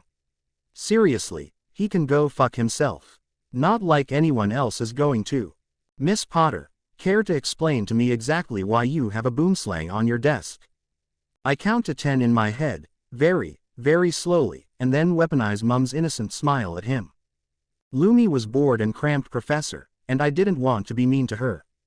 He doesn't react much to Mum's smile beaming up at him sadly, but I detect just enough of a flicker in his eyes to be satisfied anyway. What can I say? I am one hell of a petty bitch. Speaking of which, there is a certain diary I need to take care of. Maybe it's time I meet Myrtle. That could be fun. Destroying the diary, I mean, not meeting Myrtle. Potter. I startle and blink up at him. Yup, sorry, what? He sneers at me and orders me to get Lumi off the desk before he uses her for a potion. I glower at him and start to lift my sarcastic green bestie Snack, who then lunges straight for the professor. Perfect. He lurches back, and Lumi hisses what I manage to identify as her equivalent of laughter. His face is priceless, and I barely manage to keep myself from laughing even as he snaps for me to control my beast before he takes the matter of my inability to follow rules to the headmaster. Joke's on him. Aunt Sissa already wrote to Dumbles and got him to agree that I can take Lumi wherever I want. Turns out that a Dumble's panicking because one of his most important pieces has turned up on the wrong side of the chessboard is a Dumble's willing to allow even more than he does already. Especially if you are said important piece. I look pitifully up at him, adopting a hangdog expression, one that I know Dad used on several occasions around Mum. I'm so sorry, sir, she's never done that before. Normally she's perfectly lovely, I swear she won't do it again, please don't send her away. He just sneers at me. Cease that inane babble, Potter, and deflate your head before it bursts. Really? What a fucking cunt. I glower at him, trying to channel Agent May. Whatever. He glares back, apparently totally unaware that he's now in a staring contest with an 11-year-old. Wait, he can legitimize, can't he? I hastily look somewhere around his ugly nose. The correct reply is, yes, Professor Snape, Potter. He grinds out slowly, and I grin as a thought occurs to me. I smile very sweetly at him, and tilt my head to one side. Yes, Professor Snape. And I emphasize each S ever so slightly, letting it linger between my teeth, just like a certain curse-happy bastard who has been top of my murder list for 10 years. Snape's reaction is priceless. He goes very pale, and then he starts trembling, with rage I think, but it could be trauma. Which is probably really awful of me to poke at, but like he is also poking at my Dursley-induced trauma, so tit for tat, right? Detention, Potter, tonight, in my office. Then he sweeps away. Co-County glowers right along with me, and wraps one arm around my shoulders. That was uncalled for. Wait until Father hears about this, he'll put this right, don't worry. Ah, my baby chaos gremlin cousin is growing up. It warms the cockles of my heart to feel so cared for. Asterisk asterisk asterisk asterisk asterisk asterisk asterisk asterisk asterisk asterisk asterisk asterisk. Anyway, after that disastrous potions lesson, first detention for the win, I sulk my way to Charms. Bloody Snivelus and his bloody vendettas against bloody dead men. I do, of course, perk up the second we step into Charms. What can I say? I like being somewhere my talents are acknowledged. Plus Flitwick is great, and he promised to dig out the letter Mum had sent him. And to show me some of his photos of her. What can I say? Flitwick is just great. I had not expected for him to be one of my favorite teachers, and yet here he is. He's almost as favorite as Minnie, and we all know how much I love her. Like, in our first lesson, he admitted when he came over to our desk that he was so excited to finally meet the child Lily had described so lovingly in her letters. Why, she quite neglected the purpose of the letter in favor of you. Pages and pages of ramblings about her baby, and only a few measly paragraphs about charms. Then he had smiled and said that he hoped I was worth the distraction to such a brilliant budding charms mistress. Also he's old Flitwick, the old goblin with fluffy hair and bright eyes and green robes with a wizard's hat. I always liked him better than Weird Suit Flitwick. What can I say? There's a reason charms is one of my favorite subjects. In a transparent effort to get the ball rolling, the universe has my eyes landing on a rather lonely-looking Gryffindor Muggleborn sitting all by herself near the front. Aha! Operation Golden Trio reboot is a go.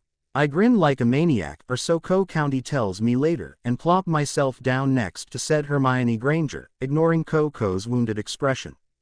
He can deal with it, he's a big boy now. Yep, see, there he goes, flouncing over to sit by Daphne. See, he can deal. What a mature big boy he is. I smile brightly at the rather wary-looking girl beside me. Hi, Potter, Hava Potter, and you. She shakes my hand gingerly. Hermione Granger. Honestly, she's looking at me really weirdly. It's like I've got a snake on my Lumi. That bitch. I wince a bit belatedly. Lumi's head is peeking out, isn't it? Snakes. There's no living with them. She relaxes once Lumi withdraws her head, and then promptly turns her attention back to the front where Bestie Flitwick is talking at length about the Lumos charm. Huh, weird. In the books, I always got the impression that Wingardium Leviosa was the first thing we learned. This is pretty-o, let's just go with it. I listen attentively, or as attentively as I can, and try to make as many notes as possible. I may not have inherited Dad's predilection for transfiguration, but I'll be damned if I let the genes I inherited from Mum go to waste. She was a fucking charms legend, and if all I can do for her is be good at her chosen field, you can be damn well sure I'll be brilliant. That's the plan anyway, and it helps that charms is easier for me than transfiguration, which is all but impossible, too much science for my brain.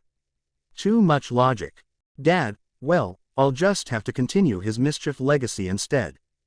A sharp elbow pokes my ribs, accompanied by a whisper to listen to the professor. Bitch, I know this shit already. Literally, the Lumos charm was one of the bases for Mum's thesis. She ranted about it for ages and I still remember. The last rant was October 31st, 1981. That kinda shit tends to stick with you, ya know. I swallow and start tracing my quill idly over the parchment in front of me, not making any marks because I haven't dipped it in the ink again, but just letting the scratch distract me from the thoughts that are refusing to leave my head. I'll keep going when they aren't poking me. Baby Myone elbows me again, and I wince. I get that she means well, but I really don't think I could handle actually thinking about this anymore right now. Potter, you need to pay attention. This could be on our end of years. Oh, wow, end of year tests. They're always so fucking easy it's not funny like. I remember my year 7 ones, I could have done them with my eyes closed. No one really cares about them. I close my eyes and count to 10, then turn round to baby Myone. Granger, I promise that my grades won't go down, but I really can't right now. As I thought, the subtext of I have trauma, can you stop poking at it please, doesn't get picked up. She only glowers at me and it's adorable if a bit irritating. Your grades can't get much lower the way you're going, Potter. You never pay attention in anything. Yeah, well, that's because Snivelus is a dickhead. What's new? I shrug. I'll do fine. She turns primly back to look at Bestie Flitwick. Well, even if you're doing your very best to ruin your education, some of us can't afford to ride on fame and money to get us through school. What? Little bitch. Okay. Like, I get it.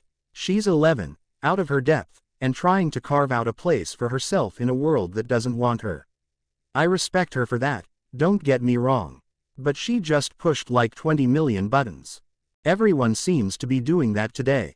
I'm not relying on fame I didn't earn and blood money. I grit out. Just like you, I'm relying on my brain. But unlike you, I haven't grown up with living, loving parents, only the faint memories of dead ones.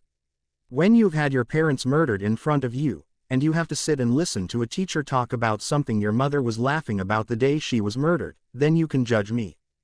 I turned back around, blinking very hard. Happy thoughts, happy thoughts. Co-County laughing, Uncle Lucis' face when he saw our peacock army, Aunt Sis's sly winks. Dad laughing, his head thrown back and his eyes sparkling. Pansy's exasperated eye roll, Blaze's smirk, the twins giggling.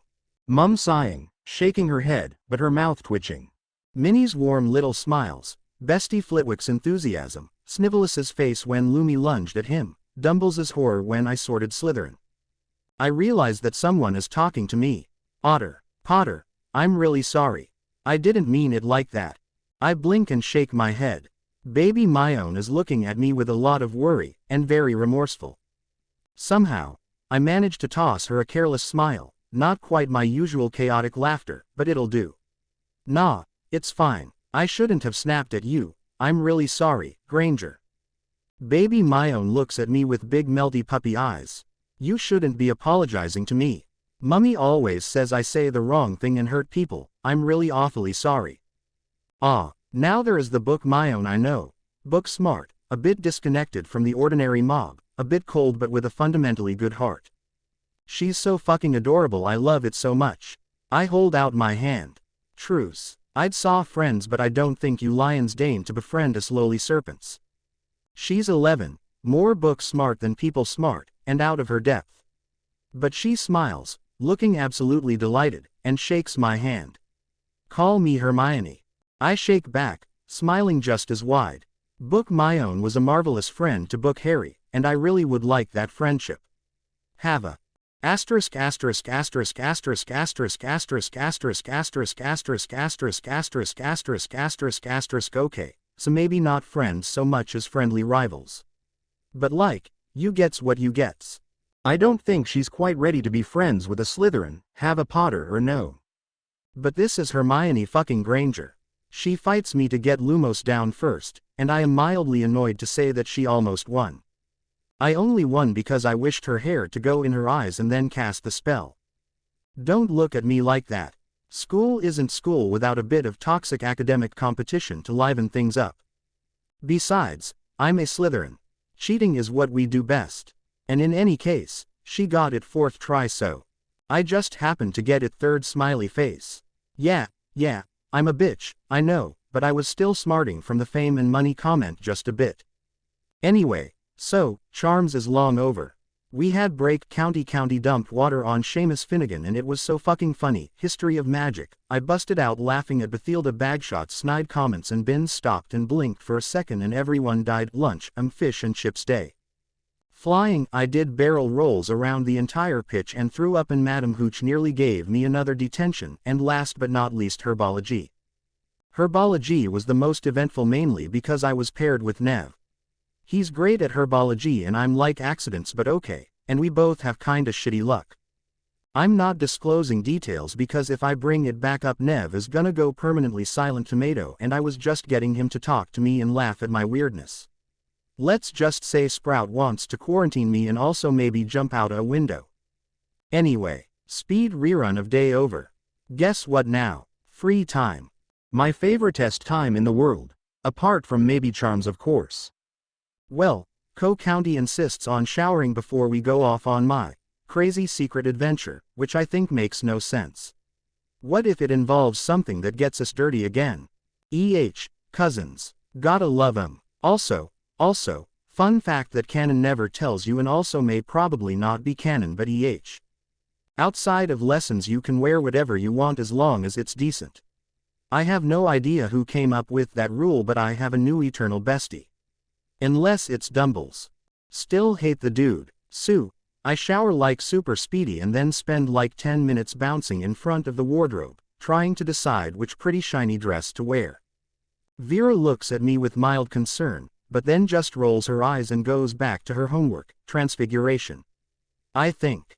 Meh. It takes me like ages to pick. I had like 3 changes of clothes for like a decade and they were all gross, don't judge me, but then I remember my other super secret self-appointed mission and everything clears up. The choice has been made. I choose my super awesome dress. The one that is mostly a nice dark purple that doesn't show dirt easily. It's got long Lego button sleeves that puff perfectly because magic, so many buttons that I nearly die, and it swishes around my calf so satisfyingly that I nearly die again. It's also like basically indestructible, so there's that. Vera looks at me weirdly again. Probably because I'm cackling and spinning in front of my mirror. Okay, let's go find company.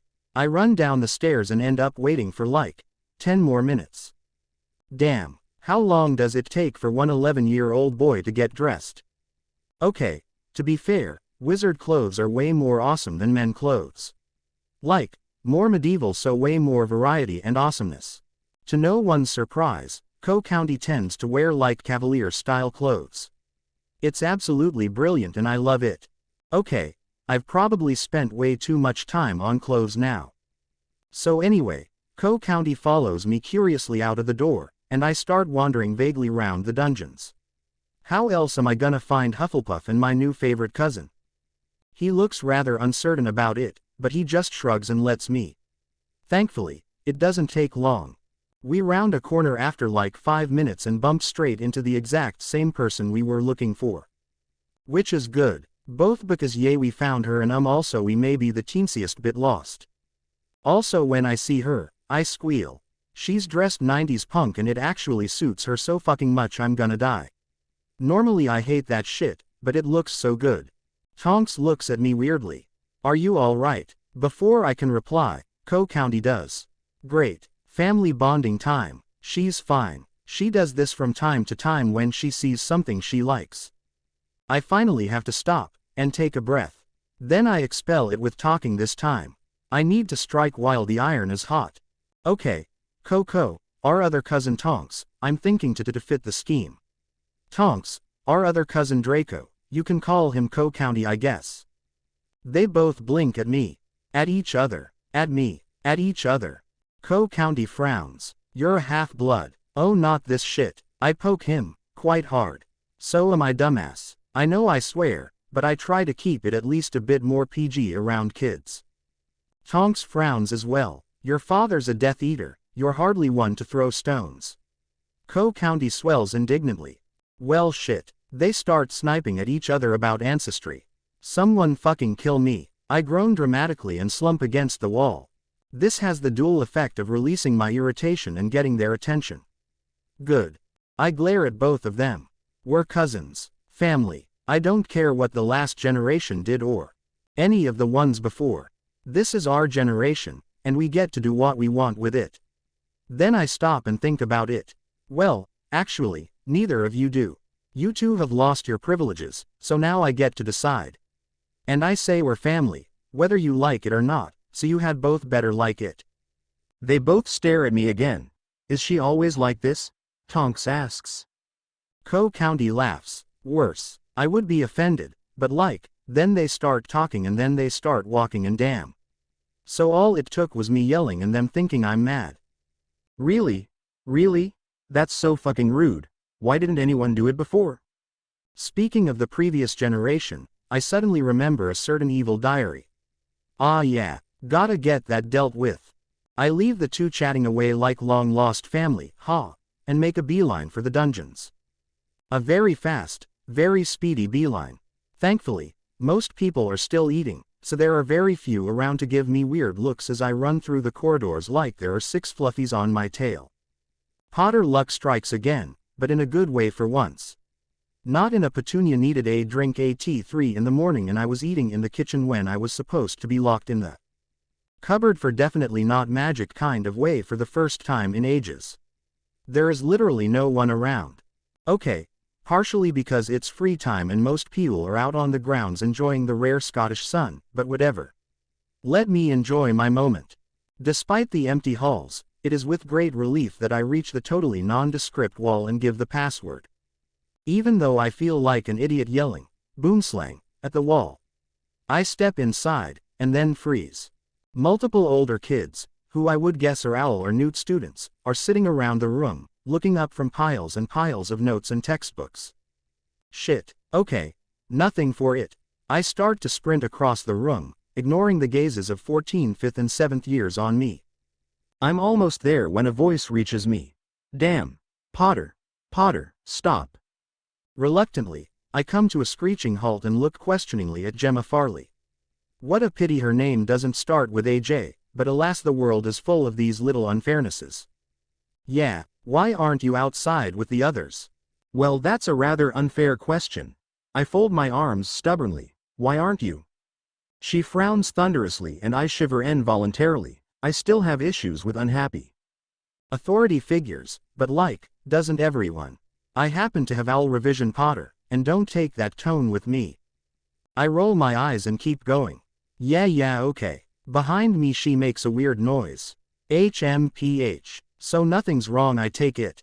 I wave a careless hand over my shoulder. Nope, not a troll in sight. What? I really need some people to get my references.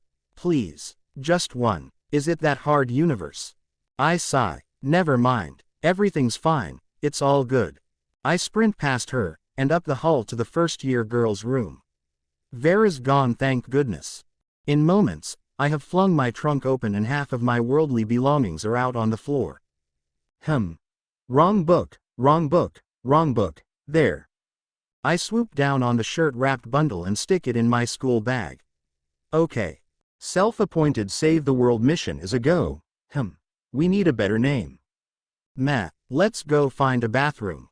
Asterisk asterisk asterisk asterisk asterisk asterisk asterisk asterisk asterisk asterisk asterisk asterisk asterisk asterisk. It takes me becoming hopelessly lost 3 times before I realize I have no fucking clue where Moaning Myrtle's bathroom is. Damn it, it's not like I can remember everything, and directions around Hogwarts did not rate the list for some reason.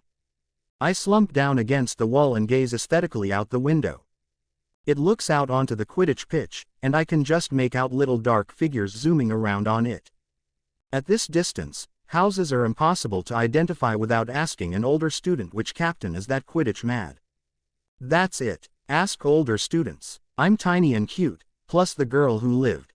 Who's gonna tell me they aren't gonna tell me where I can find a loo? Haha, I would make a marvelous evil mastermind. No doubt about it. I wander aimlessly through the corridors a bit more before I spot someone. It's a red-headed boy with a prefect badge, Percy Weasley. Haven't seen him for real yet. I plaster an anxious look on my face and bounce up to him. Excuse me. He jumps and then looks down his nose at me, which rude. Okay, to be fair, he's an uptight dickhead in the books and the movies, maybe he's just tired. Also then he sees my scar and his eyes widen and fuck that, I'm so done with this rubbish. Yes. I smile at him, tinging it masterfully with anxiety. Do you know where the nearest toilet is? I'm dreadfully sorry to bother you, but I got lost. For a moment he just looks silently at me, and then gives me very nice directions to a loo. I follow them punctiliously, but I'm disappointed. Only a normal loo. Well, if at first you don't succeed, try again. On the bright side, I'm on the same floor as Myrtle's bathroom, so we're all good. I shift the strap of my Satch SL and square my tiny little shoulders. My dad was James Potter, he made the fucking Marauders map. I can find a bathroom. Asterisk asterisk asterisk asterisk asterisk asterisk asterisk asterisk asterisk asterisk asterisk asterisk asterisk asterisk. Turns out finding a toilet is harder than I thought. Hogwarts has so fucking many, I swear. There have got to be 8 on this floor alone. Finally, I see a girl who looks like a younger version of movie Katie Bell. She looks a bit surprised at having a tiny Slytherin come bouncing up to her and ask where the nearest loo is, but oh well. She handles it very well. And, when I emphasize that I really need to use the nearest toilet regardless of her hesitance to direct me to it, because I really need to go, she reluctantly points me to Moaning Myrtle's toilet, saying to watch out for Moaning Myrtle. I thank her nicely, Aunt Sissa would murder me otherwise, and scurry off. By the time I reach the toilet, I actually do need to go, which is good.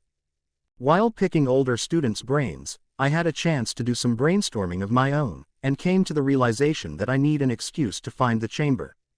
After all, who knows what Myrtle could say, and I don't feel like Dumble's deciding I am basically nothing but a Horcrux and leading a witch hunt.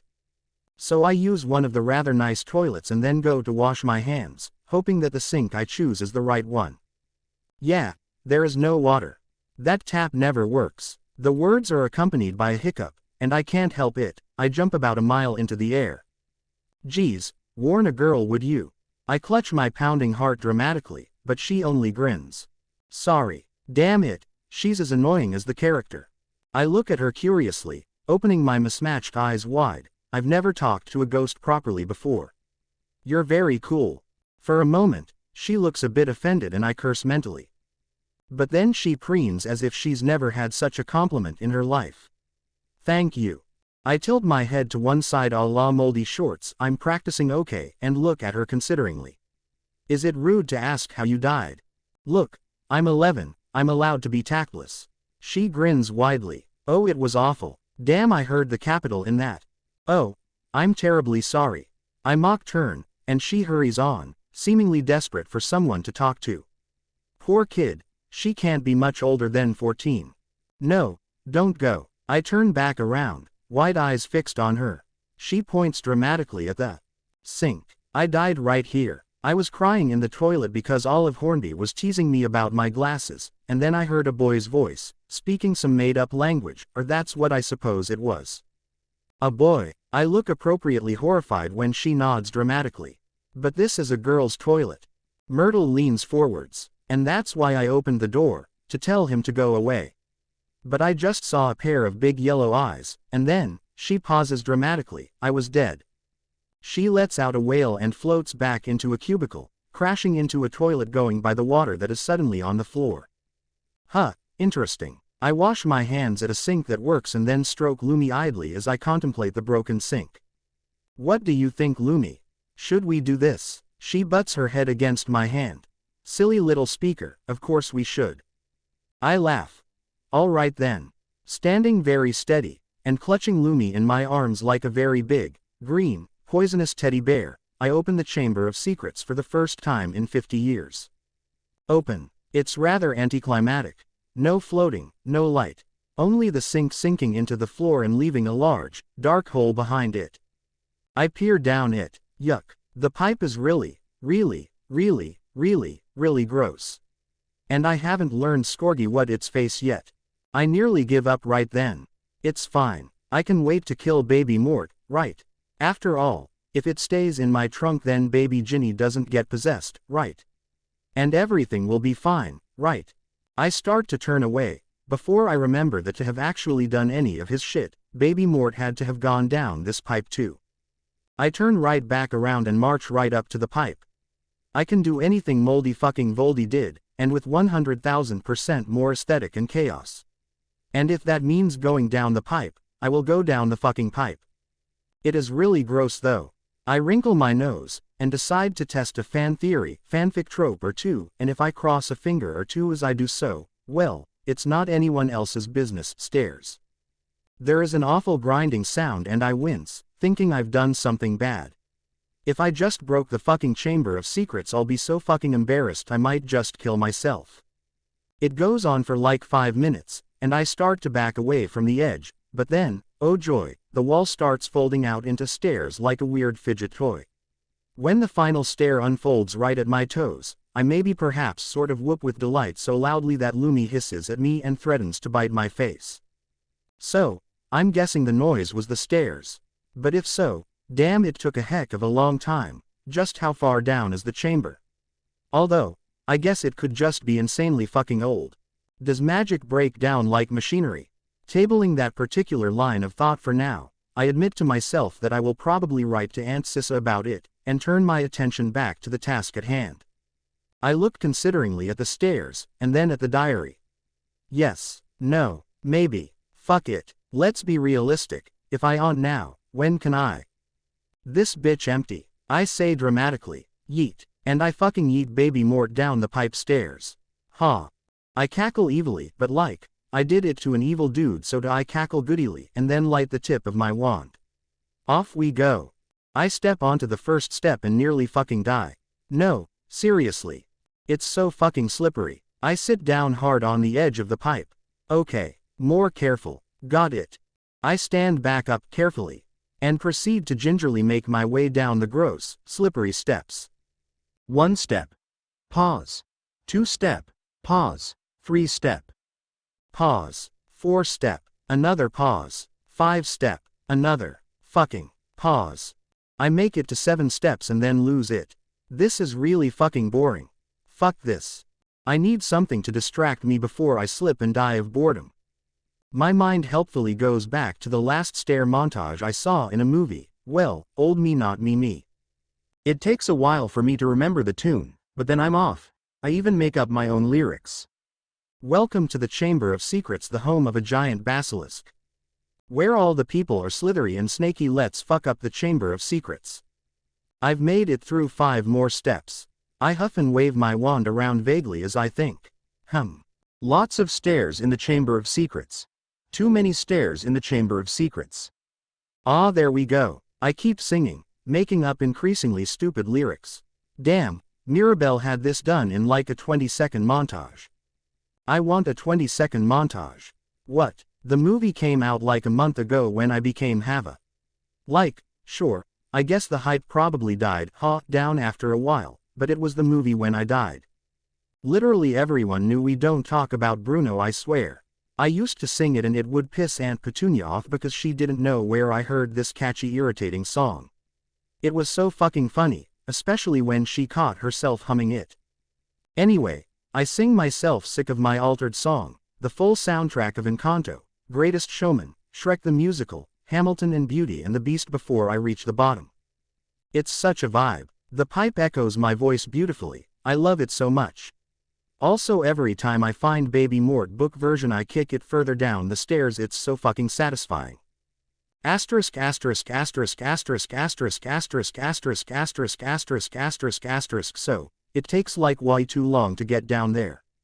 Halfway down, it occurs to me that County and Tonks have probably noticed my absence and started panicking by now, but too late now. When I do get down, everything is gross. Yuck. Dead animal bones.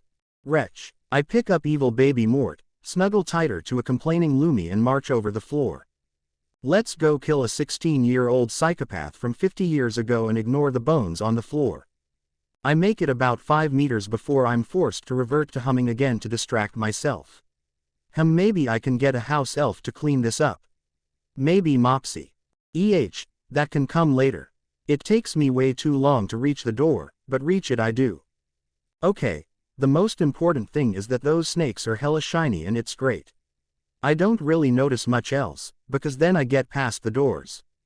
Holy shit, this is really fucking cool. The chamber is like as big as the Great Hall, and way darker. It's also all green and aesthetic and I love it so much. There's a big ass statue over on the far end and it looks like it's frowning at me. Very maturely, I stick my tongue out at it. I'm one of only 2 remaining magical descendants of Slytherin. I have every right to be here. Statue can fuck off. What's this? A human. I haven't seen a human in years. I jump. Hi. Who's there? The biggest snake I've ever fucking seen comes from behind a pillar. It's really shiny green and I love it. Oh wait, I need to close my eyes. It's too late. I feel a strange floating sensation, and darkness begins to close in around me. Nah, joking. The basilisk, 'cause let's be real, who else is it gonna be, looks at me curiously. A speaker. One of my humans line no less. You are very welcome here, what can I do for you? For once, I managed to stay on track. Can you bite my evil Baby Mort book please? The basilisk blinks. If that is what you wish, child of my human.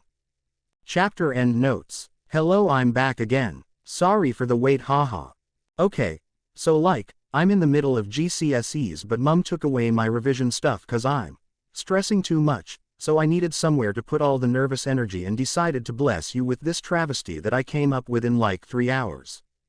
Also, about the whole series megaseries thing.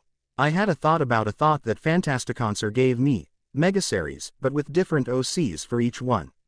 The OCs will all be vaguely friends related, and each FIC will technically be standalone so you can skip fandoms you aren't part of. The series will probably be like too many people and this is not how death should work or something.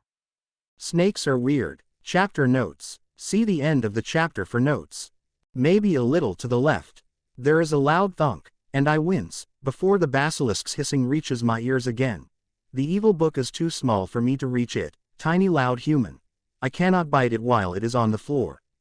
I sigh. Damn it. At least she's agreed to kill baby Mort, right? She could have been very suspicious of me and tried to kill me, but she's just vibing and going along with my chaos, and I respect that.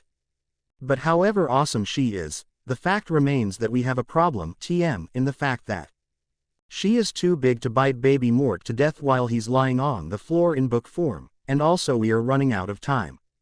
I've been gone for far too long by now, oops. This is taking, a little longer than I expected. Co-county are probably panicking. Come on Hava, think. I scrunch up my face. What? It helps. Quite a lot actually. Aha, I have the best ideas. How still can you hold? Bestie Basilisk treats me to a withering look. I am over 1,000 years old. What do you think? No need to be all bitchy at me, thank you very much. I am trying to save the world here. Okay then, open your mouth and hold still. She does so, and I snatch up the book and skip over to her. I try to impale baby Mort on her fangs and then huff. Could you lower your head a bit please? I'm a bit short. There is definitely an eye roll there, but she does so, and I gently puncture baby Mort with a fang. It squeals a bit, and leaks a lot of dark ink, and hisses some, and then it kinda just vibes. So, that's it I guess. Bit anticlimactic if you ask me, but whatever. Bestie Basilisk closes her mouth and shakes her head from side to side. Cursed objects taste so disgusting. Sorry, she shakes her head. It is not your fault, tiny loud human. I am very glad that you had the insight to ask for my assistance rather than attempt to deal with it by yourself. Honestly, she just sounds so totally unsurprised that I found a cursed book and needed it destroying. Just what was Slytherin like, honestly? I bounce in place, shoving newly deceased. Can you even call a book newly deceased? Baby Mort back into my bag. Well, thank you very much. I'm so glad you aren't irretrievably insane and psycho. I'm Hava, by the way. Her tongue flicks out, as if scenting the air, and somehow she looks as if she's smiling. How does she do that? She's a fucking snake. It is a pleasure to meet you, Hava, distant child of my human. I am Nagini. My jaw drops open. Nagini. Voldy called his snake after the fucking basilisk. What a fucking nerd, and a delusional dick, but also. I burst out laughing. I can't stop laughing. I keep laughing until I'm wheezing and there are tears in my eyes. Nagini looks vaguely concerned. Tiny loud Hava, what is wrong? Is it something I said? With a Herculean effort that no one will ever probably appreciate, I take in a huge breath and hold it until I stop laughing. It isn't you, Nag. And there I go again. She pokes me very gently with her blunt, very large, nose. You are crying. What? No, I'm not. I'm laughing. But I raise a hand to my face anyway. There's wet tuff there. I look at my damp fingertips in confusion. Tiny loud Hava. A tear drips past my hand and lands on the floor. It makes a plinky, splashy sound in the puddles of scummy, centuries-old water, and the puddle ripples and wavers. Okay, it distracts me a bit. What? It's pretty. It just occurs to me that I never put baby Mort out of his misery. The last thing he knew was that I was saying something completely different to what he remembered, and my name wasn't Warren. And then I threw him in a trunk for a few weeks and then stabbed him with Nagini's conveniently poisonous teeth. Damn, I'm so mean, but it couldn't have happened to a better person, unless it was Umbridge. Which is debatable. Umbridge didn't murder my parents in front of me. So for now she's a close second. She's not technically done anything yet. Not like him. He murdered my parents, but he didn't just kill them. He used someone they trusted, someone they loved, and came into their home, their sanctuary, to kill them. He played with them. I choke on something unfurling in my chest. It hurts, and it tastes bitter. It makes me cough, and the coughs are accompanied by more water sliding out of my eyes. Honestly, what a weird thing tears are. Why do they exist? Whose idea were they? Tiny loud Hava, what is wrong? Poor Nagini looks really worried now. Oops. I sniff and wipe my runny nose with the back of my hand.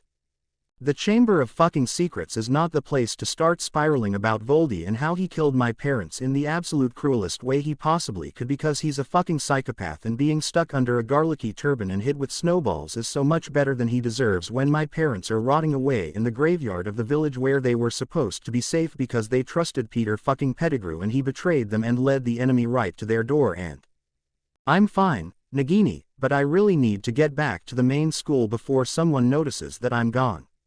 She looks at me like I'm stupid. No, you are not. What is wrong, tiny loud Hava?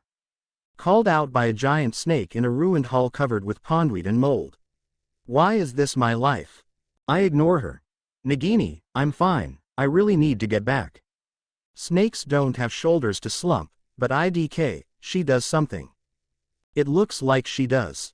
And she quite clearly does not accept my bullshit excuses, but whatever.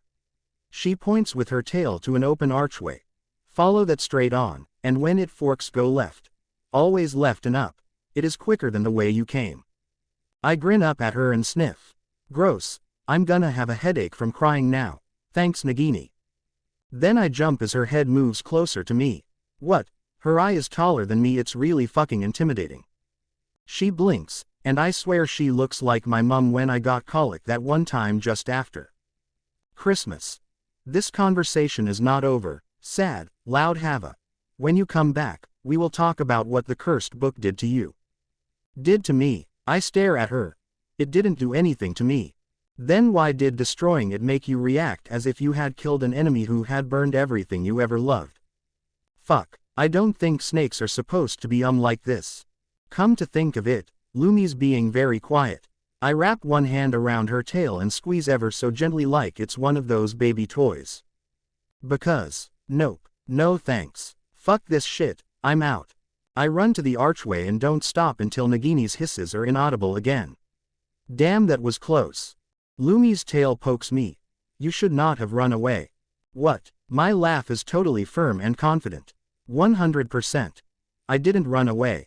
She pulls her tail out of my hands and pokes me harder. You always run away, my human. One day you'll have to face whatever it is that you run from. Why are all the snakes in my life like this? I don't need a therapist. So why are they acting like therapists? I ignore her all the way through the dark, dank, dusty, musty secret halls. I'm sneezing too loud to hear her. Okay. Don't judge me. Ow. Fuck. My head hurts. Okay. To be fair to it, I've put it through a lot today, what with the tears and now the dust. Still, fuck my life. This is karma for ditching Nagini like that, isn't it? I'm so tired and sneezy and eye-watering that I walk right into the wall. Fuck, that hurt. Wait. I peer closer, and tap it with my wand. Oh fuck. It's a dead end. I am a very intelligent, self-controlled person. I kick the wall.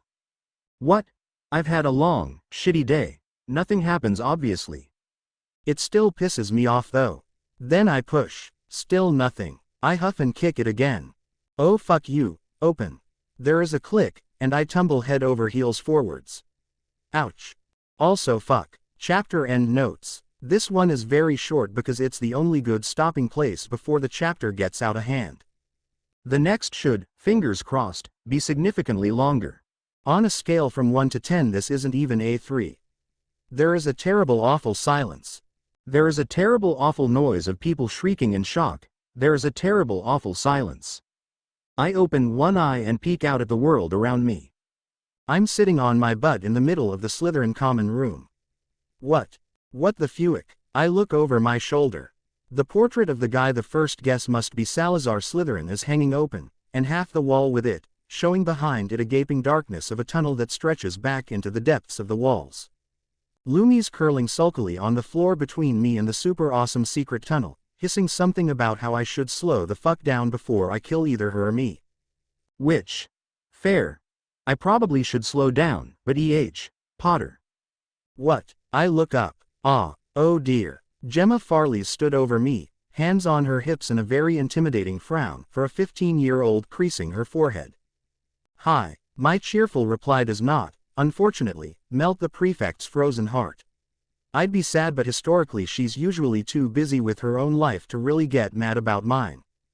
Historically meaning over the last month. I can't be so annoying that I'll have pissed her off so soon, right? Potter, what in the name of all that's holy were you doing this time? I cross all my fingers and a couple of my toes. She looks mad. I was wandering around and, got a bit lost. My voice comes out with a childish squeak and fuck that's so much. Someone snorts, and I peek around the looming prefect to see some asshole with a face like a squashed blobfish snickering. Rude. I'd have liked to see you when your voice was breaking, you look like it would have been hilarious. Gemma does not look impressed. What, it's the truth. But rather than rolling her eyes and moving on, like she usually does, she folds her arms and taps her foot. How stupid do you think I am, Potter? ... Does she want me to answer that? Like, I don't think she's stupid, but does she want me to answer that? Was that a rhetorical question? 'Cause I get caught out by those a lot. She blinks like I slammed her over the head with Snape's cauldron.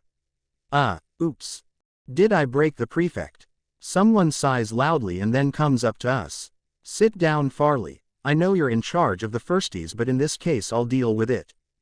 Gemma's shoulders slump and she smiles tiredly at the person. Thank you, I really appreciate it. She flops back down next to squashed blobfish asshole guy, picks up a big-ass tome and starts scribbling frantically. Oop, now I feel bad about distracting her. Above me, the someone clears their throat. Do you know who I am, Potter? I squint. Blonde hair, blue eyes, unsettlingly hard and, well, sorta blunt features. Not jogging any memories. I shrug. No. She squats down opposite me, and laces her fingers together. Yaxley, Claudia Yaxley. Ring any bells, Potter? The head girl. Also presumably the daughter or other relative of not convicted Death Eater Corbin Yaxley, so probably not a big Potter fan. But more importantly to me right now, head fucking girl. I reach behind me and drag Lumi onto my lap, ignoring her protestations. I really was exploring. It wasn't on her pose. Claudia Yaxley smiles, and it isn't a very nice smile. I might just be biased though. What? Her dad, whatever, wasn't even a compelling character, and he was a complete ass. And just how, on your exploring, did you end up inside the walls? I frown. This is difficult. Saying, the basilisk in the Chamber of Secrets said this was the best way back to main school, will probably not go down well. Saying, I was on a mission to kill a piece of Voldy's soul so he can't come back, will probably also not go down well. I probably shouldn't do the Parseltongue reveal yet. Though it could make me some friends? Friends in high places are always good, right? I reduce myself to a disarming shrug. I dunno, I was wandering around and then it got dark and I was lost, so I kicked the wall and it opened and now I'm here. There is a distinct scoff of disbelief that I already associate with Gemma Farley. Rude. It's the truth. Yaxley raises on sardonic eyebrow. But not the whole truth, is it, Potter? Damn, she's got me figured out. That's what I get for being a Slytherin. Betcha the Gryffindors wouldn't have caught that. Maybe I made the wrong choice. Nah, at least the Slytherins have predictable loyalties, if annoying troublesome ones. Gryffindors seem to change their loyalty based on the weather. Yes, I am salty on Canon Harry's behalf, why do you ask, and I am 0/10 not here for that. But it does make life difficult. I squeeze Lumi tighter and look up at Yaxley with my big mismatched eyes, channeling Baby Yoda for all I'm worth. Good thing all those potions Aunt Sissa has co-county force down my throat haven't worked their magic yet. I'm still a malnourished little bit of a thing and hopefully very cute and pathetic. I even managed to force a few tears. I didn't mean to cause trouble, honest. Please don't kick me out of Hogwarts, I'll be good, I promise. Come on. I hunch my shoulders and my lip trembles a bit. Yaxley visibly softens, just a bit. Hallelujah. She sighs and shakes her head. No one's going to make you leave Hogwarts, Potter. Don't pretend like you genuinely think that. Yeah, but is she gonna get me into trouble? I keep staring up at her with my big, waif-like eyes. The corners of her mouth twitch. You won't get into trouble, as long as you clean yourself up in time for supper. You're filthy. Rude, but at the same time, yeah. I'm covered in dust and gunk and pondweed. I scramble up and beam at her. Thank you. Trying to hug her when I'm covered in grossness probably will piss her off, won't it? Yaxley shakes her head, but she's genuinely smiling. Masterfully done, Potter, you almost had me. There's room for improvement, but not as much as some of your yearmates. Wait, she knows. She knows. Damn, now that stupid song thing is playing in my head. She doesn't look mad about it, so I'm fine. She reaches over me and pushes the wall and portrait back into place, where it shuts with a click. Run along and get changed, Potter, you look like a Gryffindor. I snap my heels together and salute, then scramble off to the dorm. Behind me, I can hear laughter and a few joking comments about adopting me. Not aimed at my departing back, thank goodness. Well, I guess that went well. Asterisk asterisk asterisk asterisk asterisk asterisk asterisk asterisk asterisk asterisk asterisk asterisk asterisk asterisk asterisk asterisk asterisk. Co-company is mad at me at dinner. Apparently he and Tita spent the last however long looking for me, only to come into dinner late and find me neat and tidy and changed, eating my tea calmly as I chat with Daphne and Pansy. Well, Pansy is more there because she is vetoing any good ideas, but she's still part of the conversation. Coco's spitting mad. Oops. But at least they bonded right. All's well that ends well and stuff like that. County does not see it that way. He's really mad, and goes to sit with Crabbe and Goyle. Voluntarily. They have awful manners, sitting with them is like asking to be sick. Okay, he's never been this mad at me before. Maybe it was kinda a dick move to pull on him, but some good shit came out of it. County and Tita are officially bestie fam now, and I discovered that Voldy's a copycat lil bitch, and I think Claudia Yaxley likes me and thinks I'm adorable. Also, a bit of Voldy's soul is dead. Win-win all round. I mean, I have detention now. Which sucks. But I can deal with that. Right. Snivellus hates my butt though. What's the worst he can do? I mean, historically quite a lot. He hates me and my dad a ton, and also my mum used to be his best friend. So that doesn't help. But no one's gonna let him do anything too bad to me, right? I stare moodily into my peas. Who am I kidding? He made Canon Harry's life suck just fine, and Canon Harry didn't even try to piss him off, just existed. I definitely try to piss him off. It's an unfortunate character trait inherited from dad, but it means that he really hates me. It's been a month and I think he already hates me as much as he hated Canon Harry by 5th year, because not only am I an obnoxious lil bitch, I look just like mum while acting like dad and channeling moldywarts. I risk a quick peek at the teacher's table. Professor Snivellus is sitting there, glowering at nothing and stabbing his potatoes like they've suggested he wash his hair. Yeah, I'm fucked. Mysteriously, I've lost my appetite, which normally would be an issue. But Coco's mad at me right now, so he isn't going to make me eat a minimum amount of food.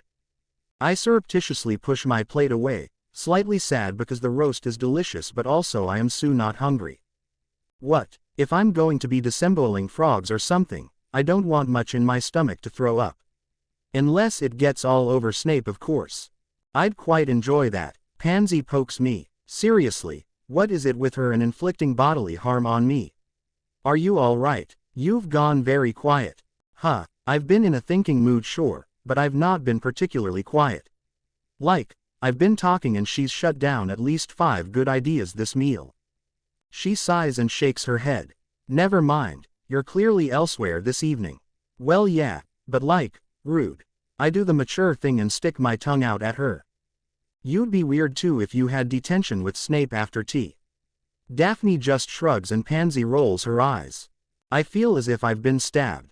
The betrayal. My friends. My own dear friends who I thought I could trust. I cannot believe this. Pansy rolls her eyes at my dramatics.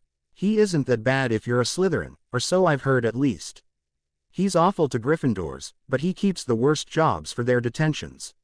He wouldn't waste them on one of his own. I cross my arms. Yeah, but he hates me.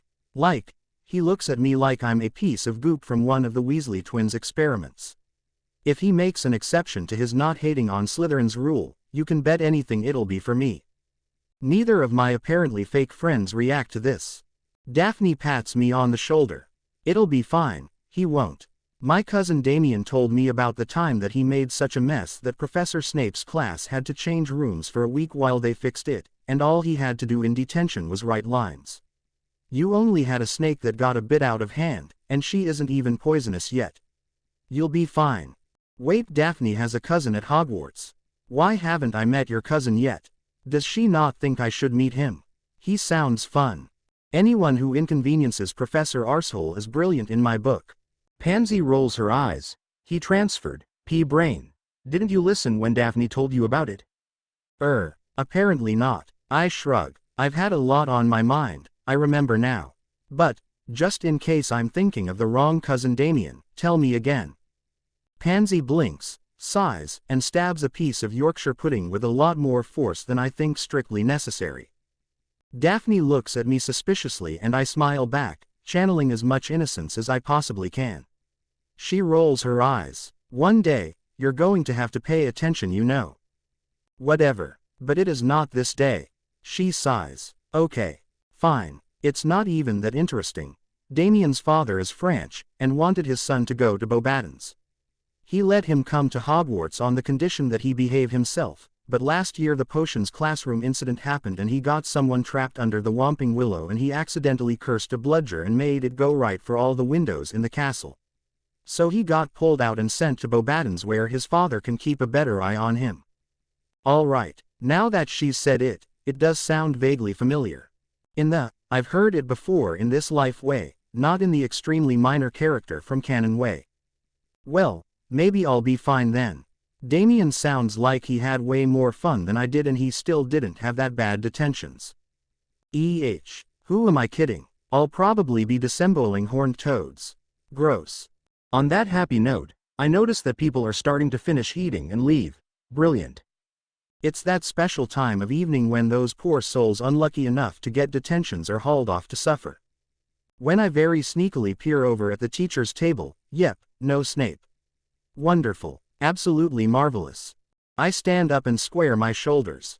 Canon Harry endured this, I can do it too. Okay, maybe not this exact thing. Canon Harry's poor little soul wouldn't have survived a detention in the first month, but the thought is the same. He survived Snape, I can too. Hopefully. Wish me luck. If I don't survive, tell Co-County I leave him everything but Lumi goes to Nev. Like the wonderful friends that they are, Pansy and Daphne just laugh at me and shoo me off. I thought they were my friends, I thought they loved me, but apparently not. 'Tis a cruel hard world it is. I drag my feet all the way down the stairs, bemoaning the lack of Lumi's comfortable weight around my shoulders. In my head of course. I'm nuts but not that nuts. Well, not quite. Gimme half an hour under Snape and I'll probably be that nuts. I eventually find myself staring up at his classroom door, despite my best efforts. What if I decide to transfer though? Beauxbatons, Durmstrang, Ilvermorny, Casterlobruxo, literally anywhere my head of house doesn't take personal offense at my existence. I sigh, and knock on the door, in the exact rhythm of the first bar of Hedwig's theme. Damn, I loved that music. John Williams is an icon, I love him. Does he even exist in this universe? 'Cause he did the Harry Potter movies among a ton of other equally epic stuff that was my lifeblood at one point, or at least like the first one or two. Will the Harry Potter movies exist? Or will they be the Hava Potter movies? Oh gosh, I hope not. Some of the fanfics I saw were, well, you know how it is on the internet. Thinking of someone writing that kind of thing about me or Co-County or Pansy or Nev or really anyone I personally know is absolutely traumatizing. No, abort. Brain bleach. I need the brain bleach, someone help me. Conveniently, at that moment the door swings open, and Professor Not Evil just a piece of shit looms above me. Ah, Potter. Late as usual I see. Well, inside, you've wasted enough time as it is. Honestly, at this point, I'll take that. At least he didn't curse me or assign another detention for having stumpy little legs that can't go places fast. I'm taking my wins where I can get them. Okay. The classroom is dark, and gloomy, even more so than usual. I guess he doesn't think a detention worth actually lighting the room up when he barely thinks a class is. Sit. I go for my usual seat, but alas he intercepts me. Not there, Potter, at the front. Presumably the undertones are something like, where I can keep an eye on you so you don't blow up my classroom.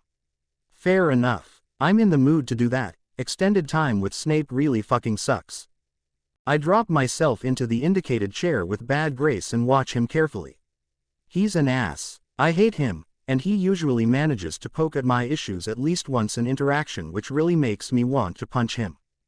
Or kick him somewhere he wouldn't like. Either do. Snape swooshes around his desk and picks up a big-ass box, dropping it onto the bench in front of me with a thud. I blink. No way. No fucking way. No way he actually thought of this in first year. Wow, I've really pissed him off. Canon Harry doesn't get this detention until what, 5th year? 6th year? I dunno, but late in the series. It's the fucking detention record detention. Oh, that's gross. I don't like that. I'ma have to rephrase that somehow. Anyway, I pretend to listen to his spiel about how I should learn something from this and blah blah blah. I mean, I've already learnt one thing from this detention, and that is that he may hate my guts, but I'm still a Slytherin and therefore afforded some measure of grace because I'm not dissembling toads or something similar. Also that he's a petty little bitch in the worst possible way. I widen my eyes at him and employ my best, abused, malnourished, lost, frozen, poor little Victorian waif, look. Thank you, sir. No one ever told me about my parents at school. He sneers at me and I take the hint and start working.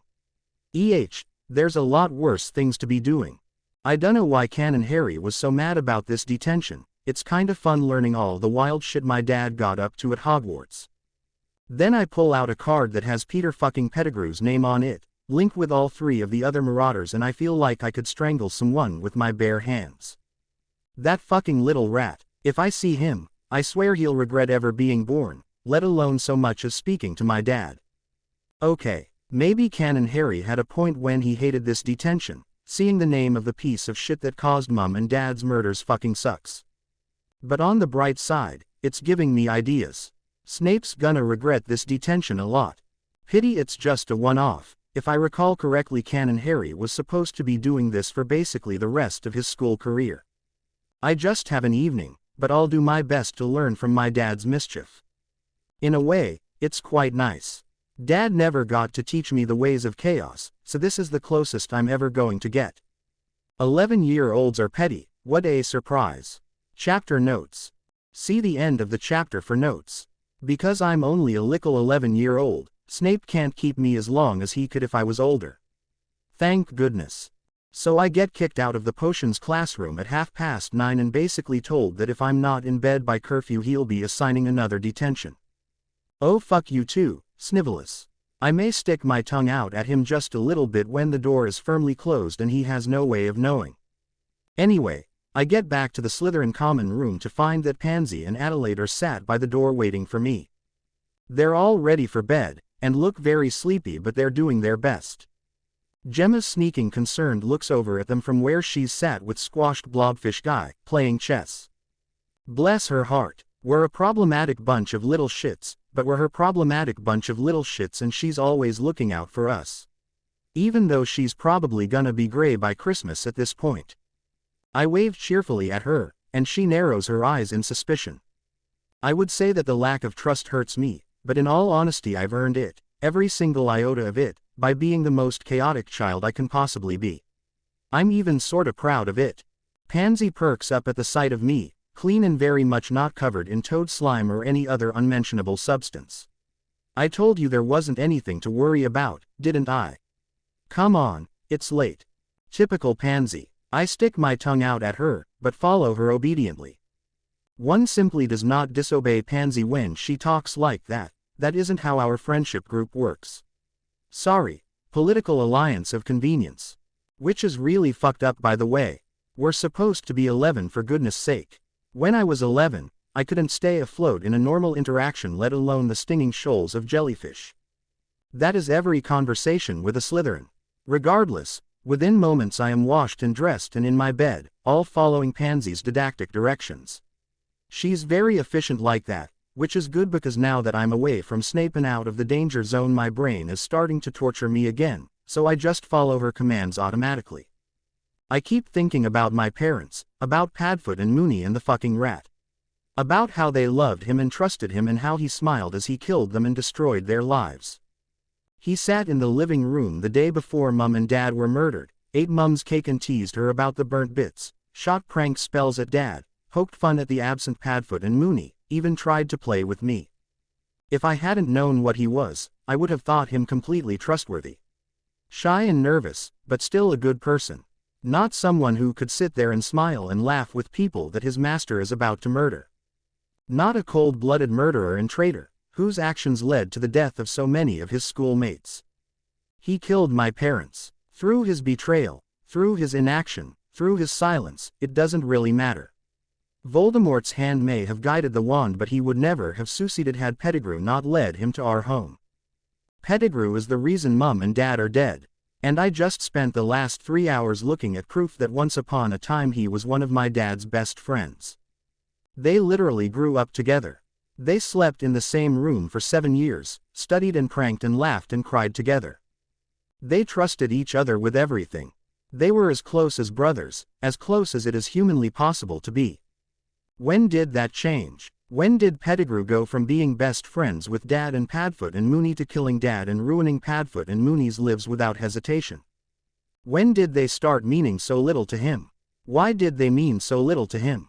Why would he betray them like that? Why?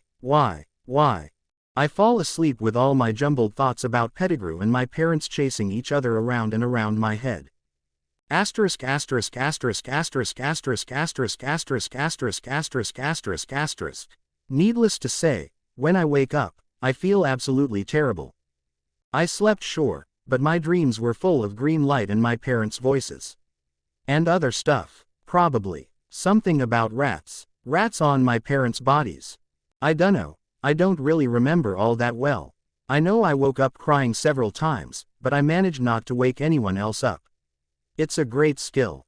Pansy rips my curtains back as soon as I groan and roll over. Finally, get up, we're going to be late for breakfast.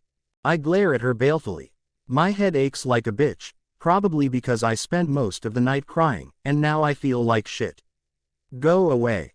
Unfortunately, being herself, Pansy ignores me and rips my duvet off me. Up, we have school today. Yes ma'am. Reluctantly, I roll off my bed and flop heavily onto the floor. It's fine, the carpet's really fucking thick. I lie there for a while, resting my aching head against the soft carpet and trying not to remember just why I cried so much. Pansy pokes me with her toe. Come on. It takes a lot of effort, but eventually I stand up. For once, I feel as if there's too much of me rather than too little as I usually do. I throw my uniform on rather more haphazardly than usual. Well, it's less throwing so much as crawling. I feel like I'm wading through treacle, every action heavy and delayed. I feel so shitty that I don't even do my hair properly, just shove a thick green and gray headband on to keep it out of my face. Gray's close enough to silver to pass right. Pansy frowns as she looks at me.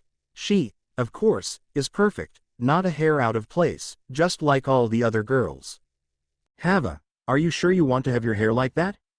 I shrug. It's not breaking the dress code. School colors, hair out of my face, all that jazz. She looks like she wants to face palm, but lets it pass and heads for the door.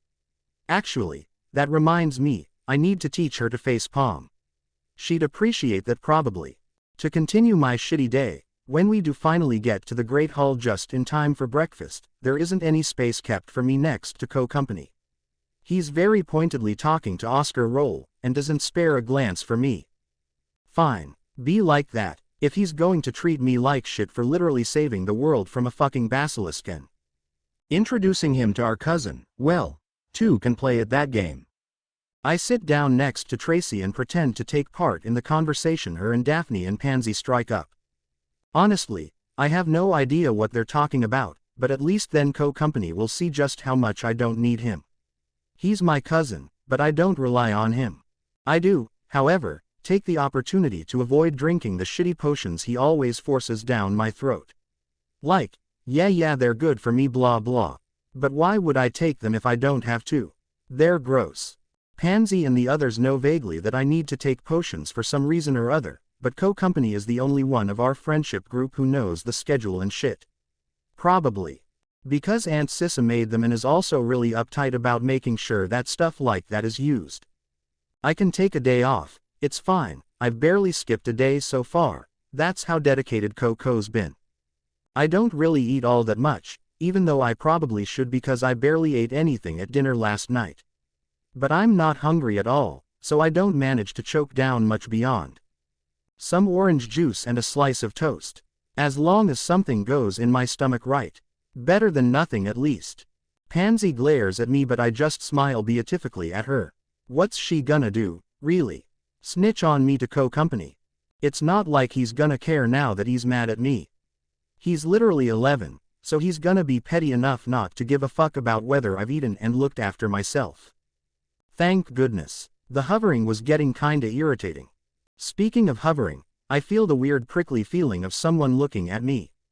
Gross. When I look up, weirdly enough, it's Professor Snivelus watching. It's odd because unless he's being a dick and engaging in our mutual trauma-triggering exchanges, he doesn't tend to look at me if he can possibly help it. To make it even more unsettling, there isn't even any particular malice or malevolence or any other evil word beginning with M in his gaze. I would almost say he's approaching looking at me neutrally. Yeah, that creeping me out. Today is so fucking weird, I can't deal with it. Just as I start to get bored because everyone else has the appetites of healthy 11-year-olds and I'm full, the post owls appear. Fucking finally. Even better. When I stare very hard at the flock of impending parchment and feathers, I can see Aunt Sis's beautiful gray owl. Don't ask me what type of owl, I know jack shit about animals. Strangely enough, it doesn't head for County immediately as it normally would, it makes a beeline for me. Huh, weird. I catch the letter it drops easily, which is a point of pride for me because I was so uncoordinated before I was Hava, but Hava is really fucking good at this shit. Aunt Sis's owl, I can never remember its name, some Greek philosopher or some random shit, then drops Coco's letter onto him. After me. Okay. I'm officially freaked out. I turn the letter over and get even more freaked out. Rather than the usual good quality parchment and simple wax seal, this letter's on the fancy shit with the Malfoy crest watermarked on it, and when I touch the seal it hums like magic. More weird. I glance down the table, and see County tearing his own letter without the same hesitation, so presumably it was a normal lesson. I turn back to mine. Well, Aunt Sis is not gonna send me a cursed letter, right? Gingerly, I pry the seal off. Nothing happens. Not a howler then. Phew. The noise in the great hall increases, and I try not to react to it. I'm iffy about loud noises when I've got a headache. Bloody teenagers. I unfold the letter, and then have to blink several times. Aunt Sis's writing is pretty and curly, but also really fucking hard to read. Eventually, I manage to read all. No way. No fucking way. I read it again. I'm dreaming, I've got to be. But there, as plain as day, in Aunt Sis's handwriting, black ink against creamy parchment, are the words. I put the letter down and blink. Then I blink again, because in putting the letter down I can suddenly see why everyone got louder. Staring out at me from every front page of the newspapers is my godfather's face, haggard and drawn and aged, but still the same man who rocked me and held me and sang to me. Sirius Black awaiting retrial, the headlines scream, black against the stark white of the papers. They did it. They really fucking did it. I'm going to have my godfather back. Chapter end notes. Hey besties, it's been a while. Sorry I haven't updated in ages, but apparently a breakup is a good way to get the writing going again. Who knew? It's only a short chapter, but it's there. Trauma and karma. Chapter notes. See the end of the chapter for notes.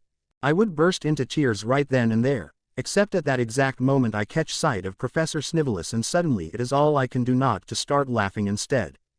He's screwed up his mouth like someone shoved a sloe into it, and he's so mad that the lank, greasy curtains of hair framing his face are actually shaking.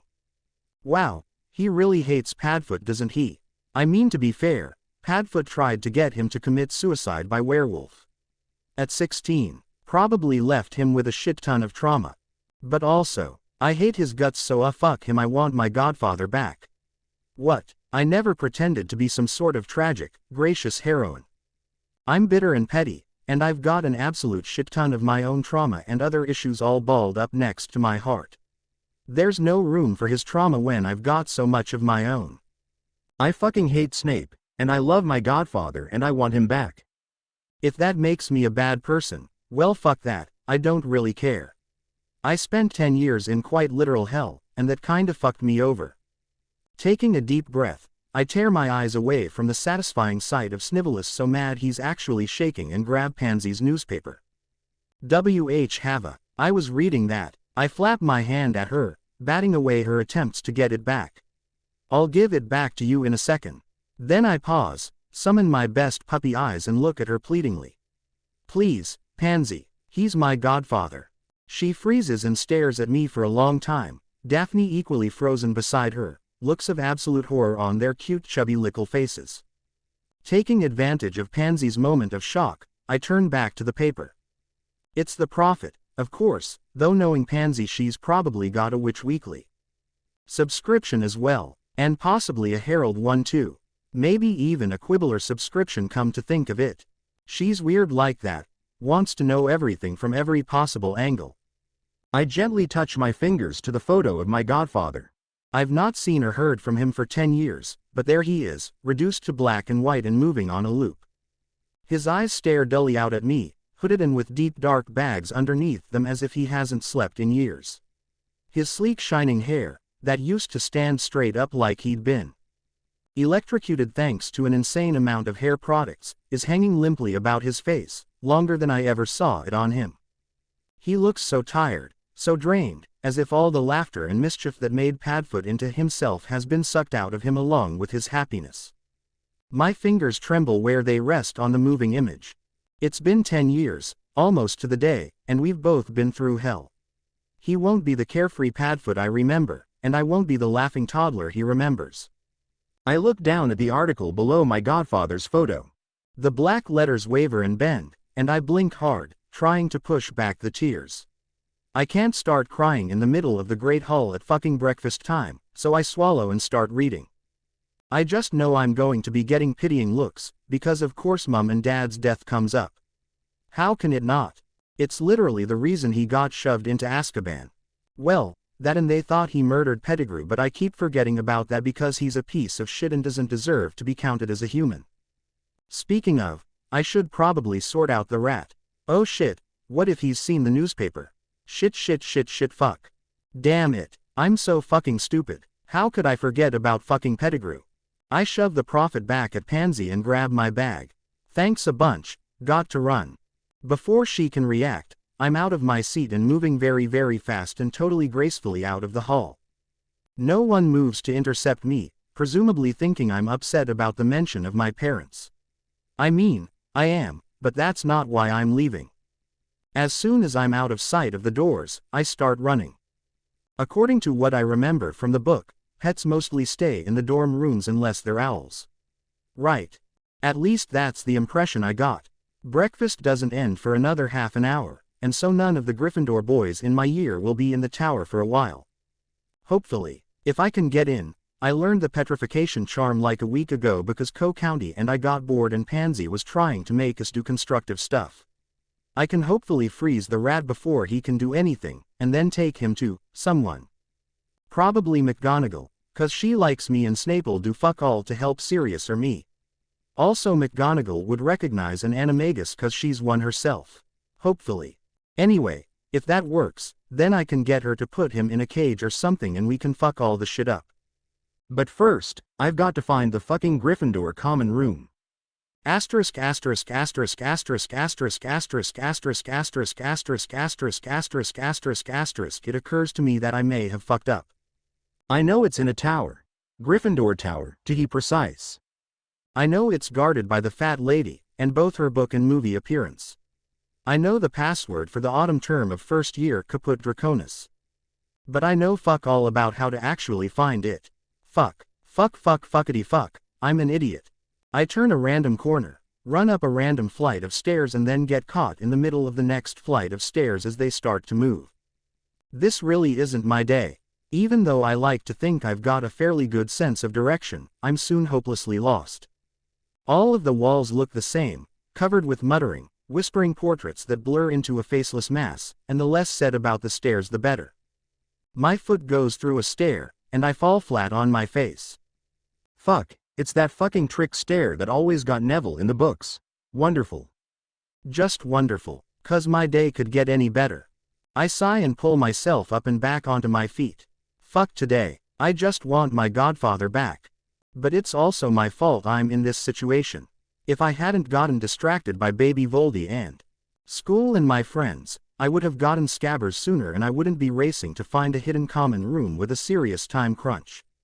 So I run the rest of the way up the staircase, and run up some more stairs, and turn a corner at random and suddenly, as if the universe is rewarding me for perseverance, bam, there it is.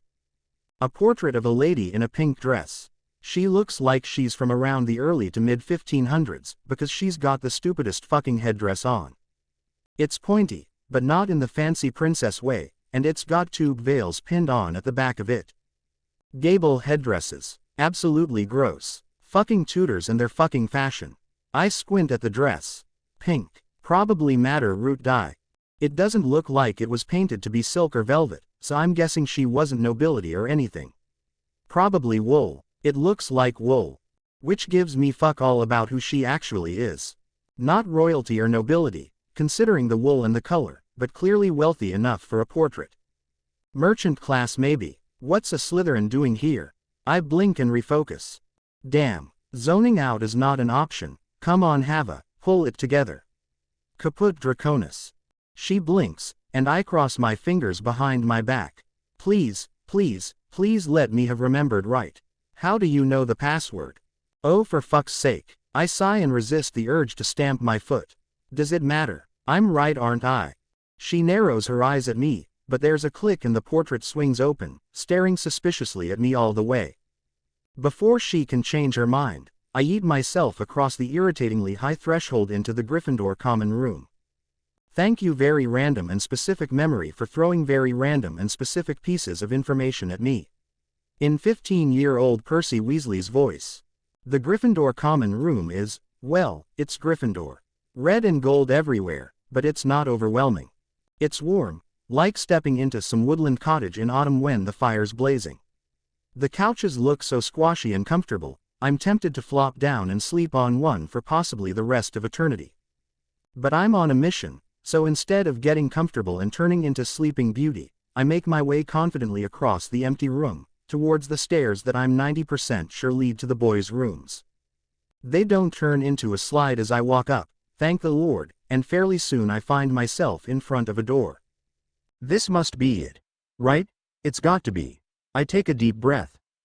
This is it. Behind this door lies the man who killed my parents and condemned me and Padfoot to our own personal hells. Not personally. He didn't do anything personally. Voldemort killed my parents, Dumbledore left me to the tender care of the Dursleys, and the Ministry locked my godfather in Azkaban and left him to rot. But none of that could have happened if Peter Pettigrew had been less of a complete and utter waste of space and air and time and love. Because that's what stings the most. What he didn't happen to faithful strangers or his enemies. It happened to his nearest and dearest, to the friends he was supposed to love for the rest of his life. The friends who defended him and loved him so fucking much. He looked my parents in the eye and smiled, even as he knew they were going to die because of him. Even as he knew that Dad and Padfoot and Moony would have happily faced torture and death and worse for him, because they loved him.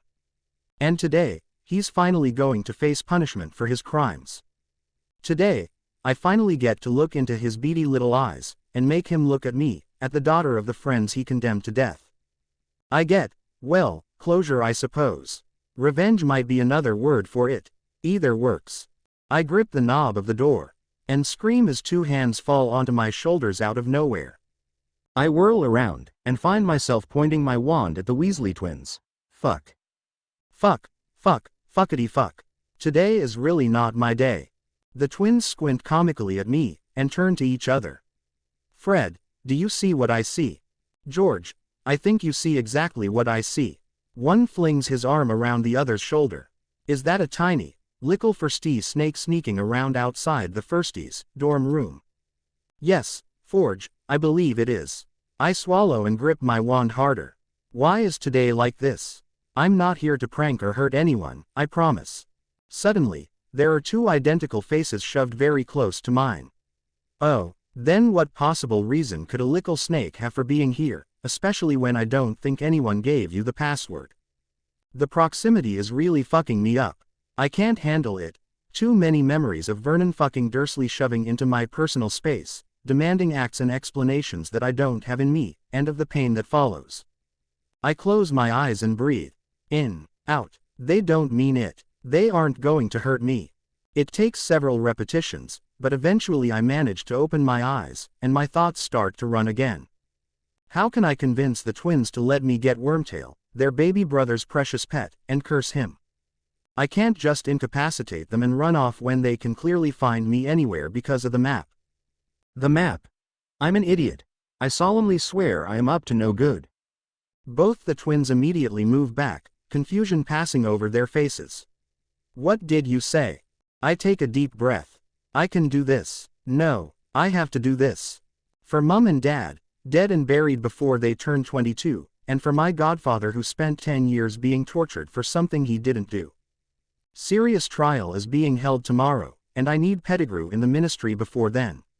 This is why they always tell you not to procrastinate, isn't it? I solemnly swear I am up to no good. The password to the Marauders map. They blanch, and the one on the left frowns. How could you possibly know that? See, the thing is, I could tell them now. Or, I could wait until they know Padfoot and Mooney and then watch them die inside. Hell yeah. That'll be about 30 times more fun. Especially since I can then say they helped to arrest Wormtail. Doesn't matter. I don't have time. Just open the map and check the first-year boys' dorm. One twin continues to eye me suspiciously, and the other pulls out a blank piece of parchment, muttering the password. Just what are we looking for? Ickle slithery for Stee. My knuckles creak with how tightly I'm holding onto my wand. A man named Peter Pettigrew. The one looking at me snorts. Pull the other one. And then, the one holding the map pales. George, I think the firstie's telling the truth. George, I'm assuming, grabs the map and stares. Well, I'll be. They turn back to me, faces pale, and Fred offers his hand. I dunno how or why you know he's there, but if he's in our brother's room that's seriously messed up, so we'll help you. What do you need? Wow, that was way better than I expected. I grin, and it's probably more than a little bit not quite sane and definitely showing way more teeth than Aunt Sissa would deem polite. Make sure he doesn't get away. He's an animagus you know as Scabbers, so he's small and fast, but he's also sleepy and dumb. They pale further, their freckles looking almost black with how white their skin is, and the one on the left, Fred, nods. Okay. Thank goodness for the fact that they're so blindsided and staggering from the sheer force of my existence that they aren't arguing. Probably the first time someone's made the Weasley twins almost speechless since they learned how to talk. I open the door, and step inside. First off, it's an absolute fucking mess. Because boys. Gross. Second off, right in the middle of one of the beds, just visible on the bright red sheets, is the snoozing form of a common rat with one toe missing. Jackpot. Petrificus totalis. And just like that, he's immobilized, and I've got him. Rather anticlimactic if I'm honest. I pick my way through the mess and pick him up gingerly. It's not that I think he'll bite or anything. Just that I don't want his wormtail nest to rub off on me. Still trying not to touch him with too much exposed skin, I raise him to eye level, and smile at his awful, beady little rat eyes. Hello, Uncle Petty, I croon more sweetly than he's ever heard from me, I've missed you. Against my palm, his heart rate rockets, and I resist both the urge to laugh and the equally strong one to curl my fingers around him and squeeze until there is nothing left of the man who betrayed my parents' trust and love so cruelly. I turn around and make my way back to the Weasley twins, still standing stunned in the doorway, staring at the rat in my hands. He was in Ron's bed. One of them, George, croaks. And Percy's, Fred, replies, looking horrified, for once not making a joke out of it. I bite my tongue, hard. They're only 13, of course they're preoccupied with their own brothers, especially with such an awful revelation. Now is not the time to bring up my murdered parents and my tortured godfather, not even when surely they once slept in this very room. Not even when I want to stop and examine every inch of this room for the slightest trace of the time they would have spent here. Like the black scorch mark on the roof, barely visible but definitely there, or a crack in the window casement patched with something shiny, or... After a moment, I let go of my now aching tongue and sweep past them. Come on. They audibly hesitate, and then the sound of footsteps follows me. Where are you taking him? Even though they can't see me, I grin so widely that my cheeks ache. To McGonagall, so she can deal with him. To the woman who watched him grow up, and who can absolutely identify him to the ministry. I stroke one fingers down the frozen rat's back. That'll be nice for you, Uncle Petty, won't it? You haven't seen her for so long, I'm sure she'd be happy to see you. Okay, so what if it's a little bit awful of me to taunt him like that? He's done so much worse to me and my family, he deserves it. He lived in comfort with the Weasleys, pampered and spoiled, as Mum and Dad rotted beneath the ground and me and Padfoot rotted in our own personal hells. I do not squeeze his fragile little body. I do not start to cry. I don't. I can't. I stop. I don't actually know the way to McGonagall's office from here. The twins audibly halt behind me, and after a hasty whispered conference they step up on either side of me like an honor guard. Or a prison escort, I suppose.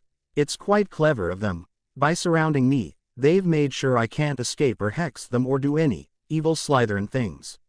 Not without one of them getting me. Huh. Well, there were theories that they would have done well in Slytherin. For a while, we walk in silence, and a stranger trio I'm sure Hogwarts has never seen. 2 third-year Gryffindors, and in between them a tiny Slytherin firstie holding a rat. But eventually, one of them, George, side-eyes the rat in my hands. He was the reason you know who found you, wasn't he? Not Black. I nearly stumble over the totally uneven stone of the floor.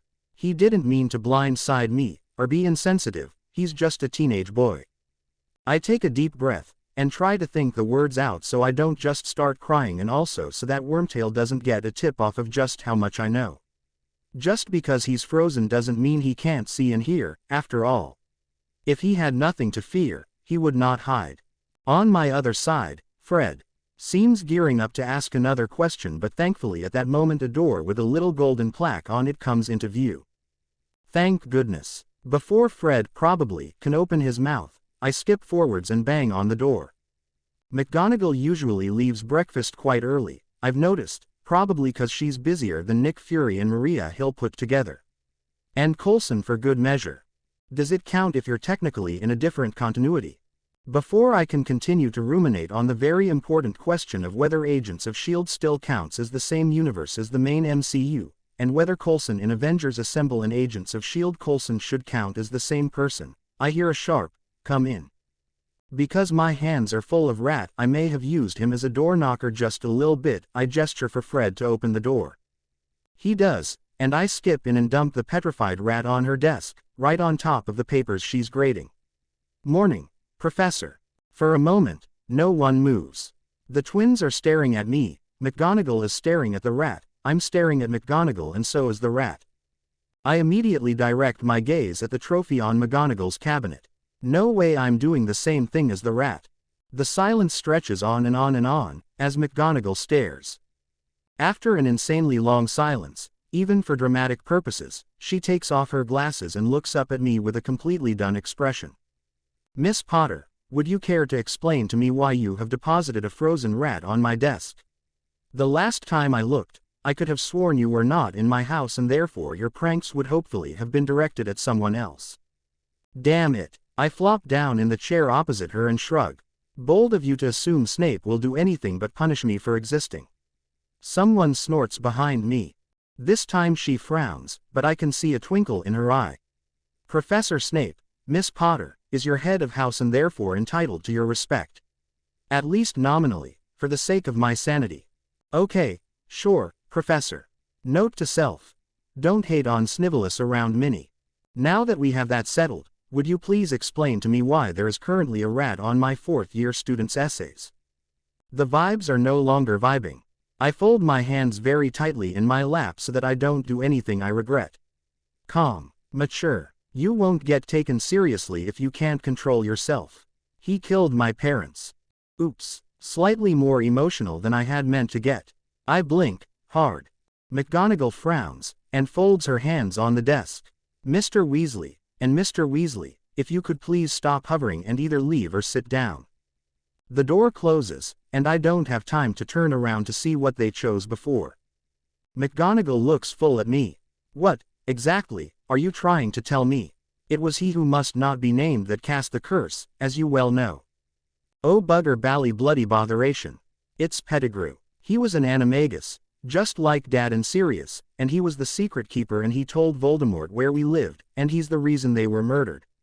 They trusted him, Professor, and he betrayed them. With some alarm, I realize I've started crying. I hate crying, and I've done far too much recently.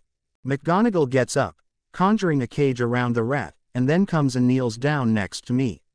She gives me a very plain, sensible handkerchief and lets me cry into it.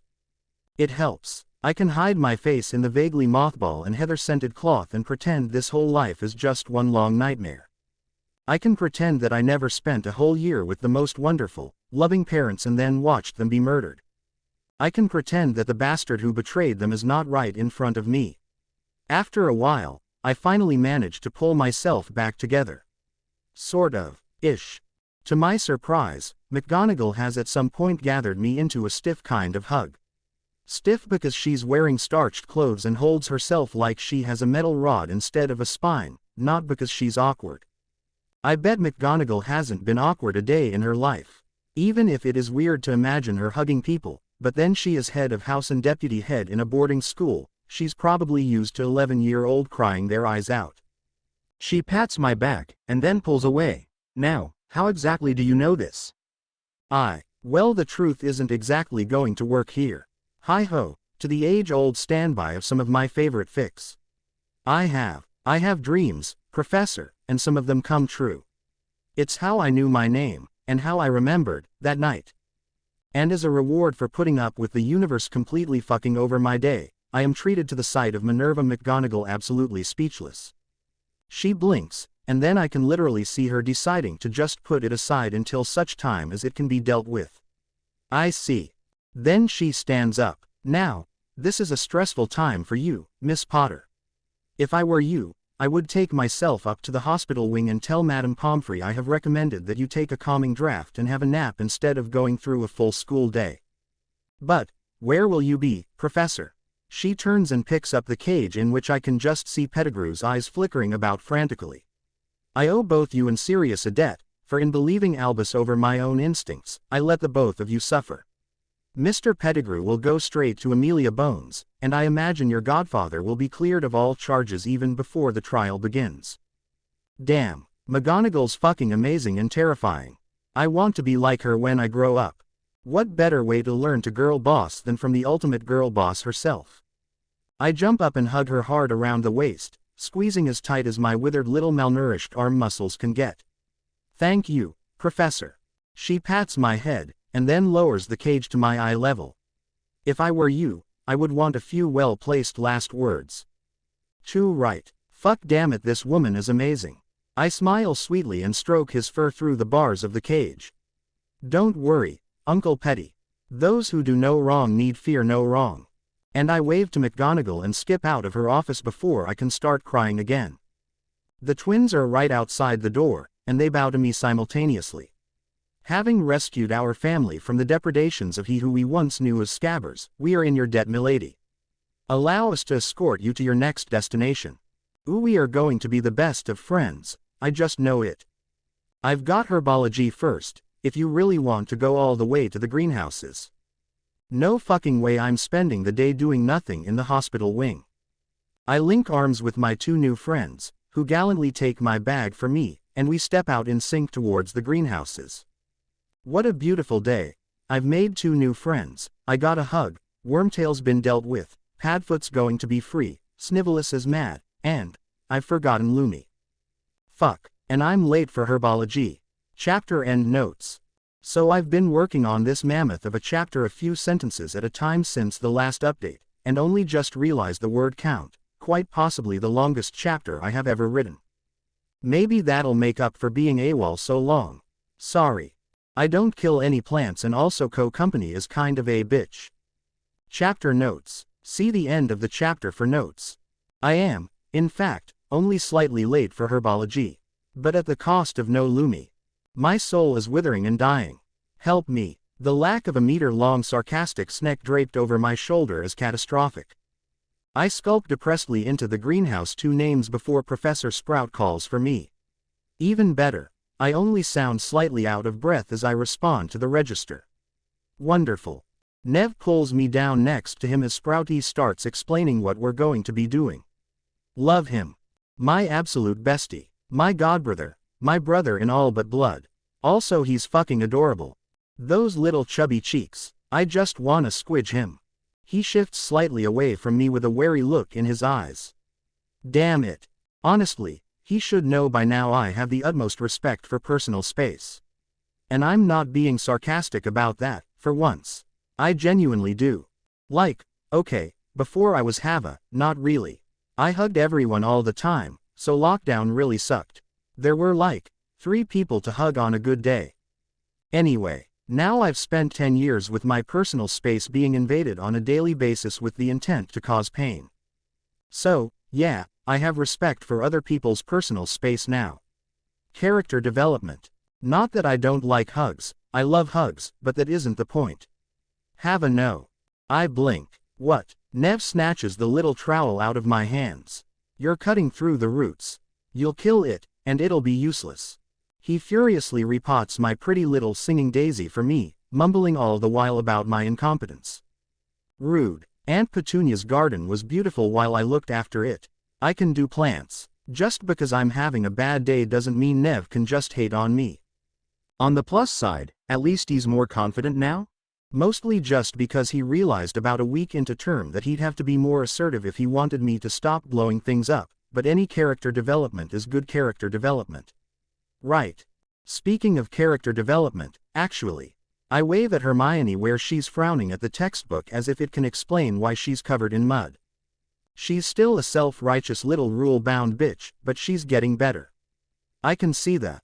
Awesome Hermione who trapped Rita Skeeter in a jar coming out of her shell now, and it's great. I sit next to her in charms now like, most of the time, and we aren't friends yet but we're getting there. Sorta. Look, I'm growing on her. Like a mushroom, annoyingly quick and impossible to get rid of, but I'm still growing on her. It's been a shitty day, I'll take what I can get at this point okay. It's only like 9:15 and I've already had to face a bunch of trauma without my therapy snake. I'd like to see you deal with the mass murderer who betrayed your parents to their death and go on to have a completely normal day. On the one hand, it's good for distracting you and taking your mind off it. On the other however, fuck that. This is why I have Lumi. She's basically the only reason I'm existing sometimes. No way an 11-year-old can deal with my baggage, and no way I'm going to snivelous fucking Snape. Who also contributed to my parents' deaths. Fucking asshole. I didn't like him anyway, but if he'd kept his mouth shut or just plain not listened at doors then Mum and Dad would still be alive. Or if Padfoot had succeeded in feeding him to Mooney. That's an awful thing to say. Fuck, am I a terrible person? My brain chooses that moment to remind me that I have a piece of Voldemort in my forehead. Gross. Absolutely fucking rank. Disgusting. Like toenails in your porridge. I swallow down bile and resist the urge to claw at my forehead. There's fuck all I can do about it now, I just have to wait until Voldy's back enough to throw an AK at me. Miss Potter. Fuck. Yes, Professor. She looks at me with concern, but I summon as much fake innocence as I can and smile at her. Her eyes narrow and she clearly gets flashbacks to Dad and Padfoot's chaos. Are you quite done with your first flower pot? I side-eye Nev, who gives me a thumbs up as surreptitiously as he can manage. He's terrible. Fucking Gryffindors. This is why Slytherin's the best house. Yep. She looks at the daisy, and pokes it a bit. Still alive, and nothing around you destroyed. Well done, Miss Potter. Oop. Damn, the woman holds grudges. It was just a tiny itsy-bitsy tray of aconite. Thanks, I do try. She shakes her head. Get on with you. You have 4 more singing daisies to repot before the lesson ends. Oh, for goodness sake. Yes, Professor. This is really not my day, is it? I grab the next wilted flower and dig my trowel in with a little too much gusto. The roots give way under the sharp edge of the trowel. Fuck. Nothing's going right today. It's as if I've used up all my luck-catching pedigree, and therefore there's some law that says I've got to suffer the rest of the day. I swallow the lump of something in my throat firmly down. Fucking emotions, Honestly. Asterisk asterisk asterisk asterisk asterisk asterisk asterisk asterisk asterisk asterisk asterisk asterisk asterisk asterisk asterisk. The rest of the day is slow. If I didn't know better, I would have said that someone did a magic and made time slow down. But I asked Hermione in Charms and then Pansy in Defense, and both of them said that everyone would notice if that was the case. So that's a no. Maybe today's just weird then. Co-company still isn't talking to me. Fucking petty little bitch. I can't even summon up the energy to be mad at him though, cause A, I am too tired, and B, he's absolutely adorable when he's sulking. I do feel better now that Lumi's back on my shoulders though, well hidden under my stupidly big and baggy robes. I sprinted back to get her after herbology, and I'm not joking, I literally felt like a knot of fucked upness inside me eased once she curled around me again. Damn, maybe I should get therapy. But it's flying instead, and I love flying. There's no bitter, awful memories to weigh me down in the air. No one wants anything of me. Nothing that I have to do. It's just me and the sky and the wind in my hair. I love it. Flying makes me feel free, as if I leave everything on the ground behind me, all my worries and fears and memories gone. For the short space of time that I'm in the air, I'm just another girl, carefree as an 11-year-old should be, and it's glorious. Well, usually. However, co-company is, as I have said several times, a petty bitch. Remember the Rememberal canon. Neville got given. Yeah, me neither, but apparently he still got given it here. And he drops it halfway through the lesson because he falls off his broom, as he does every lesson.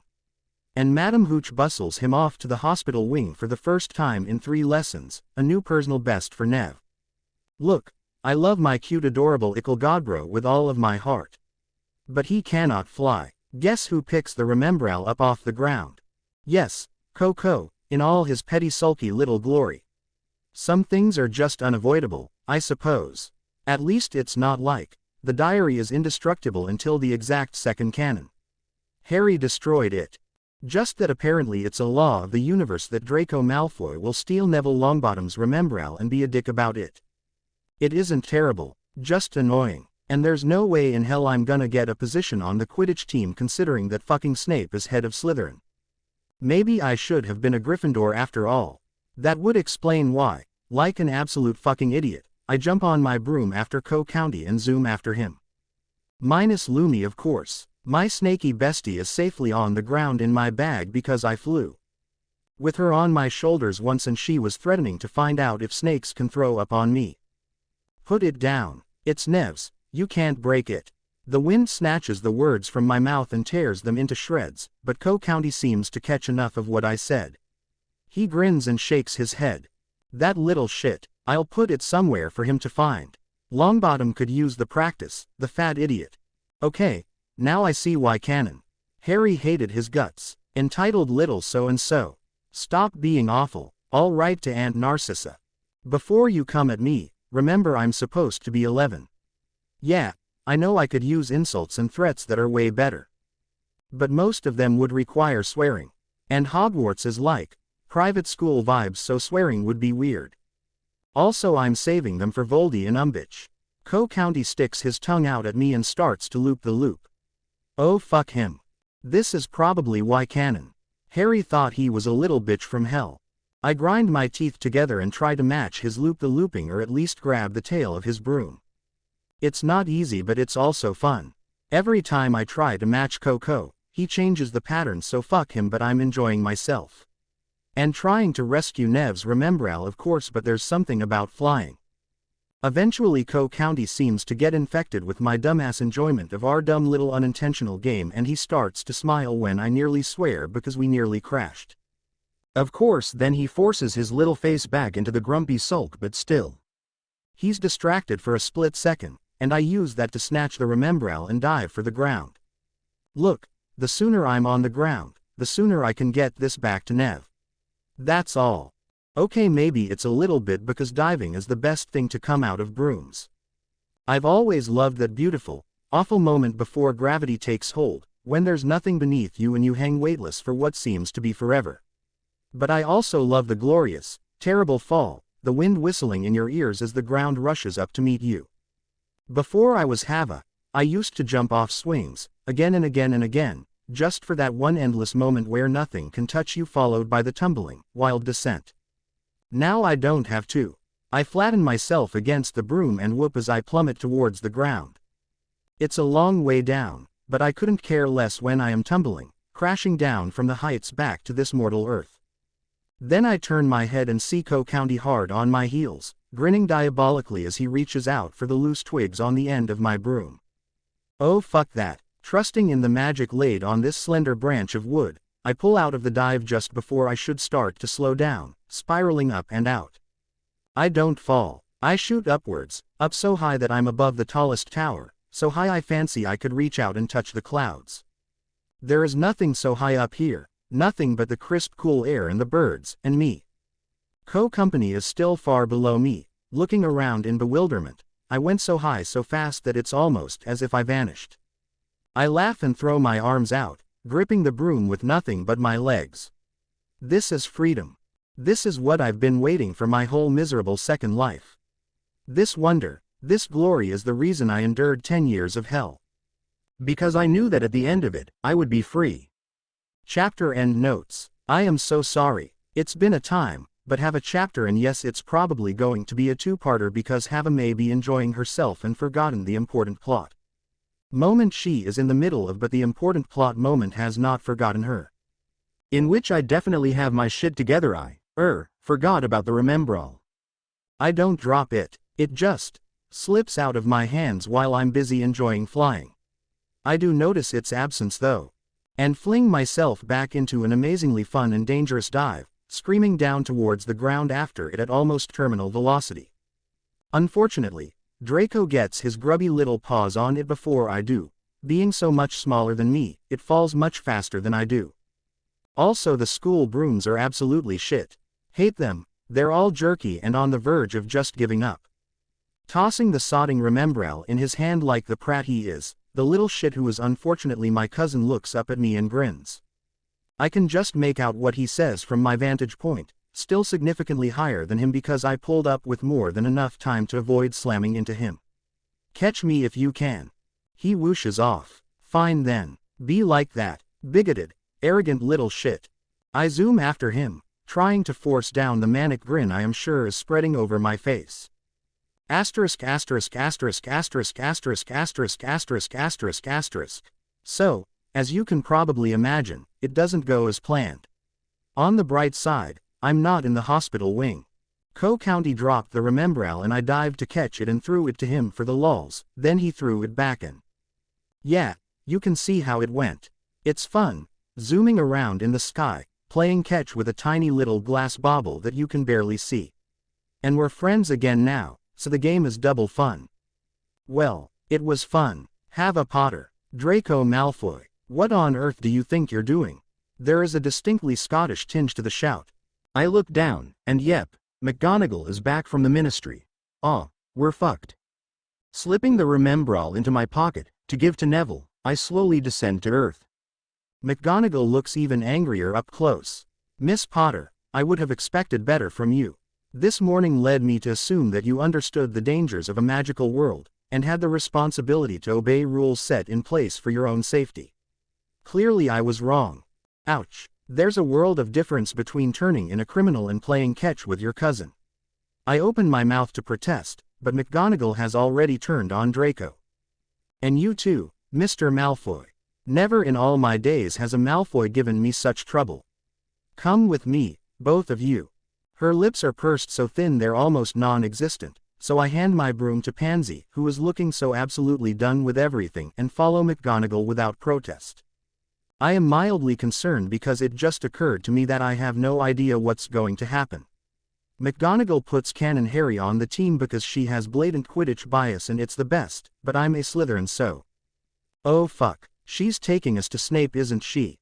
I'm dead. County probably isn't. The bastard likes him for some reason, but I am going to be made into potion ingredients and stored on a shelf for him to throw at hapless students who piss him off. I knew there was a reason Canon Harry was a Gryffindor. We go into the school and then down the stairs and down a passage and things start to get chilly and drippy and creepy. Yep, she is absolutely taking us to Snape. I fall back slightly and grab Coco's hand.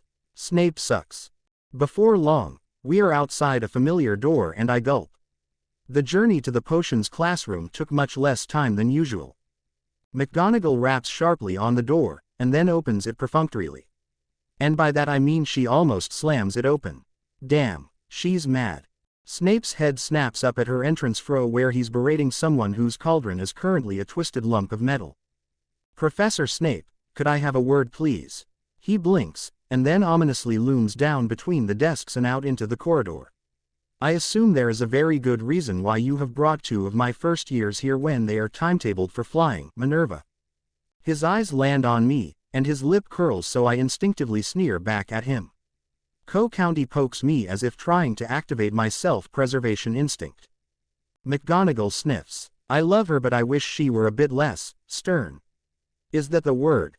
Rolanda left the class unattended, and these 2 were playing with a remembrall 50 feet in the air. I trust you understand how dangerous that is for 2 11-year-olds, Severus. Snape's nostrils flare, and he glares at me. Oh fuck him very much. I see. Ooh creepy scary ominous. Meh, I will handle this, Minerva. He waits, and McGonagall just stands there. Icon. Love her so much. She HMPHS. I need to speak to Potter. I can wait, Severus. Snape sneers. Very well. If you would keep my 5th years from blowing themselves up while I discipline my students. He barely waits for her to enter the classroom before he rounds on me. Potter, what were you thinking? I open my mouth, but Co-County pokes me and I subside in time for him to keep ranting. The arrogance necessary to disobey a respected teacher like Madame Hooch astounds me, but I should not have been surprised when it comes to a Potter. Lazy, arrogant and irresponsible the lot of you. Just waiting for a chance to put the rest of your compatriots at risk. Just like your father, he had no regard for the welfare of his peers either.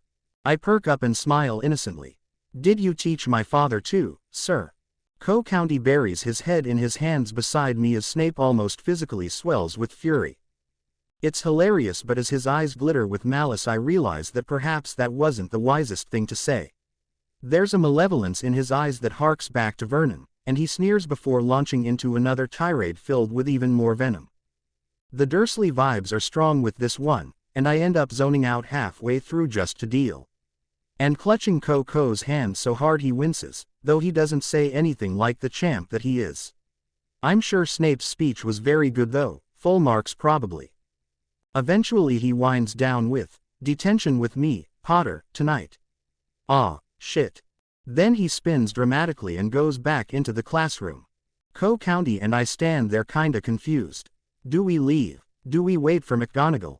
Before we can decide, Snape returns with Blobfish guy from earlier, the one sitting with bestie Gemma Farley when I had my little Horcrux destroying adventure. Flint, he says, sneering at me almost unconsciously, Malfoy showed exceptional skill on a broom today. He is possibly the best flyer to attend Hogwarts in years. I want him on the team. Bastard. Fucker. Poxy cocksucker. I glare at him, trying to convey as much of my hatred as possible, but he only sneers with more conviction and flounces, there's really no other word for it, back into the classroom, shutting the door behind him. Flint looks at Co-County with a thoughtful air. You ever played Seeker? My adorable little cousin nods, his face lighting up. It's my favorite position. Then welcome to the team I guess. But if you turn out to be shit, you will be mysteriously confined to the hospital wing for every game, you hear me? Co-County swallows and nods, and at that moment McGonagall comes storming out, fuming at the unfairness and ready to kill something. Ah, it warms the cockles of my cold dead little heart that she's so ready to fight the world for me. Blobfish guy looks confused, and McGonagall is too pissed to explain with any coherence beyond semi-audible semi-understandable muttering, so Coco, bless his little heart, steps up. Vivi and I were playing catch with a remembrall, and Snape's given her detention and gotten you to put me on the Quidditch team.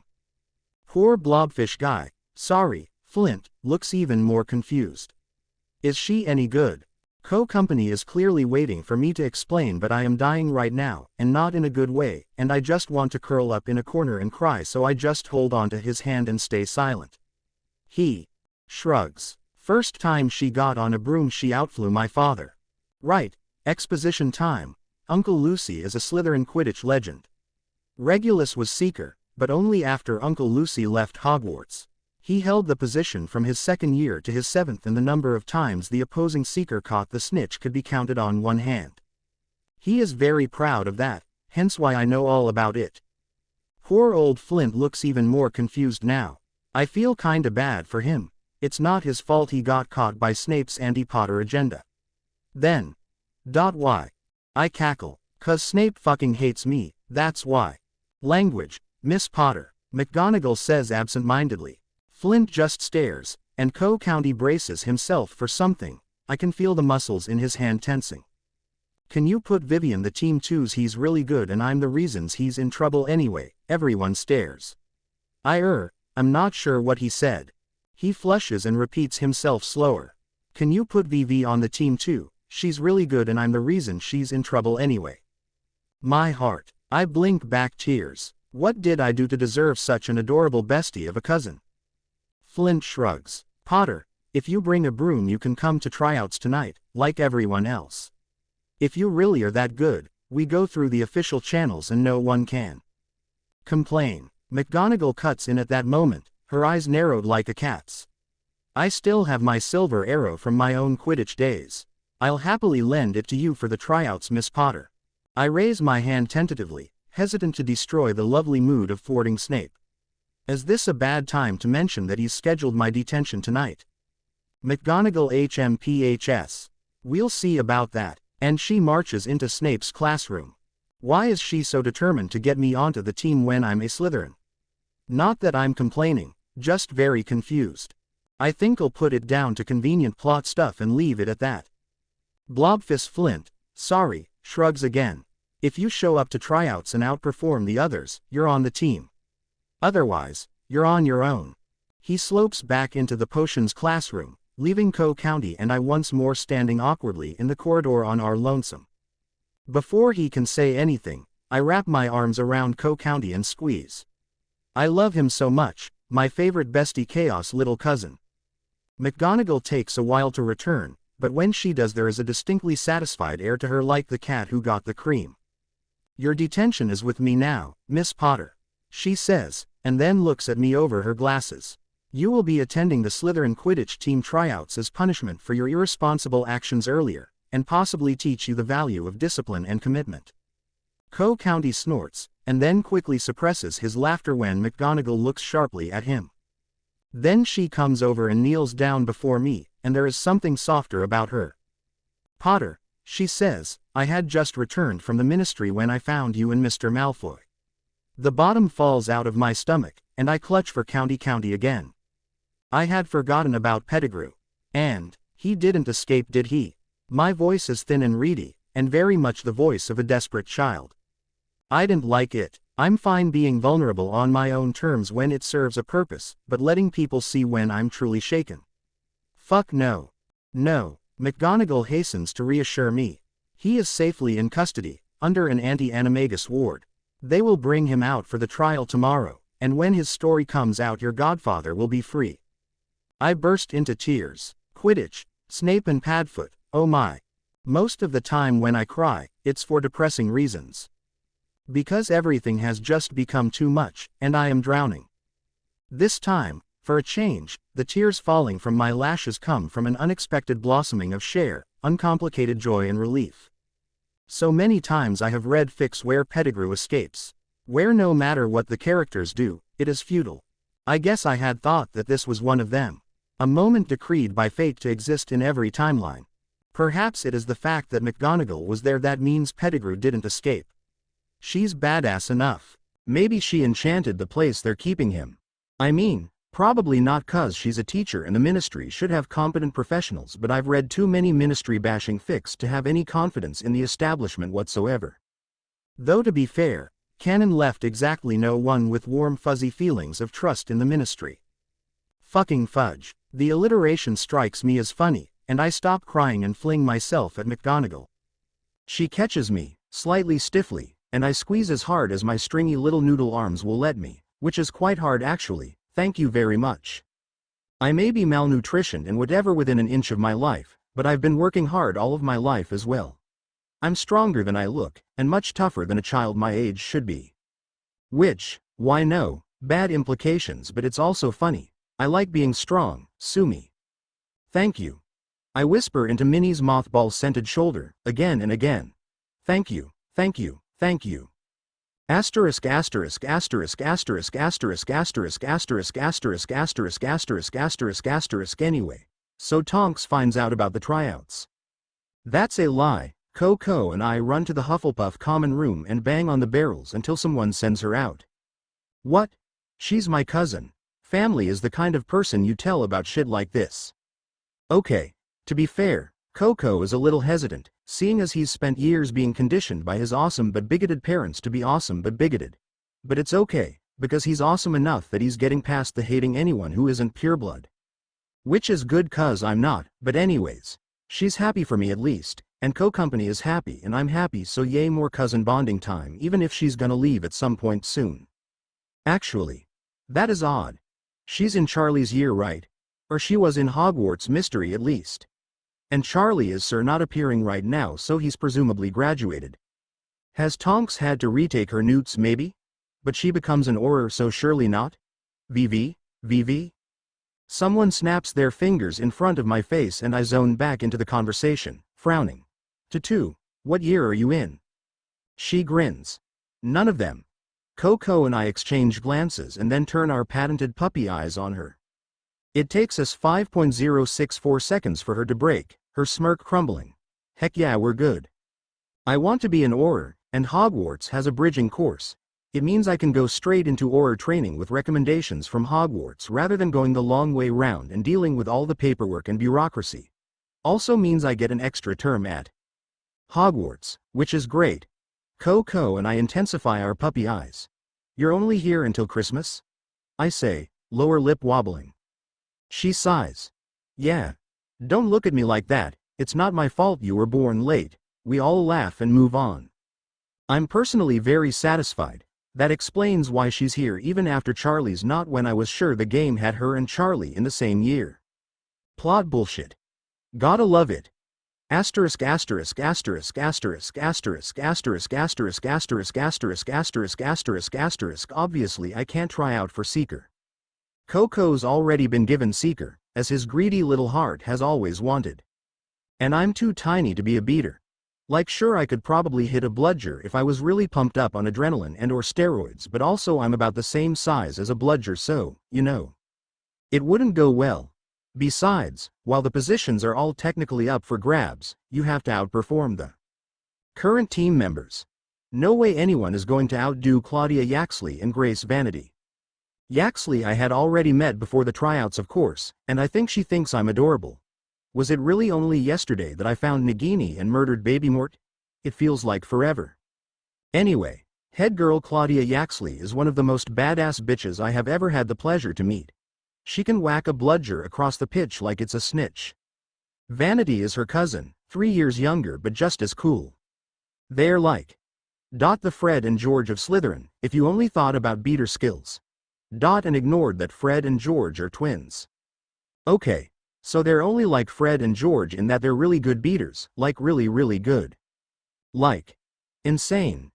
Anyway, the point is, there is no point trying to be a beater when Claudia Yaxley and Grace Vanity are there. And I don't have the concentration span to be a keeper. You have to be in one place the whole game. I would actually spontaneously combust. So the only position left for me to try out is Chaser. And I am honestly so down for that. Chaser is fun and exciting and doesn't require that much actual bulk. Also, Chasers seem to do the most in the books, which is a plus. I need things to do. Otherwise I'm going to wither away and die of boredom and or consequences catching up to me. Just hovering around in the air for the entire game and then grabbing a tiny ball seems kind of boring and pointless. Even if the ball is very shiny. Plus, Dad was a chaser. It's like having a little bit of him. If I ignore the fact that I'm a Slytherin. It is funny if I imagine a tiny dad in my ear yelling dramatically about my betrayal. That's actually hilarious. I grin, and Tata looks at me with deep concern. Are you alright? Co-Company sighs. Don't worry, she's not grinning about the significantly older and heavier people who also want to be chasers. She's grinning about something completely unrelated to reality. Rude. I stick my tongue out at him. He's not wrong, but he's rude. Tuta laughs slightly hysterically. Are you sure she's only got black blood from Doria? We nod in sync. Co-company looked at a family tree. It was a big family tree. A huge one. We had to weigh it down with books and then got told off by Uncle Lucy for damaging it when one of the sharp book corners tore a hole in it. Apparently it was a magic family tree that would never be fooled, only ever displaying the true family lines, and it's like super old or something. Methinks it sounds like a rip-off of the cooler tapestry at Grimmauld Place, but I couldn't say that because I've never been to Grimmauld Place and therefore shouldn't know about the tapestry. Instead, I had contented myself with innocently asking Uncle Lucy how it dealt with adoption if it only traced bloodlines. It had unfortunately not fazed him because apparently blood adoption is in fact a thing. Which is so fucked up to me. Imagine getting adopted and your whole body just fucking changes like I'm sorry the body horror. Maybe I just have trauma from getting shoved into a baby's body after dying, but it still sounds awful to me. Co-company sighs loudly. Hava, can you please focus on the conversation you are having with your two favorite cousins in the world rather than whatever is going on inside your head? I stick my tongue out at him. Asterisk asterisk asterisk asterisk asterisk asterisk asterisk asterisk asterisk. Okay, so tryouts are fun. Absolutely insanely fun. The other people who want to chase her try to slam into me, but I just go up or down at the last moment and they tend to slam into a wall or another wannabe chaser instead. It's freaking hilarious. One of them, a fourth year called Adrian, also thinks it's hilarious and joins me. Adrian is rather more like Flint in build than me, heavy set and solid, good for smacking into people, rather than basically the same width as the broom itself. He also has a very clever and evil brain. He starts positioning himself next to me, so when I escape the asshole who tried to knock into me, they are suddenly faced with a solid fourth year instead of a tiny firstie, and then he slams into them. Most of them go spiraling because they are ready to knock into me rather than braced to get knocked into by Adrian. At one point I'm laughing so much I nearly fall of McGonagall's broom. It's a lovely broom, so much better than the crappy school NES. Clearly old of course, McGonagall is like 80 or something, but also just really nice. It's got this kind of solid feeling to it, like it's never going to drop you. Dependable might be a better word. The point is I love it so much, it's so beautiful, flying on it is like a revelation and I don't think I'd give it up for a firebolt. Anyway, Adrian is my new best friend, I love him so much. Blob damn it, Flint looks between me and Adrian and the half-dozen others. Adrian and I are grinning like the evil little gremlins that we are, and everyone else is glaring at us, some of them with very visible bruises. Serves them right for trying to bully a firstie. Flint sighs. Pusey, Potter, welcome to the team. If you act like that in the games, Slytherin are going to beat Gryffindor for the first time since Weasley became Seeker. I whoop and high-five Adrian. Wasn't he on the team in the books? Maybe, unimportant. I'm a chaser, and I got a new best friend and Padfoot is out of jail. Everything's going my way. Asterisk asterisk asterisk asterisk asterisk asterisk asterisk asterisk asterisk asterisk asterisk everything is not going my way. Fuck Snape. I had actually slept well that night, and if I had any dreams I remember exactly none of them. Then I'm not hungry at breakfast but Aunt Sissa sends me a letter reminding me to take my potions and co-company practically forces them down my throat and as much as I complain it's nice to feel cared about. But we have potions right after transfiguration and I cannot with that. Nope. Fuck that. I love McGonagall but I am so bad at transfiguration. I accidentally turn my snuff box into a snake and it nearly bites Pansy before Lumi attacks it. So she's mad at me when we go into potions, and also Snape is glaring at me like I'm spawn of the devil. Which is nothing new but my day had been going so well. I think he's extra especially mad because not only do I have the audacity to simultaneously channel my dead mother, my dead father and his presumed dead evil boss, I have recently set my pet snake on him and contributed to his adolescent rival being set free, hopefully, as well as escaping his detention to destroy people years older than me and gain a place on the Slytherin Quidditch team. When I put it like that, I suddenly feel immensely pleased with myself. Dad would be proud. Mum would sigh and try to tell me to be the bigger person but the corners of her mouth would twitch.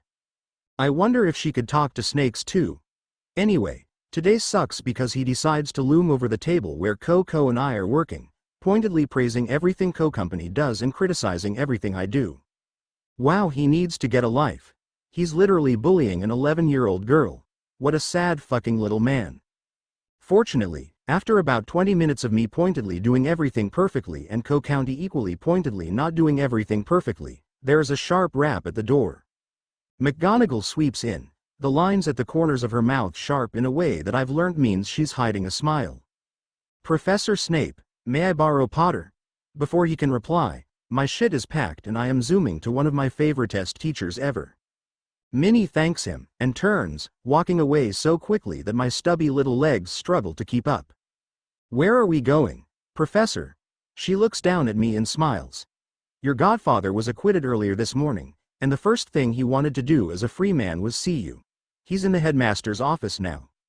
I squeal and bounce a little. Padfoot is free. He wants to see me, he wants me.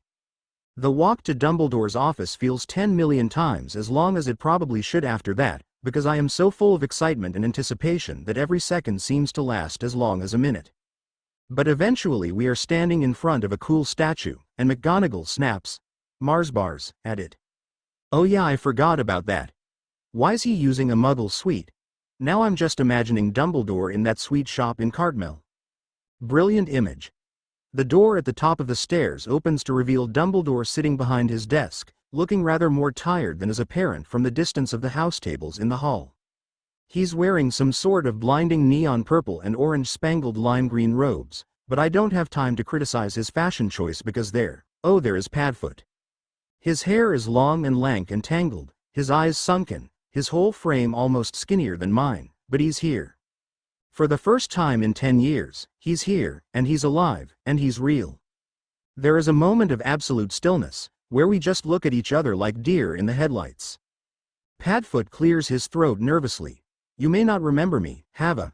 I cut him off by dropping my bag and flinging myself at him with a shriek of complete and utter joy. Padfoot. He catches me, just as he always did, not even hesitating at the green and silver on my robes, and holds me so tight that I can feel my ribs protesting. Do I care? No, I'm squeezing back as hard as I can. He's so painfully thin, so worn, his eyes so full of shadows, but all of that can be said of me too. I've missed him, so much. I didn't even realize how much until this moment. I'm so sorry, Prongslet. He whispers into my hair, rocking me back and forth. I'm so sorry, I never should have left you. Just some lovely uncomplicated family dynamics chapter notes. Kicks down door and drops a new chapter 5 months late with no explanation. See the end of the chapter for more notes. So anyway, we have a lovely sweet reunion full of uncomplicated love, joy and peace. Yeah, you're too good. I'm a big fat liar, but we all knew that. Padfoot spends like half an hour just crying and holding me, apologizing for leaving me and promising never to abandon me again. Not like I'm much better. To be fair, after that, we managed to pull ourselves together and I get to tell him all the shit he's missed. He'd probably reciprocate if he wasn't out of the loop for the last decade. Anyway, he is appropriately horrified at my retellings of the Dursleys, and I do not sneak a couple of satisfied glances at Dumbledore's face. No siree. Gratifyingly adoring of Lumi and very proud of my achievements. Validation from an authority figure. Delicious. Love it. He grins as I finish relating my latest prank of Snape, although I do not tell him any of the lesser Dumbledore-friendly things. Prongs would have been proud of you, pup. You're a true marauder. You don't think I'm a bad person? Because I'm in Slytherin and I'm all snaky? I'm only half pretending my hesitance, because Sirius had some really anti-Slytherin vibes. Did he ever say anything? I can't remember. It's been 10 years and my memories are fading. It's driving me insane. What was Fanon? What was canon? And Padfoot is all I have left. He looks horrified. You're not a bad person, Hava. You're a very good person, who has had terrible things happen to her. That's why you're in Slytherin, because you survived, not because it made you evil. I sniff in a most undignified manner and wipe my nose on the back of my hand. Are you sure? For just a moment, I am allowing myself the luxury of simply being held and comforted. Of being a child, protected and safe from all dangers. Padfoot's arms tighten around me. Yes, pup. You're a wonderful person, and I'm very proud of the woman you are becoming. Nothing you could ever do would make me love you less than I have from the day you were born. I narrow my eyes at him. What about if I steal something? Even then. His voice is calm and sure, but there is a smile in his voice that I can just hear, and it makes me feel warm and fuzzy and so safe and loved. Or fail my owls. Then you retake them, or injure someone. It happens. The nonchalant shrug should probably concern me a little. What did the Marauders do for him to react like that? But honestly, I'm just relieved. What if I kill someone? Rather than the shocked Pikachu face I expected, Padfoot laughs his harsh, barking laugh. Several tones deeper than it used to be. Hava Iris Potter. I am a black. Killing someone won't make me bat an eyelash. You can't get rid of me that easily, so stop trying. I manage a weak smile at that, but mostly I just curl into him as if that can make up for 10 years without him. Oh, how I missed my godfather. He's skinny and a bit stinky and definitely got a couple of screws loose, but it's Padfoot. He's here. He's alive and he's free and he cares about me, he wants me. It's different, somehow, from the feeling I get when Aunt Sissa fusses. Maybe because Padfoot is a connection to that blissful year where I had parents and everything was perfect. Maybe it's a bit weird to other people that I'm so comfortable with a man I haven't seen since I was a baby, but honestly, fuck them. I've got my godfather back, they can go do anatomically impossible things for all I care. Of course, the moment that I'm happy and comfortable, the flow activates. Aunt Sissa and Uncle Lucy appear out of it as perfectly as ever, and Padfoot jumps up, pushing me behind him. Very reassuring, I'm sure, except that he wavers and nearly falls flat on his face as all the blood rushes down from his head and he goes woozy. I sigh and meet Aunt Sissa's eyes long-sufferingly. There's going to be a lot of work for her to do to make Padfoot fit for society again. Padfoot steadies himself and then seems to finally realize who it is. He relaxes a bit, though not as much as he probably needs to, throwing a grin that is probably meant to be dashing at the pair. To be fair to him, it would be if he didn't look like death warmed over. Sissy. Sissy's pet peacock. The snort that escapes into the silent room is absolutely not mine, no siree. Completely unrelatedly, I clap my hands over my mouth as McGonagall and Dumbledore exchange long-suffering looks and Uncle Lucy looks murderous. I have to use that at some point. Uncle Lucy's face is gorgeous. Sirius. Aunt Sissa says coolly as she glances at me with the frown I have come to learn means she thinks it's funny but isn't supposed to show it. Uncle Lucy echoing her a beat later. You're looking well. Padfoot looks down at himself and then back up. You've gotten better at lying. Silence. More silence. More. Fucking. Silence. Right before I'm ready to jump up on Dumble's desk and start singing. I came in like a wrecking ball, don't ask. I just felt the need to in that situation, and don't tell me it wouldn't be funny. Aunt Sissa smiles for real and wraps Padfoot in a hug. Welcome back to the world of the living, cousin. I do not, sarcastically. Well, mostly sarcastically, a little bit 'cause it's sweet. Anyway, I did not. Uncle Lucy is a big fat liar, but we all knew this anyway. He's still pretending he got imperious after all. I may be living with them, and I may care about them, but they were minor villains of canon for a reason. When Aunt Sissa finally lets Padfoot go, it's only to wrap me in a hug too. Yay, more hugs for me. We heard about the Quidditch team, Hava. Congratulations, I am sure you will do Slytherin proud. The grin that spreads across my face is only a tiny little bit manic. I am very proud to be fluent in Aunt Sissa now, and this is Aunt Sissa for Go Wild and Make Everyone Regret Being Born. Look, the idea of having free reign in flying murder netball hockey is giving me happy jitters. Padfoot laughs his own barking laugh at my grin, and I cannot help my smile growing a bit softer. It's Padfoot, and he's laughing and I missed him. Okay, maybe I'm getting a bit sappy. Then the door bangs open and Co-Company comes charging in. Guess potions is over. That was fast. Padfoot looks at him with deep confusion. Sissa, did you clone your pet? I don't know who looks more insulted at that. Coco or Uncle Lucy. Probably because they have the exact same look of deep and utter outrage, unbelieving offense on their faces. Padfoot and I are just cackling, and Aunt Sissa is quietly and politely shooing Dumbles and Minnie McGonagall, my favoritest teacher ever, out of Dumbledore's own office. Did I mention I love my aunt? She's the best. Just as the door is closing behind McGonagall, I hear Dumble's magnanimous voice saying, "Ah, my dear girl, what brings you here?" Then a familiar voice replies, the words inaudible beyond, "Kusin," and, followed, "Good for Coco, he's getting better at this shit."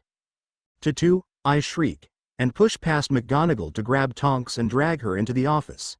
"Bye headmaster, bye my favorite transfiguration teacher." I slam the door shut and then gesture dramatically at Tonks. "Everyone, this is Tutu, don't call her Nymphadora. Tutu, this is Aunt Sissa, Uncle Lucy and Padfoot. Don't worry, Padfoot only wants to murder fascists." She waves awkwardly, her hair slowly turning black from its usual electric blue. "Hi, I'm Tonks." Padfoot looks like he wants to hug her. Aunt Sissa looks awkward. Uncle Lucy looks like he smelled something bad. I cross over to Coco and make sure to stage whisper. It's a great way to break the tension. "Okay. What's wrong with your dad?" "He doesn't like Tutu's dad." Co-company whispers back, equally loudly. "Thank the Lord he got what I'm trying to do. I have trained my Padawan well." "But Tutu's dad isn't here," I say, looking as convincingly puzzled as I can. "I've been told I come off, pantomime why." Also, Tonks whispers to me from across the room, "Ah, I love having chaos cousins. He's one of the fascists you just said Uncle Sirius wants to murder." "Oh." I try to look apologetic and turn to whisper at Uncle Lucy. "Sorry, Uncle Lucy. I don't think Padfoot wants to kill you." Uncle Lucy looks constipated and a bit insulted. Which, to be fair, his son and ward just made fun of him for being a fascist, which is true, so he absolutely deserves it. Even better, Padfoot laughs so hard that he falls over. Unfortunately, he falls onto my bag, and Lumi, who was sleeping curled up on top of my books inside of the bag, hisses in outrage. "Stupid human landing on me. How dare you? I shall unleash the venom of the Queen of Snakes on you, impudent two-legged mortal." Okay. I may have rubbed off on her a teensy-weensy tiny little bit. Also, shit, she can't bite Padfoot, I just got him back. I lunge forward and pull my godfather off my school bag, well aware that I'm only succeeding because he's allowing me. He's emaciated from his stay in Azkaban, but I am from my stay in Durskaban. Once he's safely away from my slightly murderous, highly venomous snake, I pull Lumi out of my bag and hold her head at eye level. "No, Lumi, he's mine, you can't bite him." Lumi looks at me, deeply unimpressed. "He sat on me. He's my godfather. He's going to look after me. It's very important that he stays alive. Lumi, please." "Fine," she says, sulking as much as a snake can. "I shall forgive the insult dealt to me this once. Thank you, Lumi. I love you forever, and I'll give you as many mice as you can eat this evening." I put Lumi down, and then look up, realizing suddenly that there is a deep, echoing silence beyond Lumi and I hissing. Padfoot is staring at me with wide eyes, and Tutus are only fractionally less huge. Oh shit. I forgot they don't know about my awesome snake whispering skills that everyone hates 'cause trauma. Co-company facepalms at what I'm pretty sure is the gormless expression of dawning realization on my face. I fucked up. Slightly. Okay. Very. Are you happy now? Nervously, I laugh. Surprise? I can talk to snakes? For a long moment, there is only a further, incredibly, awfully tense moment. Aunt Sissa's hand moves subtly towards her wand. Then Tutu shrugs. "I knew you were weird, VV. You signed me up for this, and after all the bullshit you've pulled, this is nothing." I manage a small, hesitant smile before Padfoot finally unfreezes. He comes over and sweeps me into another big, soft bear hug. "Lily used to do the same thing, pup." His eyes are wet. "You look just like her sometimes." A small part of me is practically exultant with petty joy at being confirmed. Lily was a parcelmouth. I wonder how widely it was known, and if that was why Moldy Voldy was rying to recruit a so-called Muggleborn. A larger, and significantly more dominant, part of me is swept up in a wave of grief and something I cannot quite describe. This is something of Mum's. Even though I remember the year I spent with her, it has been 10 years, I have so little left of either of my parents. But the hiss that lies coiled under my tongue every time I speak, the ache in my teeth from the imperceptible vibrations, that is from my mother. It is a connection to her. An inheritance. I am my mother's savage daughter, the song runs through my head, a song I thought I had forgotten. I am my mother's savage daughter, the one who runs barefoot, cursing sharp stones. I am my mother's savage daughter. I am Lily Evans' daughter, with her hair and her eye, with her magic coursing through my veins and lying like a shield over my body and resting heavy on my tongue. Padfoot has given me back a part of my mum that I didn't even know I had lost. Very kindly, he does not mention the growing damp spot on his shoulder. Did I ever tell you about the snake she set on James in the middle of Zonkos in our 5th year? Chapter end notes. Housekeeping notices. This FIC is not abandoned. No fics under my new suit are abandoned, just on hiatus. If I don't add fics to the new suit, either they haven't been moved across or they're abandoned. Yes, I have a new suit. I got bored of the old one. I am Tiresias the Blindseer now. If the 3 people on this website who know me IRL are reading this, no you aren't. For those who don't know me IRL, please assume the obvious reference and nothing else. Flying murder ball and broomsticks. It is with great reluctance that I decide to avoid showing Padfoot the Chamber of Secrets. Not because I don't trust him, he canonically died for me after all, but because I don't trust Uncle Lucy. He is a fascist who canonically opened the Chamber of Secrets to try to kill a good portion of the school and sided with a maniac trying to commit magical genocide of basically everyone who wasn't a pureblood. While I'm aware that we are no longer anyway near canon, it's only been a few months, I can't have changed a grown adult's views that quickly or strongly. While he cares for me, and he tolerates Padfoot for Aunt Sis's sake, but I'm still under no illusions. I'm well aware that this is a man who has tortured and killed for no reason other than prejudice, and a man who can easily do so again. I'm not going to tempt him with Slytherin's legendary chamber, and Slytherin's monster awake. It's too much of a risk for people like Hermione. Also because I might have to explain why the diary he thinks is safely hidden in his library is on the floor in the middle of the chamber with a hole in it. Nah. I'll show Padfoot some other time. Worst comes to worst, I can get someone to sneak us in over the holidays. McGonagall might let us if I say that I had a dream about it. It certainly seemed to work for the rat who does not deserve to be named. Anyway, I keep my mouth firmly shut about the chamber, and wave Padfoot off with Aunt Sissa and Uncle Lucy. He's living with them, apparently, seeing as they're his closest living relatives who aren't, indisposed. And by that I mean locked up in Azkaban until whatever time that Voldemort decides to break them out. Also because they have enough money that Andromeda can't get him to live with her, stupid bribes. I mean it might also be because Andromeda Tonks, haven't met her and therefore I don't think I have the right to call her aunt, just yet, lives in a house that's probably a tad bit too small to fit a grown-up ex-convict. But anyway, I'm a little bit uncomfortable with Padfoot living in the same house as a guy who probably cheerfully tried to kill him 10 years ago, but it is what it is. Also, if Uncle Lucy kills Padfoot, Aunt Sissa would probably end him. And I would be very sad, which would make Co-Company sad, and then Uncle Lucy would feel like the worst person in the world. Padfoot's gonna be okay. Probably. I smile and wave as they step through the flow, one by one, and I keep my eyes fixed on Padfoot until the flames have swept him away. Unless something goes really, terribly, horribly wrong, I won't see him again until Christmas. It isn't really that long, not when he spent 10 years in Azkaban, but it feels like a long time when it stretches out before me. We haven't even had Halloween yet. Asterisk asterisk asterisk asterisk asterisk asterisk asterisk asterisk asterisk asterisk asterisk asterisk asterisk asterisk. I'm kind of in a daze for the rest of the day, still walking on air from seeing my godfather for the first time in years. He's back. He's alive, and he loves me. He doesn't care that I'm a Slytherin. He doesn't care about me being a Parselmouth. He doesn't care about anything except the fact that I am alive and well and happy. Most precious of all, besides his own unconditional love, is the little piece of my mother that he has given back to me. Mum was a Parselmouth. She too knew the sound of serpentine secrets, the taste of Slytherin's inheritance on her tongue, the feel of the phrases slipping from her lips. It is something that we would have shared, if she had lived, our own precious little secret. She would have whispered in it to me at night when she came to tuck me into bed. I would have lisped it up at her through my teeth, tugging at her skirt. Maybe I would have had siblings, tiny toddling things with wide green eyes who would have hissed disjointed words at me and held snakes in their chubby little hands. It would have been a softer world, a kinder world, but it is not this world. In this world, My mother has been rotting in the ground for 10 years with my father beside her. Padfoot was rotting in Azkaban, and I was rotting in Durskaban. My mother is dead.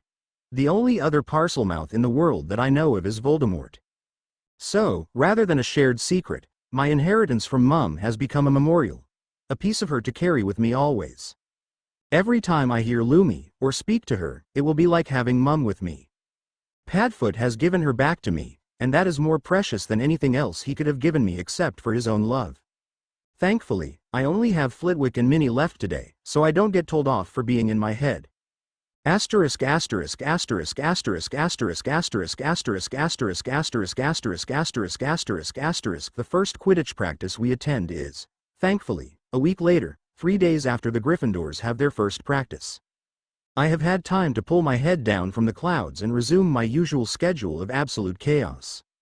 Also, Padfoot sent me a broom, which arrived, in true Padfoot form, at tea time, half an hour before the practice began. I don't know much about brooms, but it's beautiful. Sleek shining wood, not a twig out of place, and with Nimbus 2001 written in gleaming gold on the handle. Nimbus 2001. Somehow, Padfoot has gotten his paws on a broom that won't be released for another 11 months. 2 of them, because Co-Company got one dropped onto his supper as well. What the fuck? How the fuck? 2 Nimbus 2001s in 1991. I think if anyone tried, they could knock me over with a feather right about now. Flint comes barreling down the table, having seen the 2 conspicuously broom-shaped packages headed towards his 2 firstie team members. Claudia Yaxley follows him somewhat more reservedly, but I can see the gleam in her eyes as she catches sight of the number written on the brooms. Blobfish, damn it. Flint's jaw drops. Nimbus 2001? He whispers, as reverently as if he had seen an angel. I nod, grinning. 2 of them. How? Yaxley asks, her face thoughtful as her gaze flickers over me, Coco, and the brooms in our hands. The 2001s aren't to be publicly released until next August, Potter. Flint shoves his shoulder against hers lightly, grinning so widely that his face seems to be about to split in 2. Who cares? We've got 2 Nimbus 2001s, Claudia, the cup is ours. I can taste it. I want to know who gave the brooms to the firsties, Yaxley says patiently. I would rather know if we have to check them for jinxes. Huh, she cares. My godfather gave them to us, I say nonchalantly. I can see the moment Flint realizes who I mean. Sirius Black? Gryffindor beater, 73-77? The record holder for the most injuries in one match? Scouted for the England team in 78? Yep. I chirp, making sure to pop the P. Flint looks as if he has ascended into the 7th heaven. Ask him to coach you over the holidays. Fuck that. Ask if he can coach all of us over the holidays. This is priceless. Apparently Quidditch transcends house divides, who knew? Though I wonder what Padfoot will say if I write and ask if he can coach the Slytherin Quidditch team, who count names among them that I think he is more used to seeing on arrest warrants. Yaxley, Malfoy, Vanity and more. I'll ask him. I say, and that is enough for Flint, who I think might pass out if he gets any more Quidditch news. Yaxley looks a little concerned. Marcus, perhaps you should sit down for a moment. Sit down? Sit down. Claudia, this is our chance at winning? Our first chance since Weasley joined the Gryffindor team. Don't you want it? He looks so offended that I think he might explode. Of course I want it, Yaxley says, as calm and unruffled as ever, though I can see the avaricious gleam in her eyes. But we haven't got it yet. Wait until we have it to celebrate. Co-Company sneaks a slightly uncertain look at me, as if he's wondering what he's gotten himself into. I shrug at him, wondering what Oliver Wood's reaction would have been if I'd been in Gryffindor. Were he and Marcus the same person except for their color schemes? Someone grabs me by the scruff of the neck and hoists me up. It's Flint, I realize, before I can panic and lash out. There's a manic look in his eyes, and I admit that I'm a little wary at it. Get up, Potter, he says, face still glowing with excitement. Practice starts now. We can't get complacent if we're to win the Quidditch Cup. Proving that she is in fact another Quidditch maniac and not as unaffected as she seems, our illustrious head girl and star beater Claudia Yaxley only sighs and moves down the table to collect the rest of the team despite their protests. The protests quickly die away when she whispers in their ears, presumably about the Nimbus 2001s, and I realize that I've gotten myself into a cult. Fuck damn it. None of the professors seem even the slightest bit concerned as the entire Slytherin Quidditch team basically fucking sprints out of the hall and down to the Quidditch pitch. Flint is in the lead, basically dragging me seeing as he's 15 or 16 and fit, while I'm 11 and also a malnourished baby. I consider pointing out that none of the others have their robes or their brooms, but the moment we get to the changing rooms, they all pull shrunken brooms and Quidditch uniforms out of their pockets. What clever little Slytherins shitheads. Yaxley basically snatches me off Flint, marching me into the girls' side of the changing room and shoving a tiny set of robes at me. Shake them, and they'll unshrink. To shrink them again, tap the badge on the shoulder. Huh. Enchanted, rather than charmed, I guess. Flitwick taught us the difference in charms the other day. Enchantments are permanent, while charms are single-use and have to be reapplied. His class is rather a misnomer, as he teaches both charms and enchantments. Fucking wizards, is all I can say to that. Call a spade, is it really so hard? Anyway, I change into the robes fairly quickly. They aren't much like the movie's version, as per usual. Black boots, gray trousers that look rather like medieval breeches, a gray poet shirt that laces at the neck, and a Slytherin green robe with split sleeves rather like a choir conductor's that ties shut at the waist. It seems a bit impractical, but when I whirl and twirl and flourish, as you absolutely have to do every time you put on a new piece of clothing, nothing gets caught or tangled. Magic, probably. My suspicions are confirmed when I trip on the way out, and rather than scraping the heels of my hands I only feel a dull thud. Huh. Fucking love magic. Can I get this on everything? That is my last semi-coherent thought of the evening. Flint doesn't seem to acknowledge human limitations. He's a maniac in the air, and expects everyone else to be the same. Which, to be fair, the others all seem to be. Pusey, the third chaser, seems as overwhelmed as Coco and I at least. He's game when Flint is making us redo our stunts at the tryouts though, and between the three of us, or rather, Flint yelling at Pusey and I, we've soon got a few fun little strategies worked out. Flint has us all doing drills for like 2 hours, and then he releases the balls. Fucker. We're all tired now.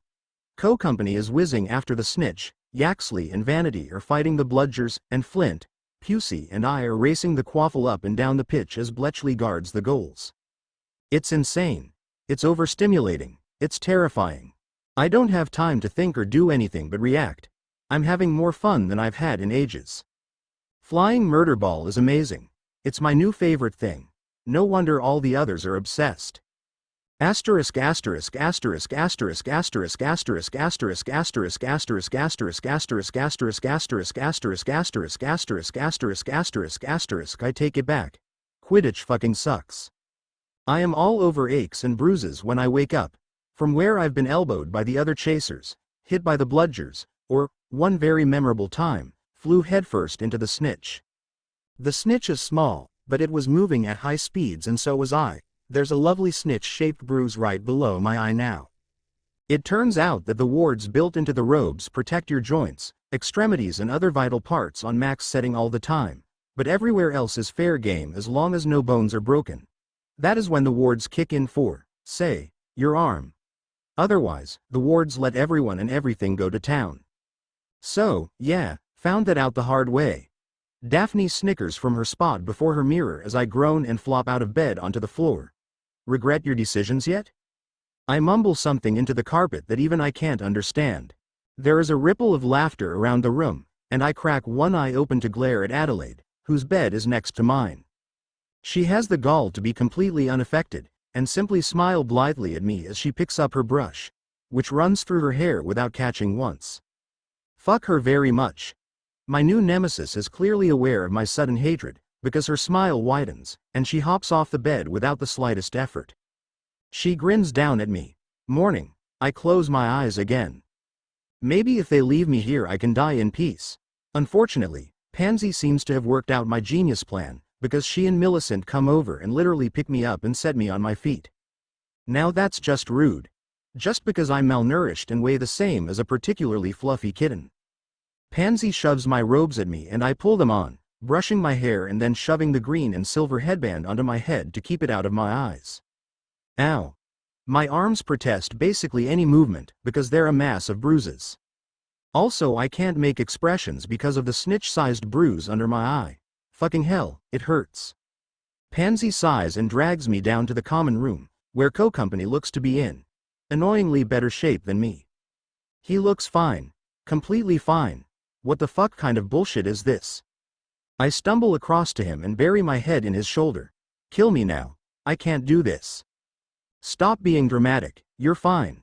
My very loving and sympathetic cousin says, pushing my head upright. He pauses and frowns.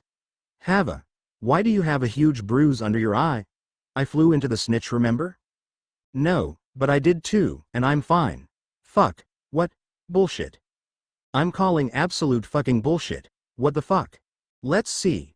Yaxley apparently heard us, because she comes and squats down. Excuse me, I'm not that short, and stares at my face. She frowns too. You flew into the snitch? I nod. And that gave you that? I nod again.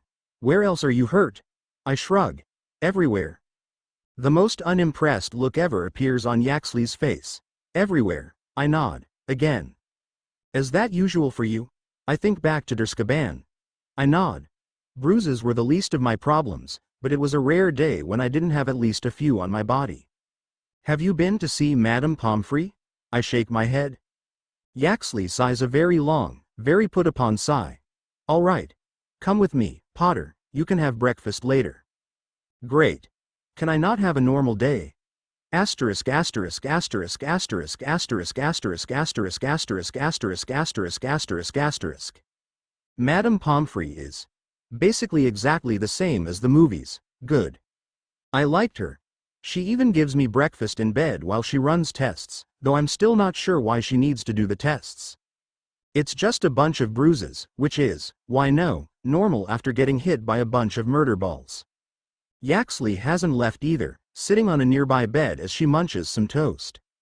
Apparently she's got a place at some fancy Italian university to study healing next year, and yes, wizards have universities. Wonders never cease, and so Madame Pomfrey says she can stay for learning purposes. Great. I'm a textbook now. Pomfrey comes back at that moment, frowning. Madam Potter, I'm going to need to ask you a few questions, is that all right? I nod. Again. Seems to be all I'm doing today. Are you related to the Blacks within 4 degrees? My grandmother was Doria Black.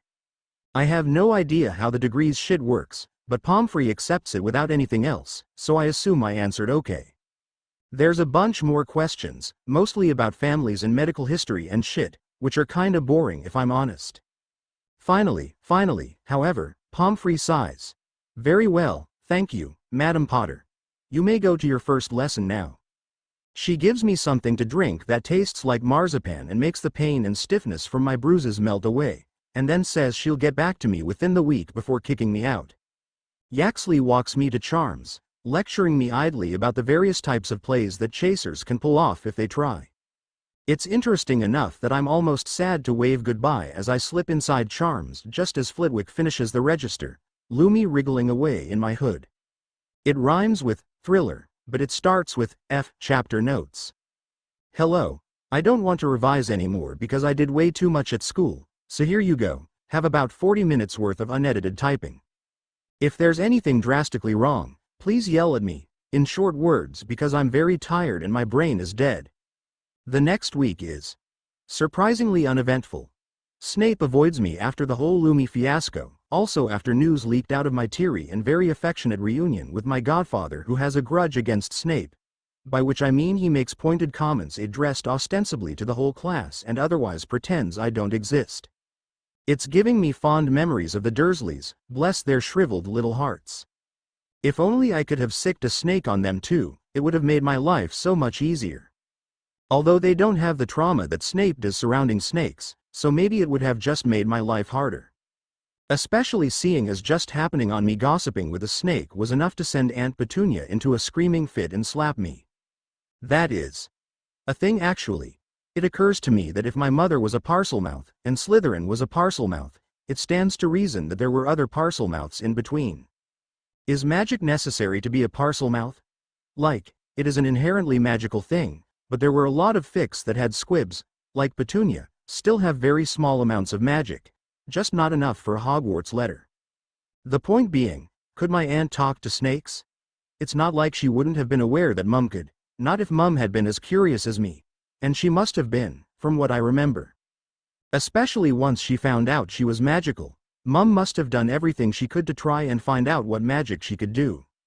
So Petunia must have at least recognized it, at least known that it was something Mum could do. Is that why she reacted so badly? Unresolved trauma from the death of her sister? Or was it that she could understand what we were saying, and hated the reminder that there was magic in her veins too? Did she hear my soft whispers and the snake's replies, and then remember that it was not something normal people did? Did she feel the magic lie heavy under her tongue and in her teeth, and take in a breath to use it, before she remembered that she had chosen a life of painful normality? Did the reminder that she has magic, but not enough, never quite enough, burn in her throat? I ponder it for a little while before ignoring it and returning to the potion Coco and I are working on. Petunia Dursley was a desperate, lonely girl, but she became a bitter, twisted woman. I can feel sorry for the girl who wanted nothing more than to feel the wonder of magic, but the woman who looked at her sister's child and locked that child in a cupboard deserves none of my pity. The same blood flows in my veins as in hers, and she starved me, beat me, lied to me, and verbally abused me every day that I was under her care. No matter her backstory, I cannot excuse that. Actually, I wonder if I can press charges? I'm surprised McGonagall hasn't done so yet actually. I'll ask her. Fuck. I stopped stirring and the potion has gone from a perfect lavender to an acceptable but not perfect mauve. Co-company glares at me from where he's painfully cutting the shrivelfig into perfect cubes. Double fuck. I can't lose my favorite, tied with cousin his perfect potions grade. Transfiguration is, of course, way better than potions. In a way. I hate transfiguration, but I love McGonagall. I love potions, or at least, I did when it was Aunt Sissa teaching me. But Snape can kiss my malnourished ass. Fucker. Sure, maybe he has trauma and a tragic origin story, but so do I. And you don't see me bullying 11-year-olds for existing. Yet, I'm fairly close with some of the little buggers like Dean Thomas who won't fucking shut up about West Ham. No one cares about West Ham, even in Muggle England. Okay, like over 700,000 people care about West Ham, but that's not relevant. I just want Dean Thomas to shut up about it for 5 fucking minutes. Draw something instead, that's useful. Stop talking about your fucking football club for like 1 second. Anyway, the point is, Snape has no fucking excuse to be such a little bitch and he can piss off. Even Slughorn and his sucking up would be preferable. At least Slughorn has good food, Snape just has a bad attitude. Hava Potter, pay attention or so help me. I jerk upright at Pansy's venomous hiss, and smile winningly at McGonagall who is looking at me expectantly. Sorry, what? My brain didn't process. McGonagall sighs and repeats the question. Great. Now my favorite teacher is annoyed at me. Yes, she's my favorite, although Flitwick is rapidly starting to challenge her. Dumbledore can still fuck himself in his wrinkly ass, as can Snape. To make up for disappointing her, it's not my fault my attention span is so terrible, I work extra hard on the spell she has us practicing. It's the switching spell, which I know is probably really useful, but I can't get my head around it. Sure, I can just wish it to happen, and it'll happen. But the whole idea of transfiguration is that understanding the magical theory behind the spell allows you to do it better and with greater control. That's the part one struggle with. But I soldier gamely on because Mini MCG is the bestest professor ever. Apart from my honorary uncle Remus Lupin of course, but Remus Lupin has not contacted me since I was 1. Though I have seen brief glimpses of him on occasion, always looking as if he desperately wants to talk to me but doesn't dare, and looking shabbier and shabbier each time, poor guy. By the end of the lesson, I have managed to swap my nose and Pansy's, the leg of my chair and the leg of my desk, my hair and Pansy's, my ink and Hermione's, and exactly 1/5 of the boxes we were meant to be switching. Suffice to say, Pansy is not at all happy with me, and McGonagall is looking very long-suffering. It's not my fault I didn't inherit Dad's transfiguration skills. I'm trying at least. Pans, I whisper as McGonagall starts to dismiss the class. I've got a question to ask McGonagall after class. Can you wait for me and be moral support? I get a withering look in return. Why can't your self-proclaimed platonic soulmate be moral support for you? Because he's too chaotic to be good moral support. Yes, I am aware of the irony. My Padawan has learned far too well. Also, it's not just that. I am fully aware that if Co-Company heard what I wanted to ask McGonagall, he'd be the best moral support. He'd just also try to murder the Dursleys, and I don't want my favorite, apart from Tattoo, cousin to go to Azkaban for murder at the tender age of 11. So, pansy it is. I'm not sure how much of that comes across to her, but enough does that she sighs and rolls her eyes and agrees. We hang back as everyone else leaves, and when the classroom is empty I make a beeline for McGonagall. Miraculously, even Hermione hasn't stayed behind to ask questions as she normally does. Maybe she's still in a huff because apparently switching black ink and purple ink does something funny to them, and now her nice, professional black ink has a distinctly hot pink tint that even McGonagall can't get out. Oops. In my defense, it was an accident. Anyway, McGonagall looks up with some trepidation as I approach her, but she must have seen something on my face, because her expression quickly changes. She puts down her quill and folds her hands, looking at me calmly. What is it, Madam Potter? For a moment, I hesitate. Even Coco doesn't know the full extent of what I went through at the Dursleys, nor does Padfoot, or Aunt Cissa or Uncle Lucy. The person who comes closest is sitting right before me, but it occurs to me that Pansy doesn't really know, only that my guardians were incompetent enough that I'm living with the Malfoy. Do I really want Pansy to know? But it'll probably all come out eventually anyway, and I sort of trust Pansy to at least support a fellow Slytherin, if not her beloved and irritating friend who I like to think she cares about. What is happening to the Dursleys, Professor? For a long moment, McGonagall is still. Then she sighs. I will not lie to you, Potter. Nothing has happened to them yet. It's like a blow. Nothing? My voice is very small, and I hate it. Fuck that. McGonagall sighs again. I have spoken with your guardians, and we have agreed that the decision should lie with you, when enough time has passed that you can bear the weight of it. I can bear the weight now. No, and McGonagall's beady eyes are very soft. You cannot. This year has already been eventful enough. Give yourself time to adjust to the magical world before you decide on your revenge. Yeah, I can see the logic. As I am an emotional 11-year-old with a shit ton of trauma. If we take it to court, I will most likely have to be face to face with the Dursleys again, and that is something that I can't handle. Just the thought of Vernon setting eyes on me makes me want to hide so far underground that I come out in Australia. Slowly, I nod. Okay. Bye, Professor. Pansy and I turn to go, but McGonagall calls me back. One more thing, Potter. Yeah? Something glitters in her eyes, and she smiles at me. It is not a particularly nice smile. You may feel that nothing is being done, but remember that with every moment that passes, their fear of some unnatural retribution grows.